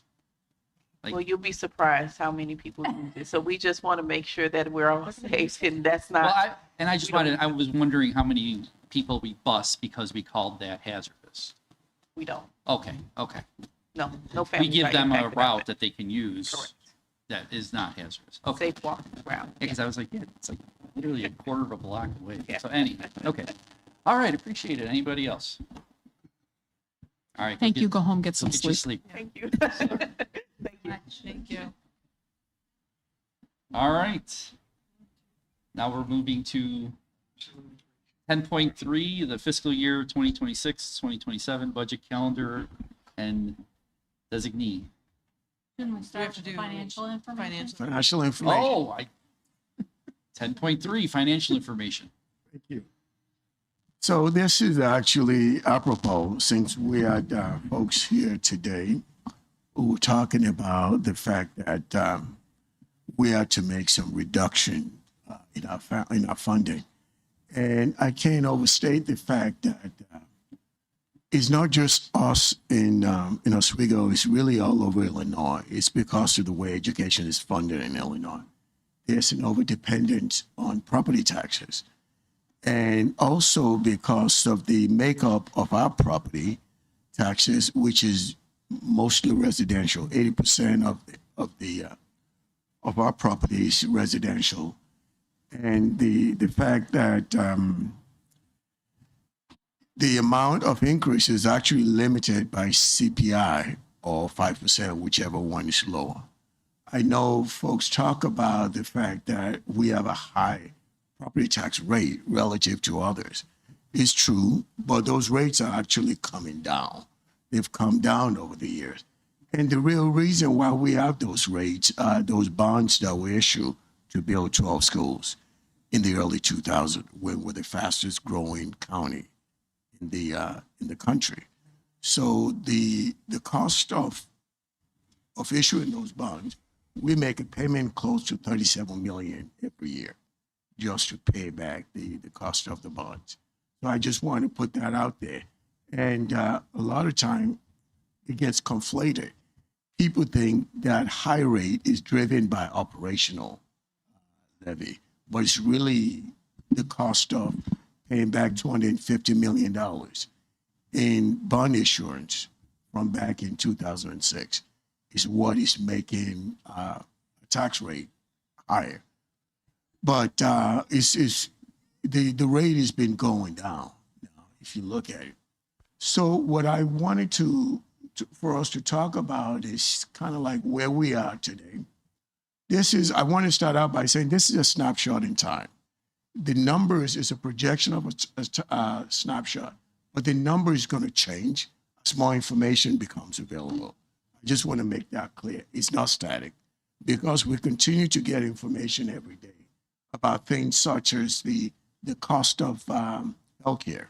We're still negotiating with a healthcare provider to see how much that will be the increase from this year to next year. Once we finalize the number, the increase, it could go up, it could go down. And the other variables too that we have to keep in mind. So it's a static point in time and it will invariably change. And I just want folks to realize if it changes, there are reasons why it changed. And then the other area we're going to focus on is budget allocation and then operational expenses, days of cash on hand, and projections versus forecast. So this is where we are for the 2026 budget. We have a total revenue, projected revenue, based on the budget of 281.7 and projected expenses of 279.2. We're estimating that at the end of the fiscal year in June, we should have a surplus of 2.5. Those are all estimates and projections. And if we have that, then we have 70 days cash on hand. Now, I want to talk about revenue growth. Revenue is really driven by three main sources for us. Property tax, which I talked about, and that makes up about 48% of our revenue. And then another big component of our revenue is EBF from the state, and then some mandated categorical funds. And then we have federal revenue. Then the other local revenue are fees that we collect from our students and food that we sell to our kids. So our revenue annually, it's fixed at about 1.6%, right? And EBF for this year is 106.5, which is 8 million less than what we had projected when we developed the 26 budget. The budget had been developed and it actually was on display to be approved by the board when we found out what the final EBF number was. And that number came in $8 million less than what we had projected. And the reason being that we went from tier 1 to tier 2. And being tier 1 for a couple of years actually helped us because we've had a challenging financial position. So having that extra revenue from EBF helped us to start building a cash cushion. And then having that yanked and then being moved to tier 2 just made things a little challenging for us. So which is part of what we'll be dealing with now. So property taxes, we're looking at 3% growth on that. And other revenue sources essentially is capped. But the flip side of that, when we look at the expenses, we're looking at an average salary increase of 3%. Now, keep in mind, we're in negotiation with OTA, which is what I'm pointing out. This is a snapshot in time. Okay. And then the benefit increase, we're projecting 9%. Those numbers have not been finalized. There's a good chance that can be high when we have the final agreement with our co-op, health co-op. So if you look at our revenue and compare it to an expense, that's what we talk about a structural deficit, where continuously expenses outpaces revenue on an ongoing basis. And a district that has a healthy fund balance can afford to carry that for 3, 4, 5 years. But we don't have that luxury. We have a very low fund balance, which is why in order for us to achieve balance, we have to make sure that the expenses balances to revenue. So since there's a disparity here, we have to make reduction. So what I just talked about earlier, this is the makeup of our revenue here. And this is what the projection looks like in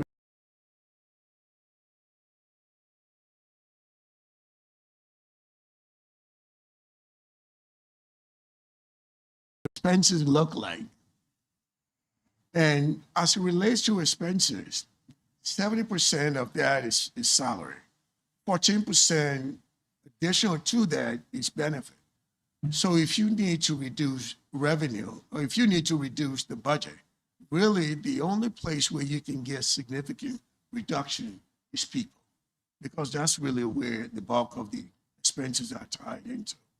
Now, if you look at purchase services, over the last 3 years, we've actually reduced that substantially. And if you look at supplies, it makes up 9%. So even if you cut purchase services by 50%, you wouldn't get the significant reduction that you need in order to be able to address the structural imbalance brought on by the funding of the district. Raphael, where is transportation in those numbers? It's purchase services. Purchase services. Part of it, Okay. now, let me, so it all depends. So I can break it down. Part of it is in salary for our bus drivers. Yeah, yeah. Part of it is in purchase services for the third-party provider, such as Durham and Septron. Okay. And part of it also is also in Fuel fuel, and stuff. as well as a lease payment So it's on spread those through buses. those. So it courses into different places.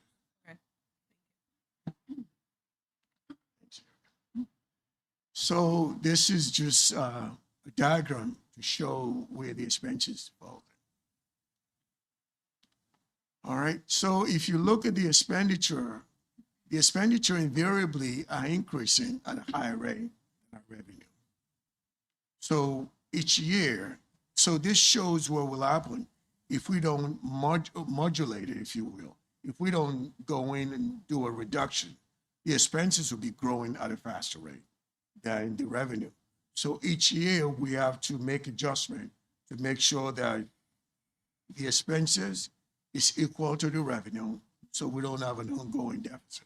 Since we don't have a really healthy fund balance, we cannot afford to keep doing that. So this is what it looks like. Growing, this is as of today, snapshot as of today. If we did absolutely nothing, we allow revenue to come in the way it's projected, and we allow expenses to grow at the rate that's projected to grow without any reduction. Fiscal year 27 next year, we're looking at close to $8 million in deficit. And by 28, if we did nothing, that more than double. And in 29, it gets bigger still. So by the time we get to 31, we'll be looking at a deficit of close to 42 million. We know this is not acceptable. We cannot do this, which is why we need to do something which is why we're proposing some reduction in 27. If we can reduce our reduction to at least $8 million, then we have a good chance of having a balanced budget. And then the deficit in the out years then goes down. So we will have to keep making reductions unless we have additional revenue or the state decides to fund us differently. So this is what it looks like if you look at revenue against expenditure. So it's a table of what I just showed earlier, which if you look at it by 2031, we had over 41 billion. But we know this is not going to happen. We cannot afford to have this happen. We will have to make reduction that is commensurate with what we know our revenues are. So this is just another way of showing that pictorially what we saw at the table. So I think this is also what I just showed again, what the impact on the fund balance is if we did not make any changes. So we starting out at the end of this year, we're expecting 70 days of cash on hand. If we did nothing and we allowed our deficit to grow by $8 million, then the days of cash on hand then dwindles. And it dwindles on so that the only time we have 7 days, which what you want to do, you want to have at least 9 months of cash on hand. You know, a well-run school district need 9 months cash on hand. So if you look at it, we have to continue to make reduction to our expenses in line with our revenue. Or we have significant financial problems. And this is another way of showing the fund balance. You look at the peak and then it starts going down precipitously if we don't do something about it. And so for our community members, our stakeholders who complain about the need to do reductions, those reductions are actually necessary. They're not a choice. Some of our neighboring school districts have a higher fund balance, so they can afford to carry a deficit for a long time. We are not in the same position. Which is the reason, if you remember, the prior 20 years before the last 3 years, we had to borrow money just to make the year. What we've been trying to do, we've done all kinds of things to be able to reduce the level of expenses. But there's really nothing we can do to increase revenue, really. There are things that will be helpful. For example, we have fees that are owed to the district, close to $5 million, that's not been paid. That seems to grow every year. If we add that, that will make a difference. We're talking about a projected deficit of $8 million for next year. If we have that $5 million now, the deficit goes down to $3 million. So the amount of reduction we have to do will be significantly lower than having that money and not having that money that's owed to the district. If I may, just out of curiosity, because I know this was a touch point in previous meetings, is the district still looking to do collections? Because I know that was a talking point from the district leadership. We would like the opportunity that affords us to be able to collect money owed to the district without having to resort to the option of layoff, if we can. So to answer your question directly, the authority or the directive for us to do collection will have to be agreeable to the board. Fair, and I just know from a business side that costs money. So how are we able to afford a collection agency to come in and collect this money from these families? That's the money. That's a very good question. My experience tells me even having the option to collect, sending folks to collection without really going to collection will motivate some of the folks who owe us money to pay. Because we all know most of us, we're hardworking. We want to pay the bills that we owe. We know that if we get an outstanding bills to collection, it dings our credit. It impacts us significantly in the rate that we get if we need to buy a car, if we need to borrow money, even for insurance. So having that option in our tool belt without deploying it will serve as a way to motivate some of the folks who owe us money to actually pay us. So playing devil's advocate, and again, this is just my corporate brain. Right. Given the economic tides that are coming, and this is not even just for 26 and 27, Right. many families are just making it. So when we Right. talk about credit, I mean, it's fair, right? Right. I mean, if you think about it in theory, middle class is not even middle class at this point. So yes, we would like to have that objective. Yeah, we want to pay our bills, but ultimately some of us can't. So I think we really have to face the question is this a reliable source? And is it worth us adding additional expenses to our bottom line? That's a very good point that you made. But the issue is that the way education is funded in Illinois, we get so much money from the state. We only get so much money from property taxes. But the cost of everything else keeps going up. The cost of utility goes up every day. The salary that we pay our staff, because most of our staff have the option to work here or to work somewhere else where they can get paid the amount of money that they think they can. So we have to find a way to bridge the gap, if you will. And one of the ways that we do that is to levy fees to make sure that our students get the best educational experience possible. Or what we'll continue to do is continue to cut. And there's a limit to how much cut that we can endure without having negative impact on student experience in the classroom. Thank you, Mr.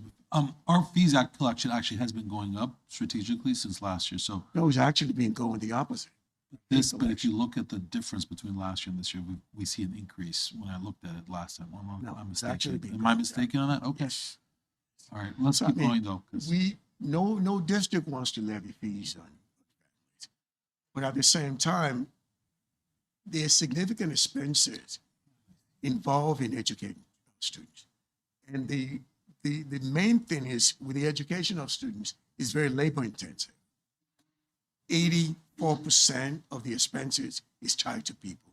We need teachers, we need TAs, we need deans, we need bus drivers. We need all these people who are required to be paid to be able to fund education. However, we don't have enough revenue from state, from property taxes to be able to bridge the difference. We have to figure out a way to bridge the difference. Last comment, I promise. From a corporate stance, I know we do like different forecasting, right? Right. Like your 12 plus 4 or what have you. So given and I do understand that there's a difference between corporate and obviously the educational landscape, but if I'm not mistaken, at one point, if I gather or if I recall correctly, 75% of our budget goes to compensation, which is benefits and so forth on. So It's actually 84%. well, when I first started, keep in mind. It's always No, been. it's always It's been. always been. If you look at in my every notes- school district in the state of Illinois, it's very similar. It ranges from 80% to about 85%. You will. That's the. Well, in my latest notes, because I typically try to take notes, it was 75% at one point in time. It wouldn't. That would not be possible. So not possible, meaning that 75% of the allotment was not for. Now, it's possible that 75% might be salaries only. I'm talking about salaries and related benefit. You can't have salary without benefits. Well, that's fair. I'll have to go back and look through my notes, Yeah. but I could have sworn that there was a more of a 70 range compared to now the increase of the 84%. There hasn't been that significant of an increase. Now we've given raises because it's a shift. So, for example, TAs, for example, well, a good number of our staff members, what we're doing is we were paying so low. No one wanted to work for us as a TA. But what we're doing in order to fulfill the requirement of the IEP, we were then paying a significant higher amount to a third-party company to then bring the same TA and pay them. And we were paying them $25 to $30 an hour, while we're paying our own employees $12 to $15 an hour. So on the face of it, might look like we were paying a lower salary amount in percentages, but what we're doing, we're shuffling the cards. So we're paying less in salary, but we're paying more in purchase services, payment that we're making to third-party companies. And the disadvantage of that is you are having people who have no bond to the district. They'll work here today, they'll call in without thinking about it. They have no relationship. That are employees who've been here long-term. some of them 18, 20 years. The same level of commitment that they have, you wouldn't get it with a third-party TA. They were doing the same thing. I'm sorry, I'm just going to rebuttal. And I say this just hearing teachers' comments. So there are some teachers that are at tenure where they will no longer receive an additional increase. So how does this play a part of our numbers at this point? They So meaning receive like they increases when they're capped tenured. out. So whether they're tenure or not doesn't have any impact on their salary. I think what you may be talking about is staff. So if they're maxed out on the staff, Okay. because teachers get paid a base salary and a staff, depending on the education as well as the years of services. So if they're maxed out on the staff, they will still get the base increase on their salary. Thank you for the clarification. Appreciate it. So this is another way of looking at the numbers that we were just looking at earlier. So wanted to point out that without doing something to address the financial challenges, not just plagues us, but all the other districts in the state of Illinois. If you've been following the news, you've been seeing that the reductions that have been suggested here is the same reduction that is taking place up and down in the state. Look at our neighboring district, it's the same situation. So it has nothing to do with how we manage money. We've actually done a really, really good job in the last few years of making sure that we get the best value for everything that we buy. For example, the approval that the board just made for the energy efficiency program, where we're spending $87,000, we're going to get a benefit of $1 million. And that goes on and on over the years. So we're doing our best to be able to address what we have control on, which is the expenses that are controllable. So essentially, so the cash flow crisis will hit us in 29. And actually will hit us before then. It will just get to be a crisis point in 29. And so at that time, the structural deficit will exceed $20 million. And we absolutely, absolutely don't want to get anywhere close to that. It'll be catastrophic. So this is the next step that we respectively believe that the board and the community should consider. We should consider taking actions that will lead to better collection on our fees and continue to engage in cost containment strategies, which we continue to do. There's actually an approval that's coming on later on tonight as it relates to energy savings with the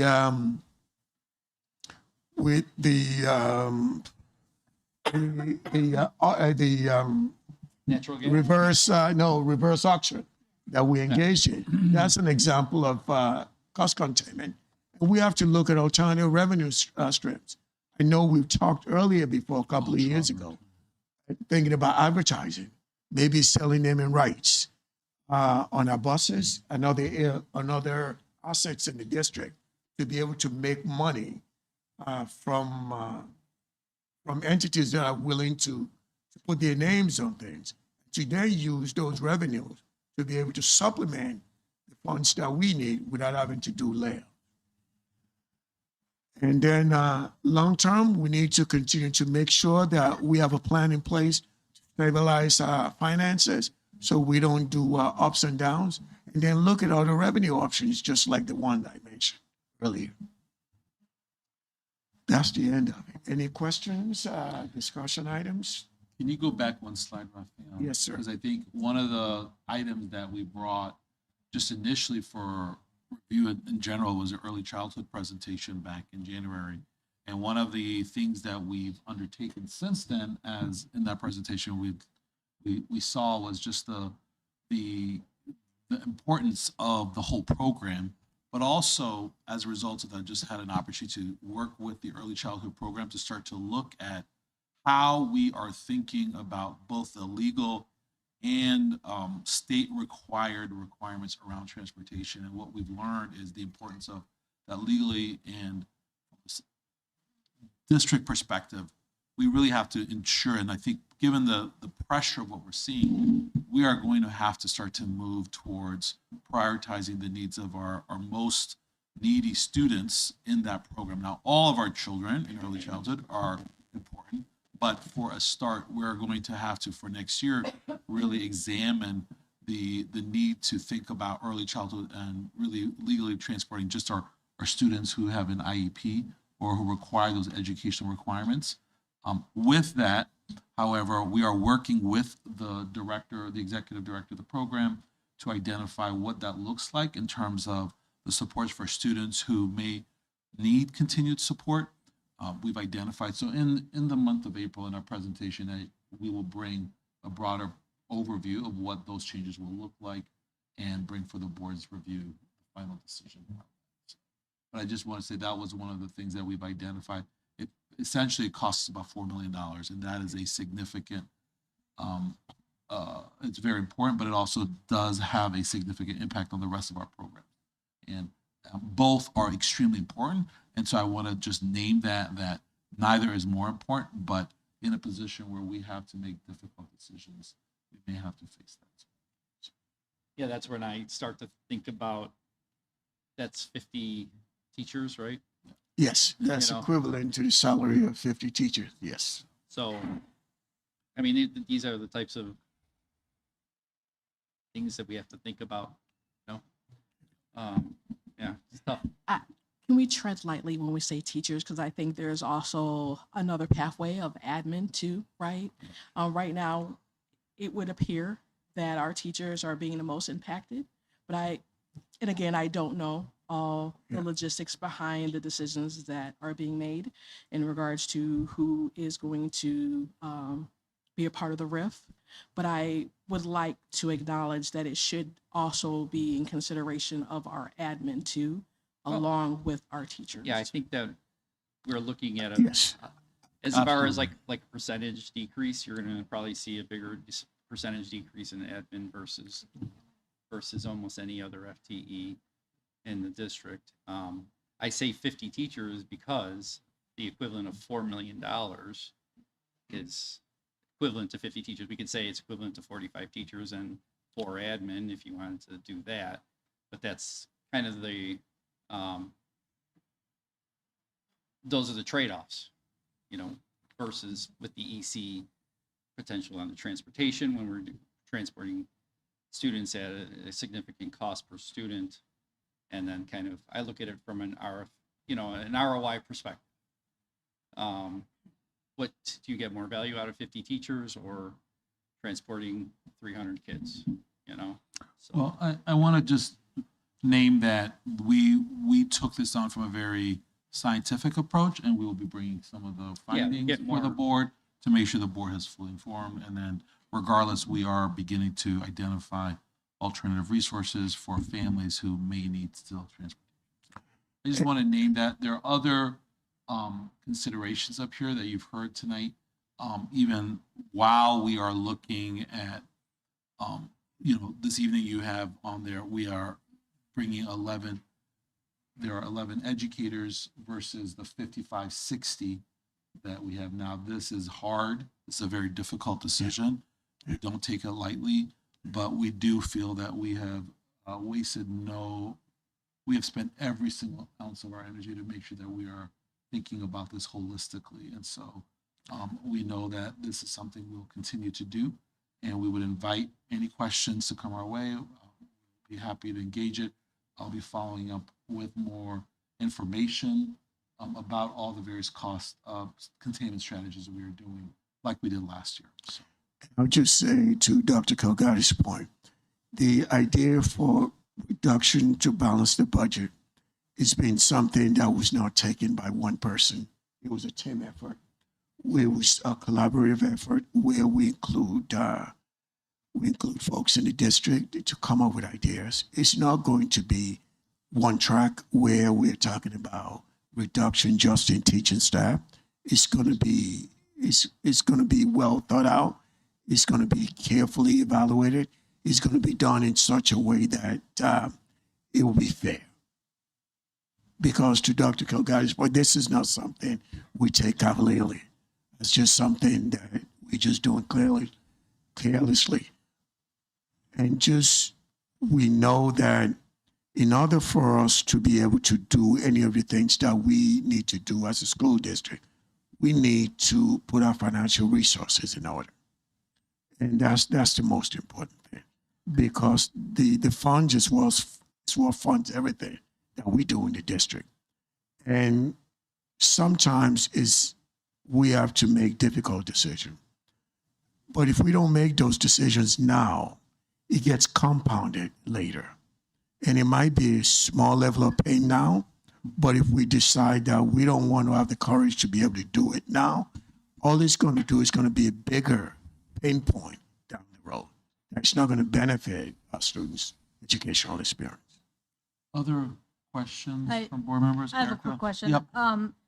If we make these $8 million in cuts and we stay in tier 2 and the cost of everything else doesn't increase more than the CPI, will we have to continue to make cuts or will we be stabilized? I know there's some asterisks in there. I'll be honest with you, and just to be very frank, inflation is not going anywhere anytime soon. If you look at the numbers that are out there, it's showing that that's the thing with inflation. Once it takes hold, it's hard for it to go away. Right, but So with inflation though, we would be then able to increase the levy by that amount, assuming it doesn't go over 5. so even if it goes, I don't anticipate that we'll get to 5. Yeah. But the issue is that there's certain fundamental things that we spend money on that it tends to be higher priced on inflation. For example, the price of fuel. Okay, but just for me, just hypothetically, if things don't increase more than CPI, That's never happened this before. $8 million cut that we have to make is due to the tier 1 versus tier 2, and the additional cost would be because of random things going up. I look at things from a very, very frank point of view. I don't like happy talk, and I don't talk about finances just to be mean. I'm just being realistic about what the headwinds are, the challenges are, and we just have to have the courage to be able to face it heads on, and just deal with it. You know, one thing that came up recently, meeting with the Oswego Foundation for Educational Excellence, we were talking about the old Trauber property and the importance of the effort between our village and the village and the district to really find the necessary savings from that. Both right now, that cost of $250,000 a year, which was not a fun project to take on, you know, but I will tell you, it's an important one when we think about the impact of next year or in 2 years from now, if we had still that property and we can't afford interventionists, or we can't do other things because we are paying for nostalgia, right? And that's an extremely important, valuable part of our history. But OFI, when I was meeting with them, they were saying, you know, would there be any interest in, let's say, parts of the building being auctioned, or some ideas like if and that project does go forward and it gets approval from the board, are there some creative ideas to think about some of the things in that building that could go for as revenue options? So I'm just saying that this is a time where our community will have to get creative. When I've met with some of our senators, they've talked about some of the going to our municipalities for funding support around some of these challenges. And so thank you, Mary Jo, for headed downstate tomorrow. But I know that reaching out to other municipalities for support is really important. We've recently heard about reaching out to the Fox Valley Foundation and the Dunham Foundation for support for some of these things. So these are real facts that we're facing. And again, just to be clear that like the percentage of staff who at the district level, last year to this year, we had reductions. And this year to next year, we will have further reductions. So while we did jumpstart my first year, some additional staff to get things going, we have already started to move in the opposite direction. And proportionally, we will have a higher rate of reduction at the district level. And I'm happy to go over that with anybody who has any questions specifically. I'm sorry, I know it's late. So when I went to Plainfield, Yorkville, these Keller counties had the same kind of situation where they went from tier 1 to tier 2. Had we had that $8 million, that graph would look a lot different because it would be $8 million this year, next year, every year. That would be kind of the new baseline. But so missing it 1 year is not just missing it 1 year; it's missing it into perpetuity. So hopefully, you know, the formula will end up benefiting us one more year at some point, but who knows? That's a long shot, I suppose. But that's that trickle effect. And quite frankly, we don't know how long the state will be able to stick to its commitment of EBF. That's the other wild card. Because as it stands now, the federal government funding formula for the state of Illinois continue the way it is, because the state stated that they lost $8 billion that will have been flowed through from the federal government to the state.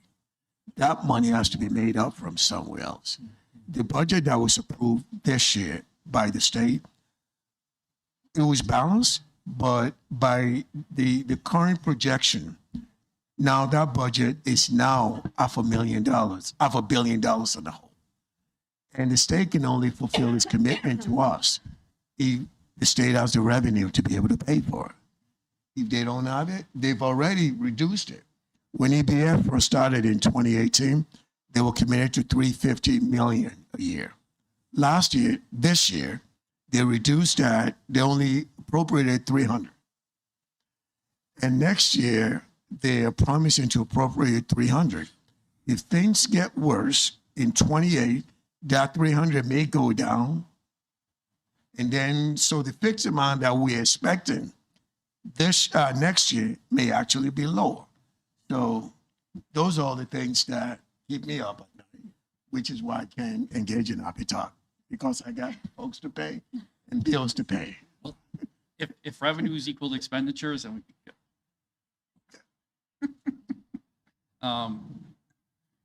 Should we go to 10?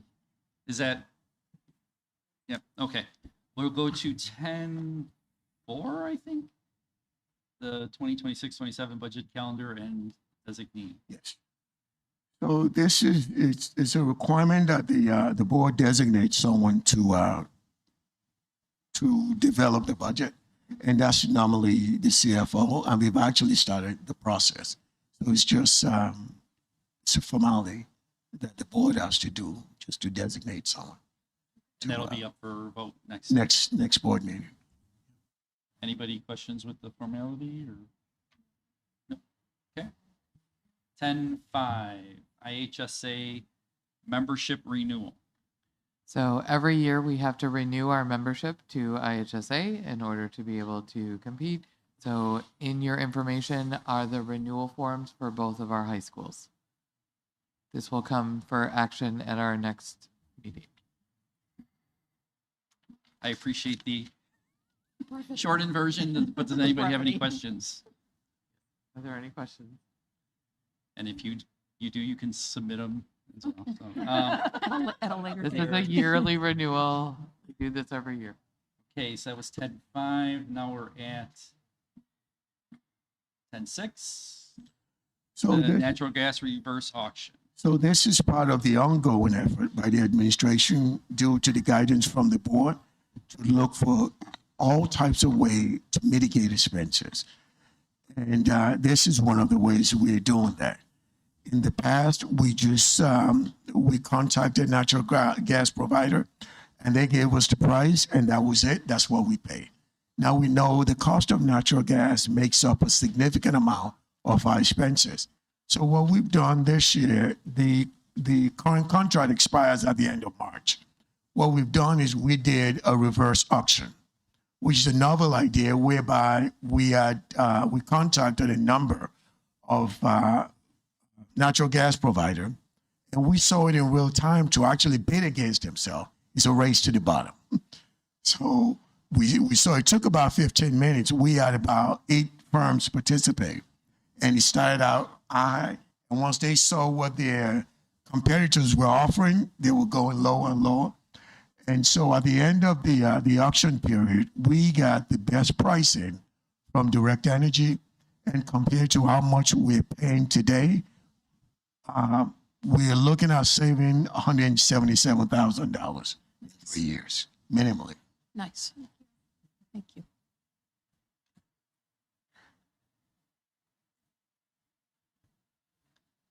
Okay, any questions? I guess I should say that. All right. And when we accumulate all those different savings, it's definitely helped not have to lay off people. So, My usual expression of gratitude for your competitive processes. Thank you. yeah. Action item 11.1. Give me a second, Mary Jo. Approval of bills for payment. Can I have a motion, please? I make a motion to authorize the payment of bills in the amount of $5,967,396.53 as presented. Second. Any discussion? Mr. Saron?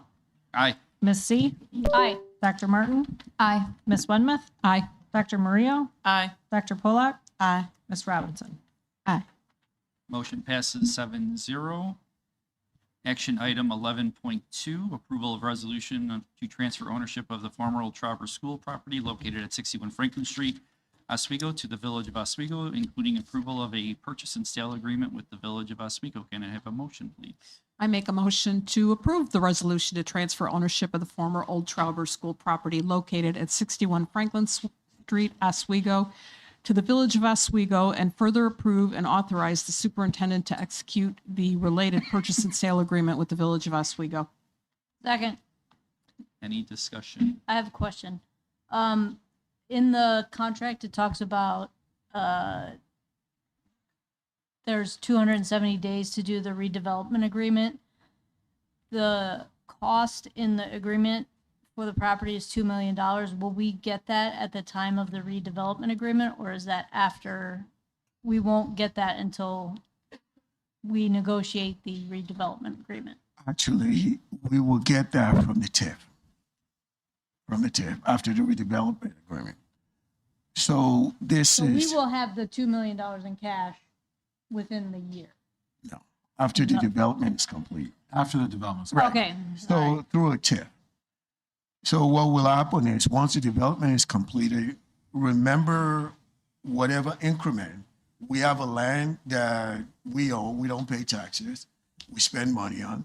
Once the development is completed, the property now, the 161 units, combination of rental and townhouse for sale will be appraised by the assessor. And so there'll be significant property tax. And part of that property tax, actually all that property tax goes to the TIF. From that increment, we will get $2.1 million in addition to any revenue sharing agreement that we reach with the village. And we still have outs. Right, if we decide not to, yeah. Oh, any other? I can barely. Dr. Polak?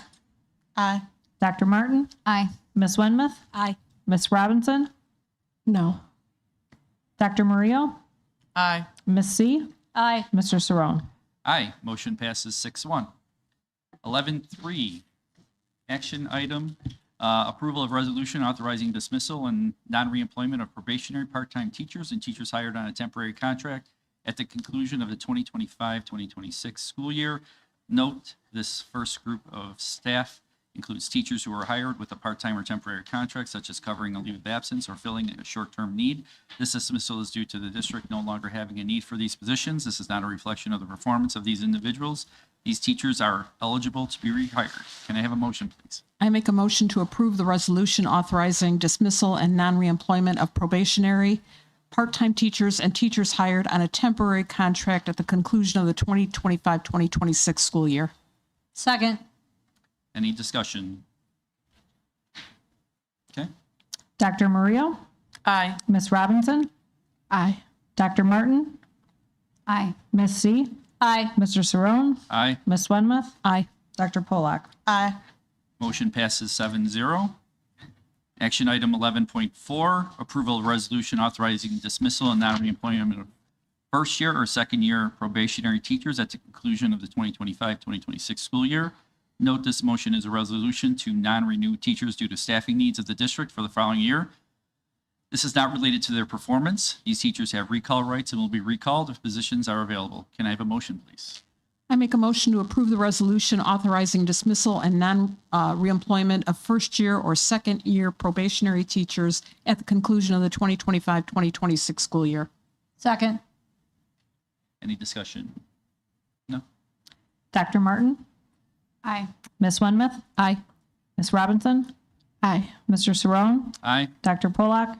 Aye. Ms. C? Aye. Dr. Murillo? Aye. Motion passes 7-0. Action item 11.5, approval of resolution authorizing non-renewal of non-tenured teachers at the conclusion of the 2025-2026 school year. Note this group of staff includes any teachers who have not earned tenure and will not have their contracts renewed next year. In this instance, these staff members are either not a good fit for the district or have performance-related concerns. Can I have a motion, please? I make a motion to approve the resolution authorizing non-renewal of non-tenured teachers at the conclusion of the 2025-2026 school year. Second. Any discussion? No? Ms. Robinson? Aye. Mr. Saron? Aye. Dr. Murillo? Aye. Ms. Wenmouth? Aye. Dr. Polak? Aye. Ms. C? Aye. Dr. Martin? Aye. Motion passes 7-0. 11.6, action item, approval of resolution authorizing immediate dismissal of probationary teacher. Note this motion refers to the immediate dismissal of a particular teacher who is in a probationary status. This dismissal will occur immediately, mid-contract, involving documented conduct concerns. Following an investigation, the board is voting to formally end that individual's employment effective immediately. Can I have a motion, please? Can I ask a question first? Am I disclosing the individual's name? Yes. Okay. I make a motion to approve the resolution authorizing immediate dismissal of probationary teacher James Vasala. Second. Any discussion? Or is that after? Okay. Any discussion? No? Okay. Ms. C? Aye. Ms. Wenmouth? Aye. Dr. Polak? Aye. Mr. Saron? Aye. Dr. Murillo? Aye. Ms. Robinson? Aye. Dr. Martin? Aye. Motion passes 7-0. So with this vote, my plan is that we will be submitting to ISB significant concerns regarding this individual's license and following up with a continued investigation.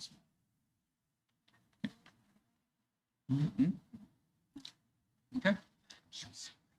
11.7, action item, approval of post-personnel report. Can I have a motion, please? I make a motion to approve the personnel report as discussed and presented. Second. Any discussion? No. Dr. Polak? Aye. Ms. C? Aye. Dr. Murillo? Aye. Dr. Martin? Aye. Ms. Robinson? Aye. Mr. Saron? Aye. Ms. Wenmouth? Aye. Motion passes 7-0. Item 12.1, can I have a motion to adjourn? With pleasure. I make a motion to adjourn. Second. All in favor?